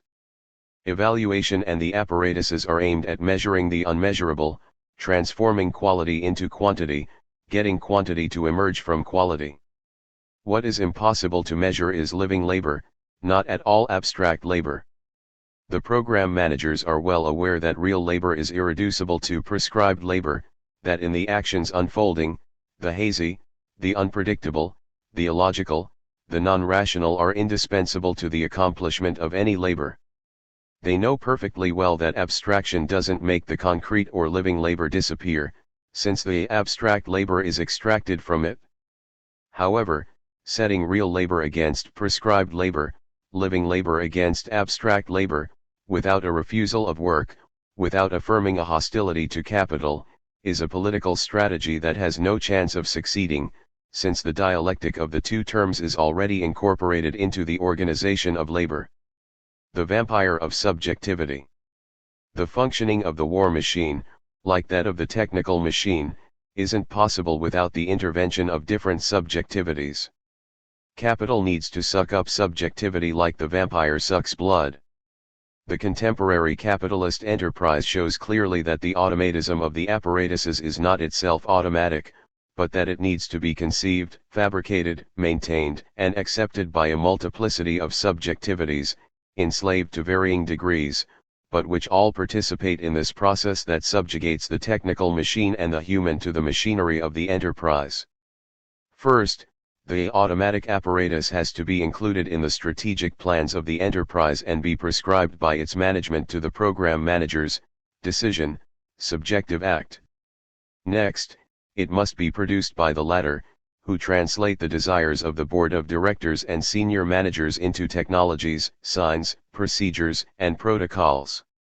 The remote managers are succeeded by the operational managers, who are responsible for getting the apparatus to function in production in such a manner that it is maintained by the workers, improved, and adapted to the contingency of the situation, direct command over persons. Abstract labor is not imposed on concrete labor as a fate, it is never the reversal of human activity into the impersonal action of things, it results from a strategy deliberated by the management which mobilizes different subjectivities and combines machines and men, humans and non-humans, machines, signs, procedures, every step of the way. Management itself is organized according to a strict division of labor that subjects the program manager's subjectivity to a reduction, a mutilation, and an exploitation equivalent in many respects to those imposed on wage workers assigned to production. Program managers are part of the management personnel. Yet they describe themselves as cogs in the great productive machine and speak of themselves as dominated, reified, manipulated, salaried workers. They see themselves as dominated dominants, which may be the most revealing and exact definition. They nonetheless constitute an articulation of a new type of boss composed of different functions. Marianne Dugerier names 7 of these types: private or public owners, members of the board of directors, salaried directors, specialized program managers, local supervisors, financial intermediaries, and finally, providers of managerial products. Different logics preside over the functions and subjectivities of management, but the articulations between them and the arbitrages, the decisions, the strategic choices, are, as in the enterprises of former times, in the hands of the general management. Centralization of power remains the law of capitalist production, which goes, without any contradiction, by way of decentralization. The fabrication of management programs logiciels is subjected in turn to a very hierarchized division of labor. In management in pieces, everyone does a specialized task which they can complete without mastering the project as a whole, organized according to a strategy which the programmers aren't familiar with and only partially understand. I'm a pawn, an underling, they give me a guideline and I follow it. These workers in abstraction, creators of platforms that can take 1,000 forms, electronic information points, websites, information systems, etc., work triply blind, as to the strategies of the company, the labor that they organize, and the construction of the apparatuses themselves, which they know and control only in part. The intelligence, the knowledge, and the know-how are subjected to the action of the war machine of abstract labor, which dictates which knowledge, which skills, must be mobilized, in what framework, for what ends. The program managers don't have the time to read, think, put things in perspective outside their work. In order to meet their obligations, they must avoid thinking about certain aspects of their function, in the same way as a worker who works on the assembly line stops asking himself or herself questions about their situation so they can keep on doing it. Intelligence, creativity, and invention are practiced only within the limits established by the war machine of the enterprise. The knowledges are selected and formatted by the constraints of valorization. Hence they are asked, required, to think within a frame, that of the rationalization and quantification of abstract labor. But they can't consider the framing itself, the aims and modalities of abstract labor, without running the risk of ineffectiveness and professional exclusion. The machine of the enterprise produces a dissociation and a training of the program manager's intelligence, an awkward, restrained intelligence outside the frame, and within the frame a second intelligence that is sharp, quick, combinatorial, and capable of creativity, of abstract virtuosity, but socially divided, prescribed, hierarchized, and controlled. The intelligence of the program managers is essentially that of capital's war machine, of which they are the agents and the victims. Knowledge doesn't confer any autonomy and independence if it doesn't refuse the framework in which it functions, if it doesn't interrupt itself, if it doesn't halt the production of which it only constitutes a cog.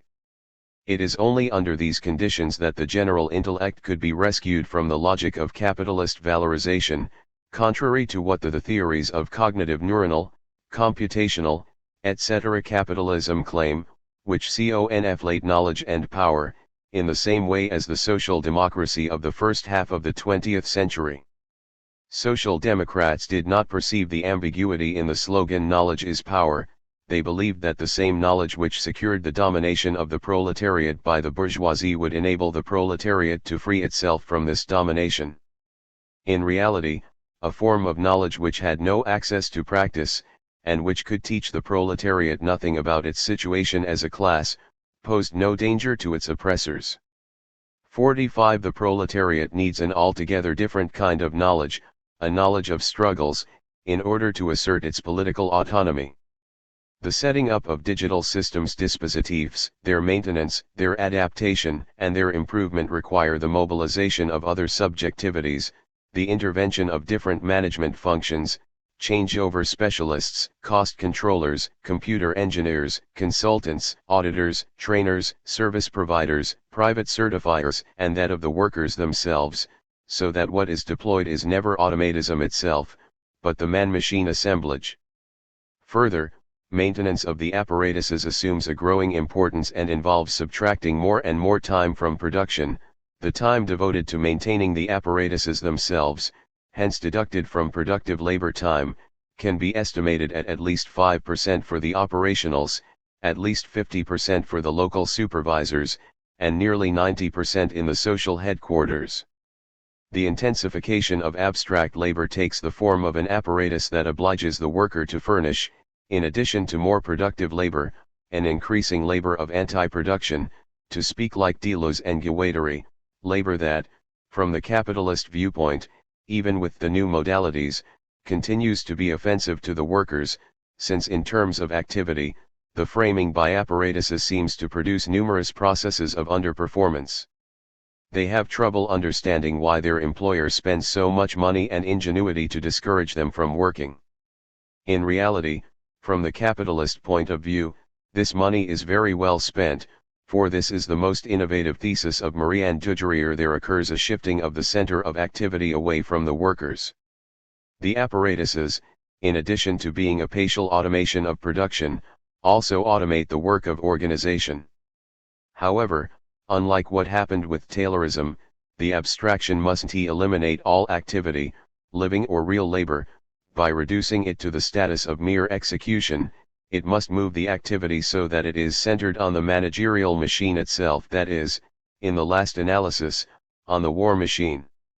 The program managers don't want the workers to stop feeling, thinking, and signifying. On the contrary, they call upon the autonomy, the personality, the creativity of each one, so that these faculties may be used, beyond the machine, to correct it, repair it, adapt it in response to local situations. The appeal to autonomy in a context where it appears to have disappeared would indeed signal a shift. The activity would be less oriented toward production than toward the apparatus itself, the enhancement of the managerial machine that produces abstract labor. Checking boxes, filling out evaluation grids, detailing what one has done in the most precise way, participating in meetings to learn how to make the power machine run as the power machine. All these activities are equally applicable to the industrial worker, the university professor, the personnel of a hospital, or an institution of assistance to the poor.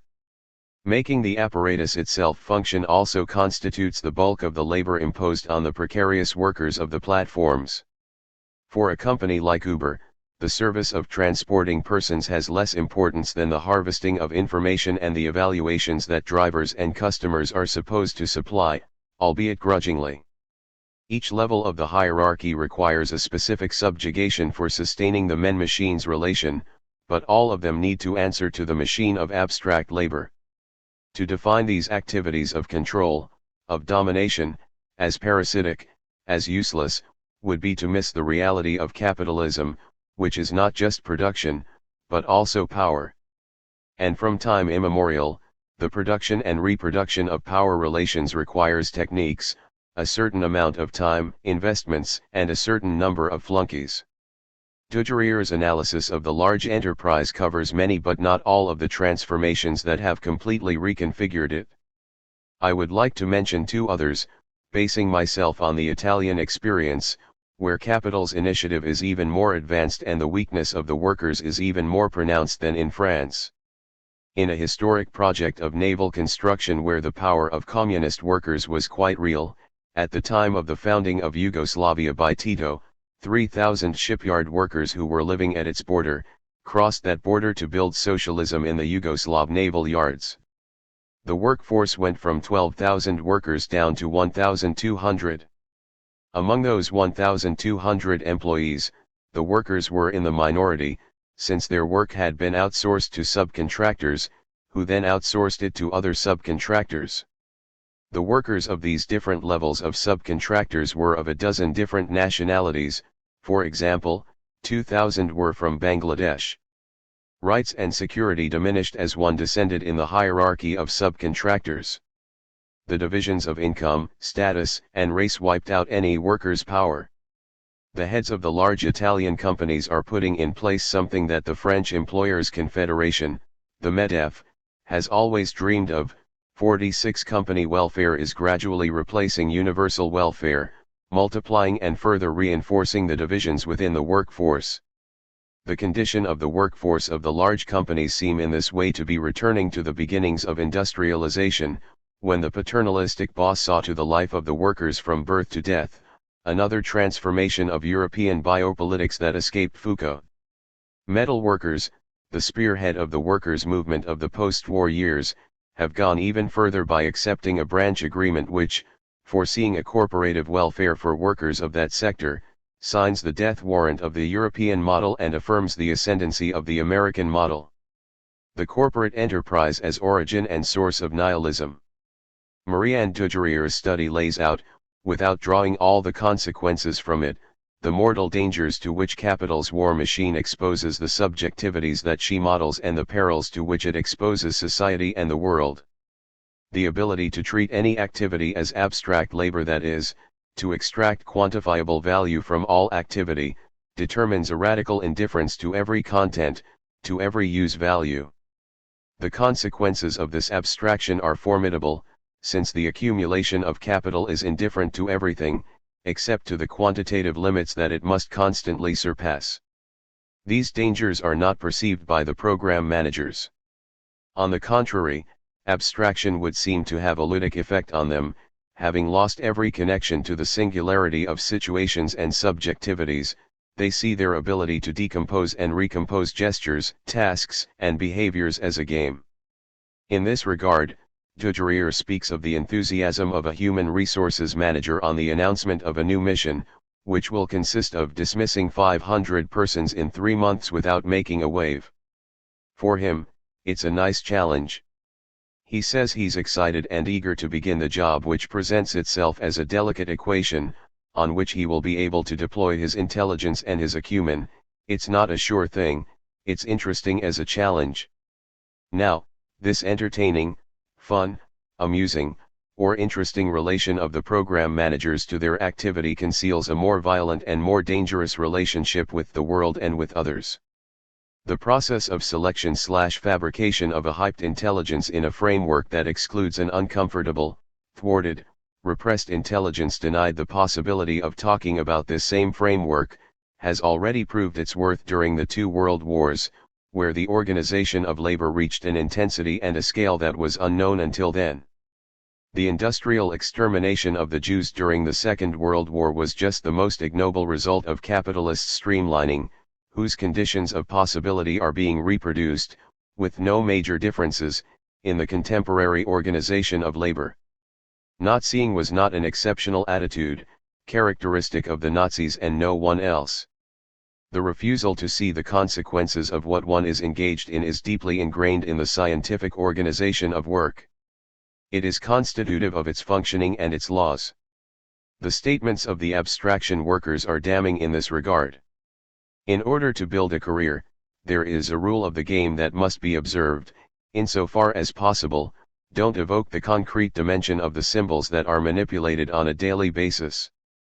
The program managers don't need to know what is behind the numbers, because if they start to ask themselves questions and voice them out loud, the work slows down and they place their career in danger.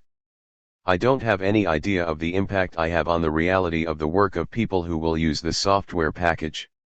And the question shouldn't be posed. When one sells a management change, one applies a generic something or other to an organization, without wondering if it is meaningful or not. It's necessary not to ask oneself such things if you want to continue.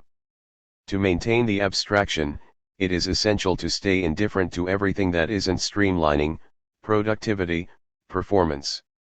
In order to escape reality and contribute to the social construction of indifference, the planeurs invent techniques. I speed myself up to a certain level, where I'm no longer there, I've escaped reality, I'm no longer thinking. When I'm speeding along, I don't retain anything. Speeding is a way of avoiding feeling. The capitalist organization of labor produces potential criminals who, like the Nazis during the Nuremberg trials, won't feel responsible for the outcome nor for their involvement in the production, because for them, as for capital, all productions are the same, so long as they are efficient, rationally organized, and they meet the criteria of quantification and calculability. Like the Nazis, everyone will be able to repeat, "We have done our job, we have followed orders." They act in and for the war machine of which they are both the actors and the victims. This is not a sleep of reason that produces monsters, but the peaceful organization of labor crossing another threshold in the social construction of nihilism. The thesis of Gunther Enders still seems pertinent, therefore. It can easily be applied to the recent generations of intellectual, or cognitive, workers. The changes in the organization of labor haven't weakened the responsibility of the capitalist enterprise in the production of irresponsible behaviors and subjectivity. The program managers are exposed to the same dangers as the authors of Nazi crimes, who basically adopted the behavior to which they had been conditioned, habituated, by the corporate enterprise. 47. For every entrepreneur, it's a matter of absolute indifference whether the product is cars, yogurts, sports events, furniture, or the health of the population. This indifference as to the content and the purposes of the product carries over into the work itself, which must also make an abstraction of all use value. The capitalist enterprise demands a total commitment of the worker, who must never concern himself with the purpose of the production. It establishes a strict separation between the production and the product, the moral status of the product, the status of poison gas or that of the hydrogen bomb, doesn't cast any shadow over the morality of the worker who takes part in its production. The most repugnant product cannot contaminate the work itself. 48. Labor, like the money of which it is the precondition, has no odor. No work can be discredited by its purpose.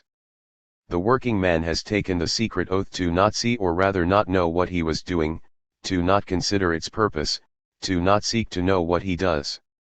As the example of the planeurs has shown us, the knowledge of consequences isn't necessary for working. On the contrary, his ignorance is preferred in the interest of the company. It would be false, however, to suppose that he would need to know. In fact, at least in the very act of working, a vision of the purpose, or even of the use to be made of this purpose, which in any case is already decided, would do him no good. It would even disturb him. 49. The contemporary corporate enterprise tries to alleviate the nihilism it inevitably secretes by inventing an ethics for itself, but the moral and moralizing in which the managerial discourse is enveloped, durable development, diversity, parity, handicap, citizenship, etc., doesn't correspond to anything, because its only real law is that of profit, which is to say, ethical indifference. Men are trained in collaboration, not by an ideology, but by assemblages, apparatuses, practices, enslavements that aren't limited to that of labor. Today the consumer is not in the same position of collaboration.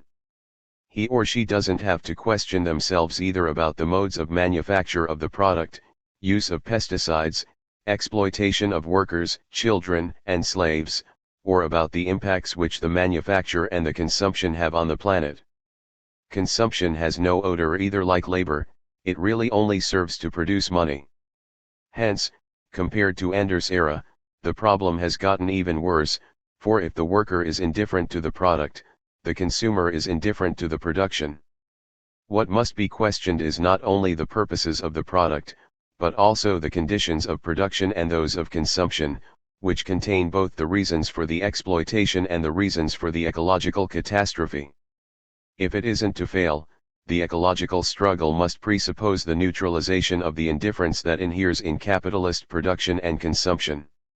Indifference is not a psychological trait, but an objective and subjective condition of the production of capital.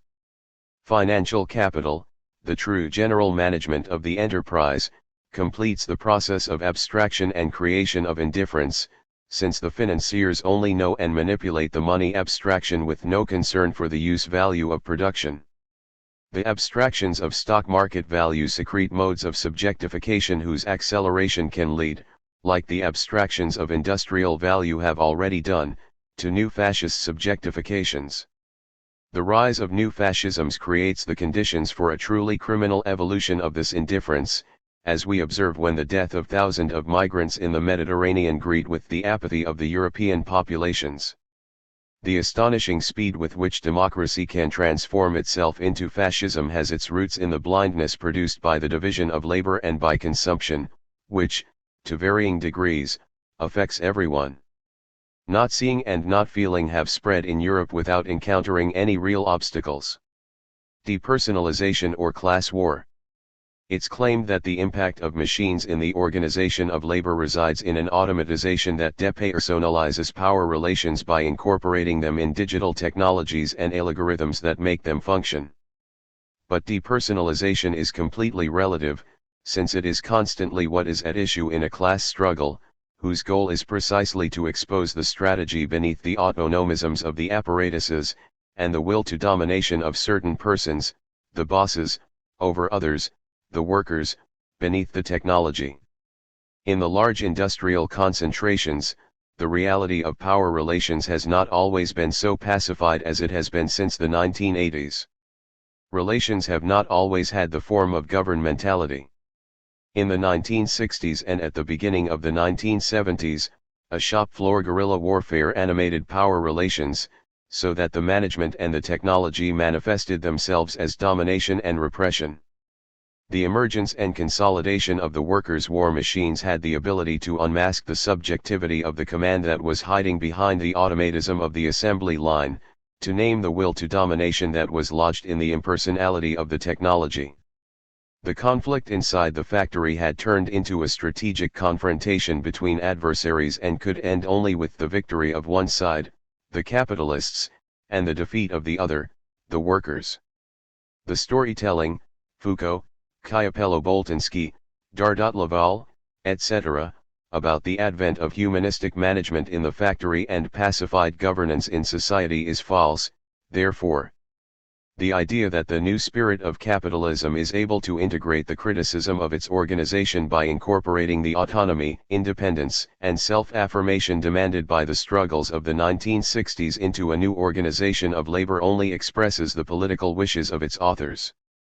In reality, it results from an enormous error of perspective, since it applies to neoliberalism the logic of the reformist dialectic of the post-war boom, the Trente Glorieuses, of which its authors are the nostalgic orphans, whereas neoliberalism's project is altogether different, a radical negation of any reformism, an imposition of relationless social relationships, an unambiguous pursuit of the political secession of capital and its property.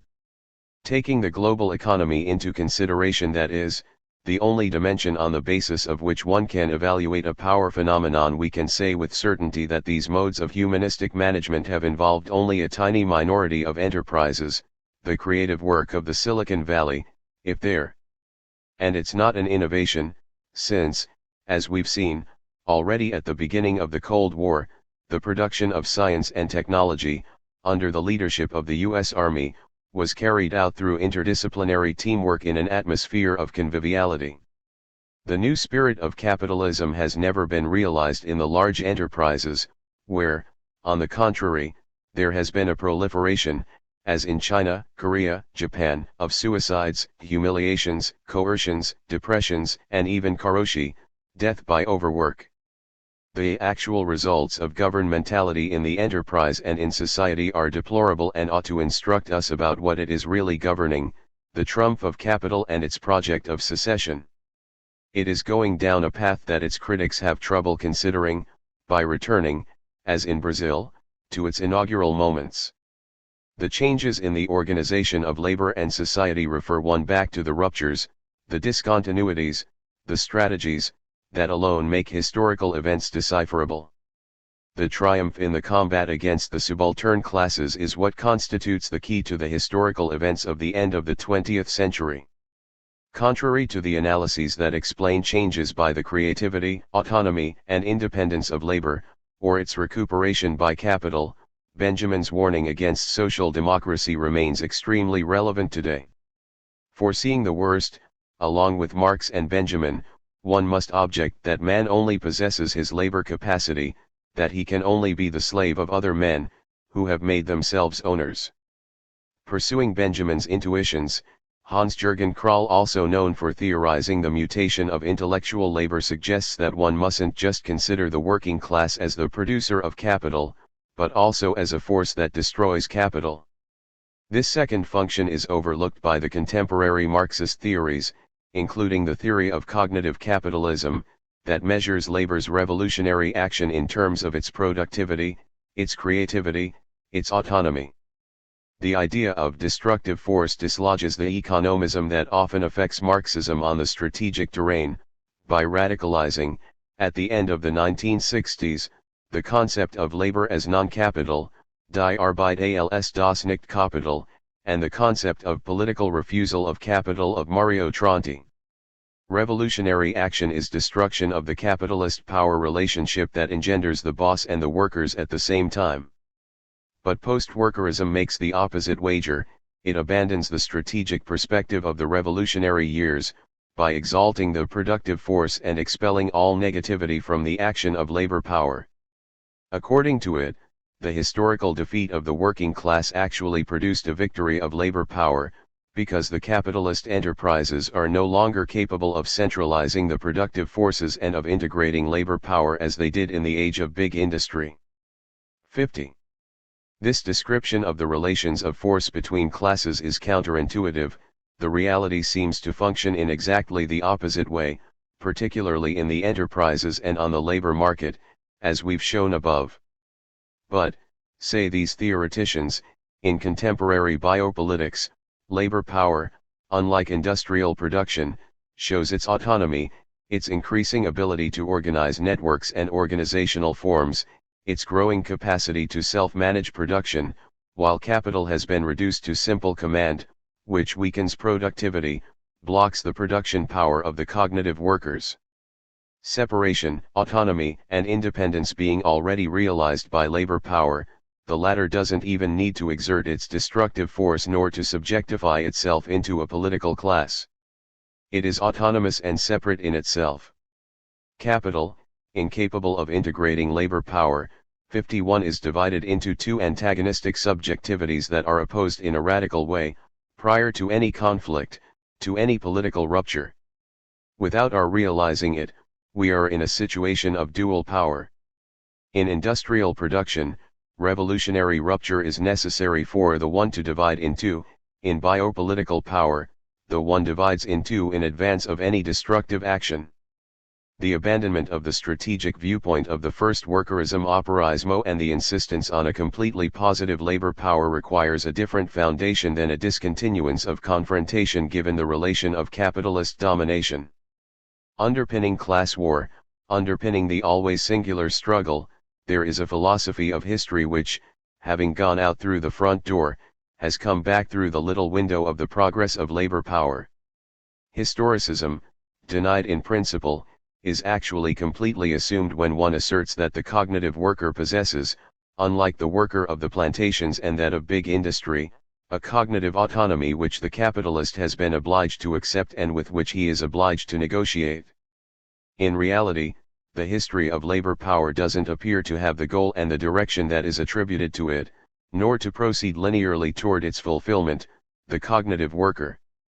Both the slave and the worker of big industry have expressed a political power by attacking the relation of subordination thanks to their destructive force, which the cognitive workers are incapable of mobilizing precisely because they have lost all negativity, precisely because they are production first of all, cooperation first of all, force of invention first of all. 52 Negotiation, or more likely, the refusal to negotiate, since neoliberalism is precisely an anti-reformism. There is nothing to negotiate, doesn't at all occur on the basis of cognitive autonomy, but on that of political rupture, uprising, the application of destructive force, as all the political movements since 2011, including the recent Yellow Vests, have shown. The destructive force mustn't just be aimed at the masters, but also at the slaves and their activities, from which the form of productivity, of labor, of consumption must be removed, as they are still too close to the power one wishes to rid oneself of. The destructive force also has to be summoned because in reality we don't have a double production of subjectivity that neatly separates labor power and capital. Without the revolutionary rupture, the workers, like everyone, moreover, are caught in power relations that, instead of having the form of antagonism, have that of complicity, collaboration, participation in the great disaster of capitalist production.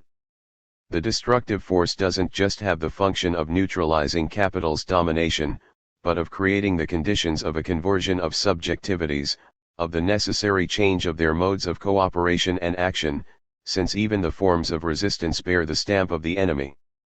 The category of destructive labor seems therefore much more promising than the concept of productive labor to which Marxism has devoted rivers of ink. Especially seeing that Krall doesn't limit this power of destruction to workers, but broadens it to include all those who contribute to that ethical activity.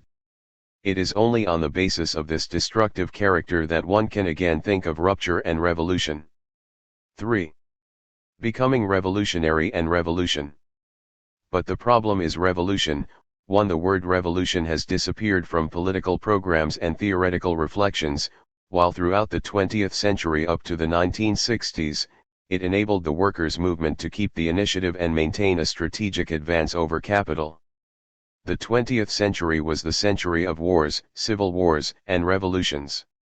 From 1905 in Russia to the revolution in Iran, 1979, and in Central America, 1990, going by way of Mexico, 1910, Europe following the Great War, Germany, Italy, Hungary, etc., China, 1949, Asia, 1954, etc. Africa, 1962, etc., the Caribbean and South America, Cuba, etc., 1968, Mexico, France, Czechoslovakia, etc., the planet experienced a series of uprisings and revolutions unprecedented in the history of humanity. In the 19th century, all the revolutionary attempts took place in the West and all of them failed. What's worse, they ended in massacres, like that of the Paris Commune, which fired the imagination of the proletarians and cadres of the workers' movement.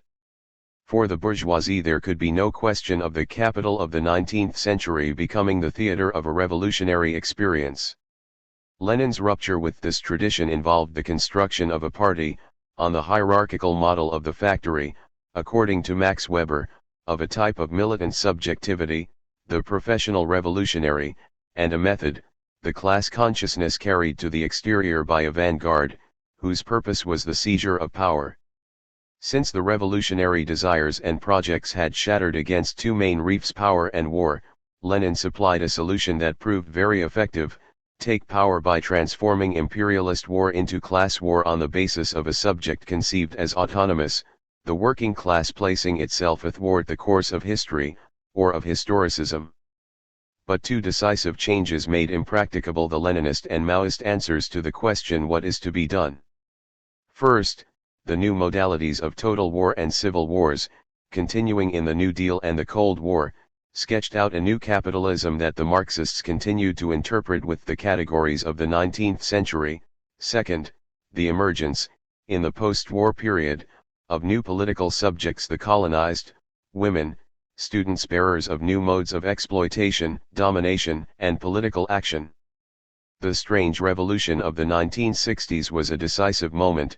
Unable to find a solution to the problem it had raised, socialism is only a form of capitalism, it ended with a historic failure. We are still not done with this failure because the old forms of organization and struggle that ensured independence and political autonomy are no longer practicable, while the questions to which they were able to give a response are still and always present, but they only give rise to local inventions and experimentations of short duration that don't trouble capitalism. In a quite arbitrary way, I will set out the conditions that led to the disappearance of the revolution through a convocation of four authors: Franz Fanon, Mario Tronti, Carla Lonze, and Hans-Jürgen Krahl, whom I will consider, arbitrarily again, as expressing the perspectives of the movements of the colonized, of workers, of women, and of students, respectively. The viewpoints of these militants have a different consistency than those of the professional philosophers, to which it is interesting to compare them. In the 19th century, revolution is global for the first time. Revolution was born bourgeois in France, it became proletarian and haunted Europe, but it was only by moving, first toward the east and then toward the south, that it would become global. This cycle of revolutions begun by the Bolsheviks has provoked heated discussions. Gramsci's statement that the events of 1917 are the last occurrence of this kind in the history of politics, is obviously false because valid only for the North. It was proved wrong throughout the 20th century by the series of revolutions on a world scale that was unique in number and intensity. But the possibility of world revolution ran into a fracture that coincides perfectly with the colonial fracture. In the 1960s the problem was clearly formulated by Hans-Jürgen Krahl, a leader of the Young Social Democrats and the German student movement. While it is true that there doesn't exist any example of victorious revolution in the highly developed countries, it is also a fact that revolutions constantly break out in the Third World, which indicates both the international unity of anti-capitalist protest and a constellation and a qualitatively new fact, the currentness of revolution. For the first time in the history of capitalism, revolution is a generally present and visible possibility, but one that is realized in the oppressed and poor countries of the Third World. Revolution in the colonies has no paradigmatic character for the capitalist countries, because in the West, domination and repression aren't based on material misery and physical oppression.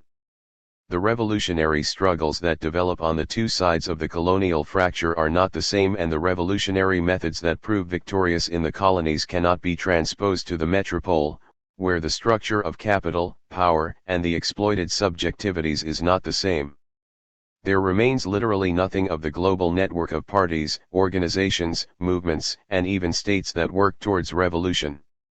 The capitalist globalization that destroyed it was a strategic response to world revolution. In spite of that, any politics conceived within the borders of the nation-state is bound to fail. Civil war or world revolution. The global civil war of Hannah Arendt, Carl Schmitt, and Rainer Koselleck was actually a series of revolutions. The world revolution, despite its failure after 1917, continued to progress without ever finding an international strategy suited to its objectives. But the global civil war can be considered from two points of view, that of the state, biopolitics, the state of exception, fascism and Nazism, Agamben, Foucault, etc., and that of revolution, which is at the origin of all the changes affecting the category of politics and its reality. The revolution revealed that the first point of view was blind to the relation of subordination which the state, biopolitics, states of exception, and the juridical system maintain with capital. There is no autonomy, no operational independence of the political system. The state and biopolitics are no longer anything but centers of implementation of the decrees of capital. The government/governance of the different states during the financial crisis is exemplary in this respect. Capital's machine is a sui generis sovereign, of which the state now forms part, that makes decisions, chooses, orients itself, and runs the administration, the juridical system, and the police, for its profit and its power. Politics is in the economy, Marx, but provided one understands, along with Lenin, the capitalist relation, not as a mere social relation, but as a center of strategic confrontation that all the 20th century revolutions subjectified. Revolution of all relations of domination. To the globalization of revolution in the South there corresponded a broadening of struggles that attacked all the capitalist power relations, such that the capital/labor relation was overrun. Capitalism had never seen an offensive combining a global scale of revolutions with a social intensity of struggles. Michel Foucault defined the period 1955 to 1975 as that of insurrection of subjugated knowledges. The effectiveness of the scattered and discontinuous offensives waged by the subjugated knowledges made possible the immense and proliferating criticability of things, institutions, discourses, and the psychiatric institution, morality or the traditional sexual hierarchy, the judicial and penal apparatus, mental illness, the hospital, the school, etc., all came under attack. To this expansion of struggles there corresponded not an innovation in the theory and practice of revolution, but a fragmentation of viewpoints that were often incompatible, incapable of establishing a strategy against a common enemy. The struggles that were defeated at the deletion end of the 1970s were pregnant with presents, that is, potentials, which were not actualized but continue to persist. Benjamin. Insofar as they constitute the eternal aspect of every event, Deleuze, these potentials are always virtually present and can enter into resonance with actuality through the encounter with a new revolutionary rupture, of which, for the moment, one doesn't see any trace. The two strategies of revolution. Hans-Jürgen Krahl perfectly sums up the force and the limits of revolution as it has been thought and practiced by the workers' movement. Point to the two principles or strategies of revolution: socialization, rules for using violence for the seizure of power, destruction of the state apparatus and expropriation of the expropriators, distribution of the ownership of the means of production, and communication. The political struggle for power presupposes that the rules of solidarity already exist in the practice of the organization, which should have been conceived and practiced as inseparable, have proved to be hard to reconcile. In the past, the workers' movements did not succeed in establishing a relationship between the rules of violence dictated by the struggle for power and the rules of solidarity dictated by the praxis of the organization. This viewpoint is still expressed within the tradition of the workers' movement, whereas Lonze positions herself outside and Fanon at the boundary. It is not just a question of solidarity, Krahl, or the relationship between seizure of power and communism, as in Benjamin. Subjugations. With the emergence of movements of women and of the colonized, the contradictions within the revolutionary process seem to break apart and give rise to very different revolutionary processes that were practically irreconcilable at the end of the 1960s and that appear even more so today. The forms of domination and exploitation of women and the colonized are specific and difficult to grasp from the standpoint of the workers' movement, since they add racial and sexual domination to economic exploitation. Overcoming them requires forms of organization and aims of political action very different from those of Leninism. The woman is oppressed within the sexual model, Lonzi affirms.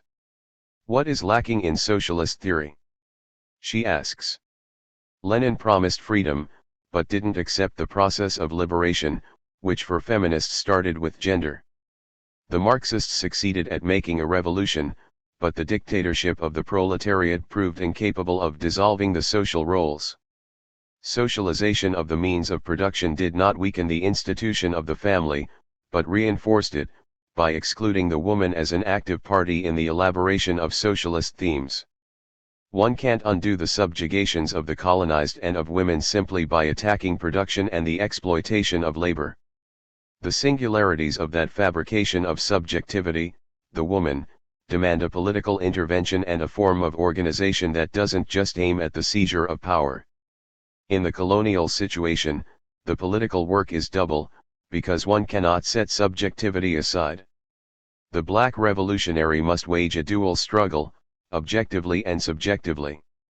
Because the black soul is a construction of the white, it must be liberated from itself, so that, for Aim Césaire, the struggle of the colonial peoples against colonialism, the struggle of peoples of color against racism is much more complex, or rather, of a completely different nature than the struggle of the French worker against French capitalism.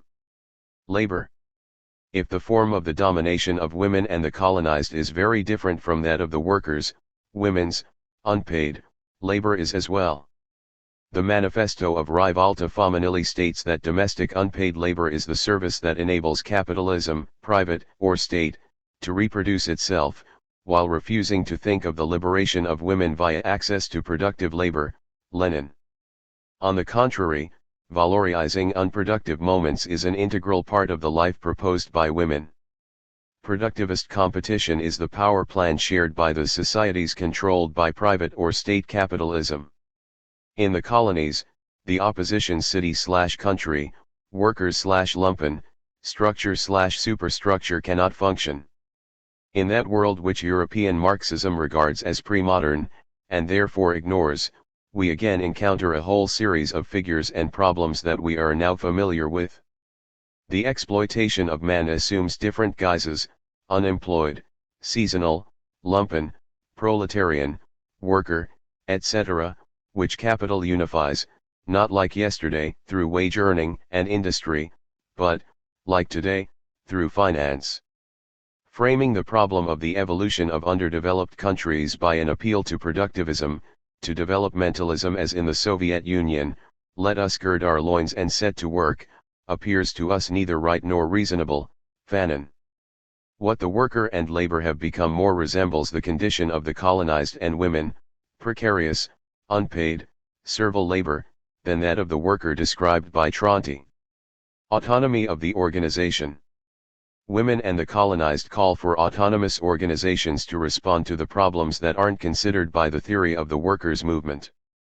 Perhaps it's in the feminist movement that one finds the most radical critique of the centralization and verticality of power relations in the party and the aims of radical organization.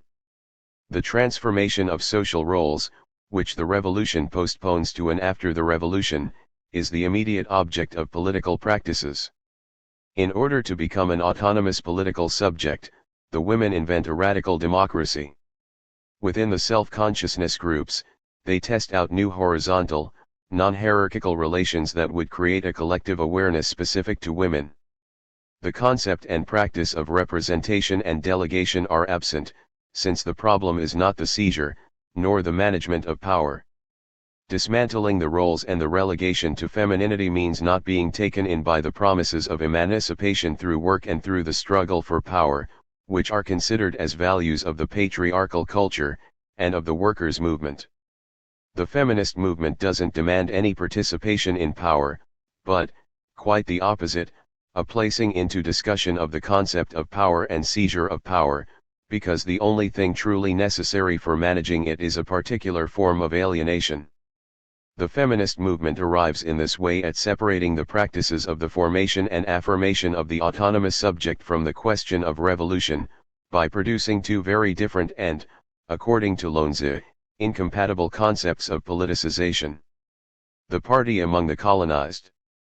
The colonized, while practicing a dual struggle, objective, against capitalism, and subjective, against subjugation, introduce other problematizations into the revolutionary workers' tradition codified by the Bolsheviks. The party is a notion imported from the metropole. This instrument of modern struggles is imposed as is on the protean reality of the colonies.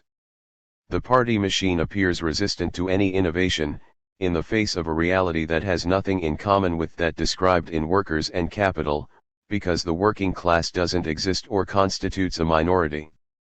Not only do the colonized refuse to submit to the hegemony of the working class and the workers' movement, but they call for separate and autonomous modes of organization. The colonial question cannot be treated as part of more important whole, represented by the interests of the Communist Party, Césaire will say. The forces fighting colonization can only wither in organizations that are not their own, constructed for them, by them, and designed for ends that only they can determine. Neither the theory nor the consciousness can be brought in from the outside. At the same time as they build their own organizations, the colonized have to work out their own strategies. The critique of representation and delegation also animates them. The peoples don't need a leader, they aren't herds and they don't need to be led. If the leader is leading me, I want him to know that at the same time I am leading him. Fanon. For Fanon, unlike for Lonze, the seizure of power is never in question. Starting in 1954, the problem which the colonial peoples ponder has been the following: what must be done to create another Dien Bien Phu? The problem had to do with the marshalling of their forces, with their organization, their date of entry into action. The subject and the forms of the revolution were problematized, however. Significantly, the wretched of the earth submits different answers to the question of the who and how of revolution. Fanon affirms first of all that the revolution can only be global and will be made with the help of the European masses, even if these have often rallied, over colonial issues, to the positions of our common masters. Further down, in the conclusions, it's the Third World which, considering the sometimes stupendous arguments defended by Europe, but also its crimes, has the task of recommencing a history of man. Here, there is an opposition between Third World and Europe that doesn't seem to take into account what Fanon earlier named our common masters. The enemy becomes Europe as such, capitalism disappears beneath the racial division. These ambiguities will see an unfortunate reiteration in post-colonial thought, because revolution will be completely vacated. Critique of the dialectic. How do we break out of the dialectic and historicism? This is the question that Lonze and Fanon attempt to answer. While making use of the rich European conceptual arsenal, they deliver a vehement attack on the Hegelian dialectic, and its Marxist translation. The dialectic cannot undo the roles and functions to which women and black people are subjected and by which they are excluded from history and the public sphere. The dialectic's promise of emancipation cannot be kept. It only concerns conflicts that take place within the majoritarian model, man, white, adult, etc., so that it is white and male. Blacks and women are blocked at stages from which they can't advance in order to attain the freedom of self-consciousness. Forever condemned to their condition of dominated beings, they form the hidden face of globalized capital which Hegel translates into the concepts of the European spirit. In the dialectical progression, Fanon will say, one cannot create any meaning, since it is the meaning that was there, pre-existing, waiting for me. To this historical, predetermined becoming, which already contains its end in itself from its inception, Fanon opposes unpredictability. From the point of view of the Marxist dialectic, the struggle depends on the development of the productive forces, following a linearity that Fanon contests. The revolutionary process is a leap, a non-dialectical rupture of the order of history that will open onto the invention and discovery of something that history did not already contain. The unpredictable, as a means of leaving history, is a thematic that one will re-encounter, enriched and broadened, in Lonze, who clearly spells out, in two ways, the conditions of rupture with the Leninist war machine and the subject that wielded it. First, she declares that the subject is not given, that, quite the opposite, it is unforeseen, and, second, that the temporality of the feminist movement is not the future, but the present. The unforeseen subject implies an unpredictable act, a rupture creating the possibilities of the subject's own liberation. Lonzi aims directly at the Marxist revolution, which posits a discontinuity in terms of power, but a continuity as to the subject of the revolution. Revolution, as the subject, is already happening, the real movement that destroys the present state of things. It only has to realize itself by taking power, which will enable it to unfold, finally, in forms more rational and more productive than those of capital. In this framework, the temporality of revolution is the future promise, while the present is the temporality of the feminist rupture, the here and now. The goal doesn't exist, the present does, which starts the process of destruction of the stereotypes of femininity and subjectification. The 1960s rediscovered the new relation between present and revolution that Benjamin made his priority, but having lost the acute awareness he had of the destructive force of capital. While Benjamin is the first, in the Marxist tradition, to theorize revolution as a rupture in the historical continuum from the standpoint of the present, in the 1960s, there was a blossoming of different theories of the event which tried to conceptualize the present that was opened up by the struggles. This affirmation of history's discontinuity, this critique of its causality and its determinisms, converges with Lonzi's unforeseen and Fanon's unpredictability. The revolutionary subject derives from, but doesn't depend on, history. If it comes from the economic, political, and social situation, it is not deducible from that situation. It cannot be anticipated by the imagination, by a project, or a program, nor properly grasped by knowledge, science, or theory. What one can know are the conditions it will emerge from, but it isn't possible to anticipate its modes of deployment. Revolution is strictly something unforeseen, something that one can prepare, organize, promote, but whose subjectification is not contained in the conditions. It is impossible in the order of history's causalities, unimaginable on the basis of the economic, social, and political determinisms.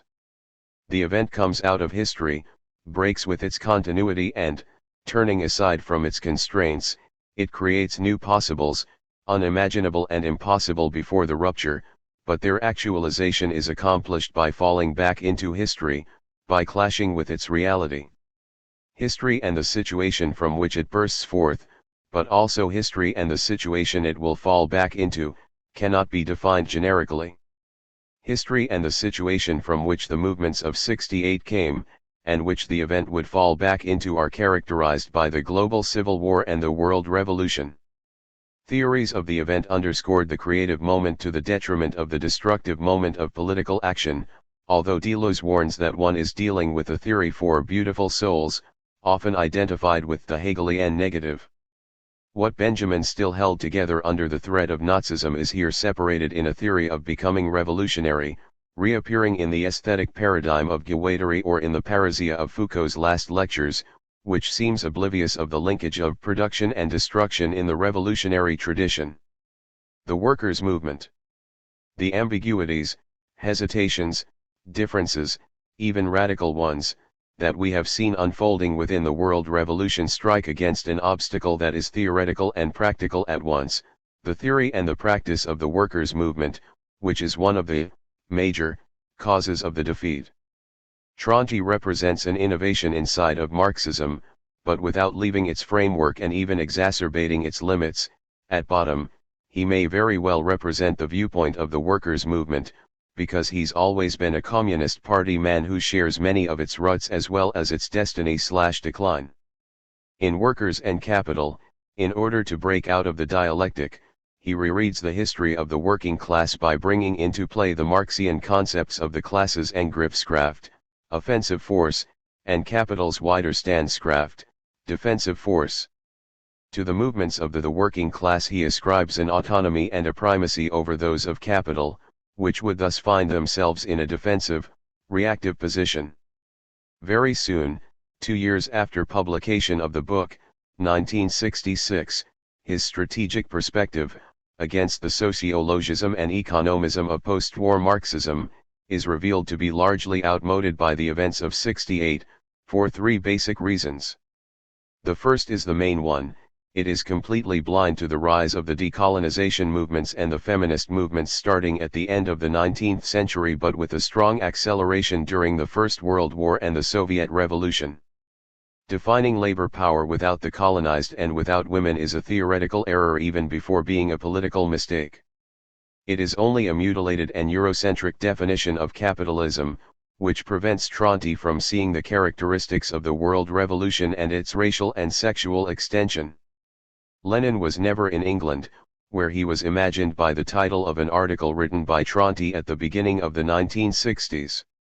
Lenin, or the revolution, made its rounds wherever there was a delay in the development of the productive forces, wherever the situation was greatly out of sync with the industrial, scientific, technological center of capitalism, organizing war machines that were not driven mainly by workers but by peasants. Tronti shows himself to be a less than clear-eyed strategist for 2 other reasons. He asserts the primacy of working-class initiative at the moment it begins to lose all political hegemony and capital is in the process of taking back a political advantage which it will not let go of again. From that moment forward, the political agenda, the terrain of political confrontation, its form and its content, will always be defined by capital. Tronti failed to grasp that the strength of the class was tied first and foremost to the possibility and the reality of revolution. For Tronti and for the party, revolution ended with 1917. Without revolution, workers are simply a component of capital. The subsequent attempt to go beyond the failure of operaismo is based on another strategic error.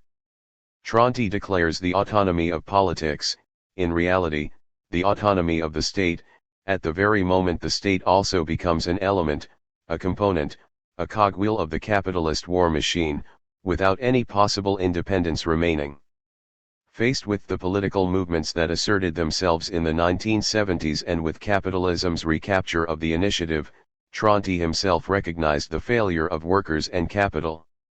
What would remain of this theory would only be the partisan adoption of the workers' point of view. Only a position that doesn't claim any universality, but a partial viewpoint based on political class interests, can reconstruct the truth of everything, of capital. Precisely so, but the fact is that, from the post-war onward, none of the exploited and the dominated identify with the working class. The partisan points of view are numerous and all of them, the feminist movements, the movements of decolonization, the student movements, affirm heterogeneous truths and different and often incompatible everythings. Needless to say, in Tronti and the party alike, revolution is the remembrance of a European at sunset. Point 3. The exclusion of revolution in post-colonial theory. In the post-68 movements, the problematizations, the contradictions, the conflicts, the theoretical and political divergences, even radical ones, of the world revolution, quickly turned to depoliticization. The post-colonial theories, while deepening the critique of the colonial and post-colonial exercise of power, do without the concept and reality of the revolutionary rupture. Here it is appropriate to mention an important author for post-colonial theory, although he denies belonging to it, Achille Mbembe. Mbembe deploys and broadens the concept of thanatopolitics, barely sketched out by Foucault, constructing its genealogy on the basis of the black slave trade, necropolitics, and yet he excludes the horizon of revolution. The hope for a new victory over the master is no longer the thing. We've stopped waiting for the master's death. We no longer believe he is mortal. The master no longer being mortal, we're left with one illusion, namely, partaking in the master's world.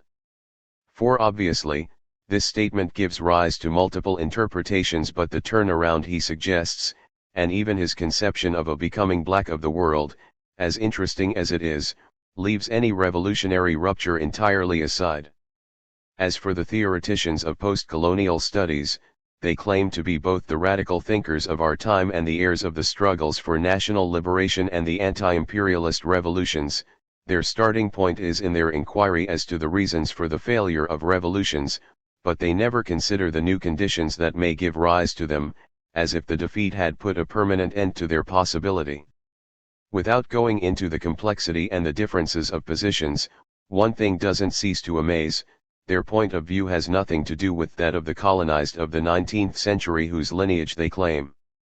Their critique of Europe, of Eurocentrism, of the categories devised by European thought, etc. is far removed from the way in which the colonized and the slaves related to the center of the capitalism of their epoch. The colonized easily understood what the post-colonial theoreticians don't manage to see. Europe is assuredly the home of colonial conquest, the origin of the absolute violence brought to bear on the colonial populations, but it is also the place where revolution was invented. The French Revolution carried with it a bourgeois determination to maintain slavery, subordinate women, and subjugate the propertyless, but neither the slaves of Saint-Domingue, nor Olympe de Gouges with her Declaration of the Rights of the Woman, nor the sans-culottes missed the opportunity to revolt, even to make a true revolution, Haiti, while laying the foundations for the struggles to come. When the revolution became proletarian and Europe began to produce anti-capitalist theories, Marxism in particular, and revolutionary forms of organization, the semi-colonized and the colonized didn't ask themselves whether the categories of power and subjectivity created in Europe corresponded to their reality, they put them to use. It was a revolutionary with slanting eyes who made, with theoretical tools forged in Europe and adapted to the Russian situation, the first victorious proletarian revolution, opening the door to revolution not in the West, but in the East and later in the world's South. The colonized, very selective, took from Europe what suited them best, the critique of capitalism, a mode of global domination which, obviously, was articulated differently in the West and in the East.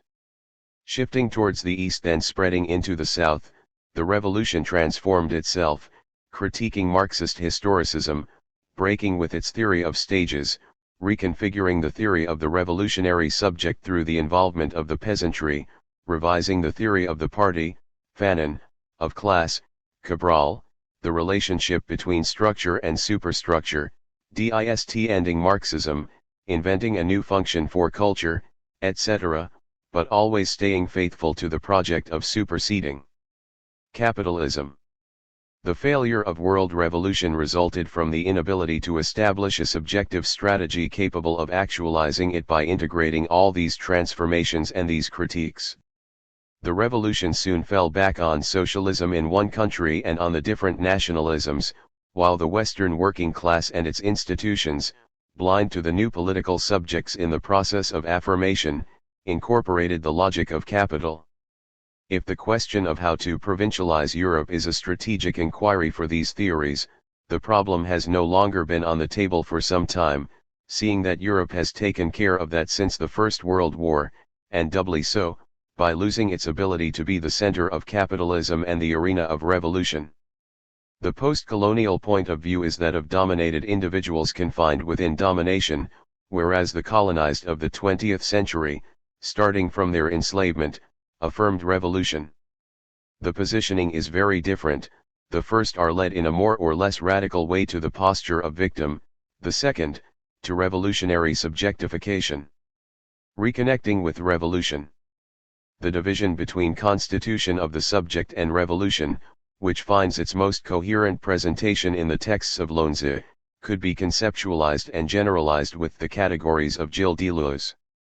To counter the attacks undergone by revolution after its politico-military defeat of the 1960s, he distinguishes revolutions, which always end badly, from the becoming revolutionary of participants in the revolutionary process. This becoming revolutionary continues beyond the failure of the revolutions themselves. Many of the post-68 movements seem to have built their strategy on this separation of the becoming revolutionary, critique of the subjugations, differential production of subjectivity, autonomy and independence of the forms of life, affirmation and care of self, and revolution, radical change of the property regime, struggle for political power, expropriation of the expropriators, supersession of capitalism. This separation corresponds to the distinction between emancipation and revolution, in which the first consists of the escape of all sorts of minorities, sexual, racial, ethnic, from their state of inferiority, exclusion, and domination in which capitalism has confined them, whereas the second requires the exit from capitalism. The abolition of slavery had demonstrated the limits of a politics based solely on emancipation, which did not prevent the transition from one racial segregation to another. The creative dimension of political action is thus separated radically from the destructive dimension. But is it possible to break the close relation that links revolution to the becoming revolutionary? Can the process of production and differentiation of subjectivity take place without aiming, simultaneously, for the demise of capitalism and the state? 40 years of neoliberal domination seem to have shown that without a relation and a mutual enrichment of revolution and the becoming revolutionary, both grow inexorably weaker. The strategy of autonomization of the becoming revolutionary is pursued and developed not only by most of the feminist and queer movements, but also by the expressions of critical thinking born out of the struggles of the 1960s in the West.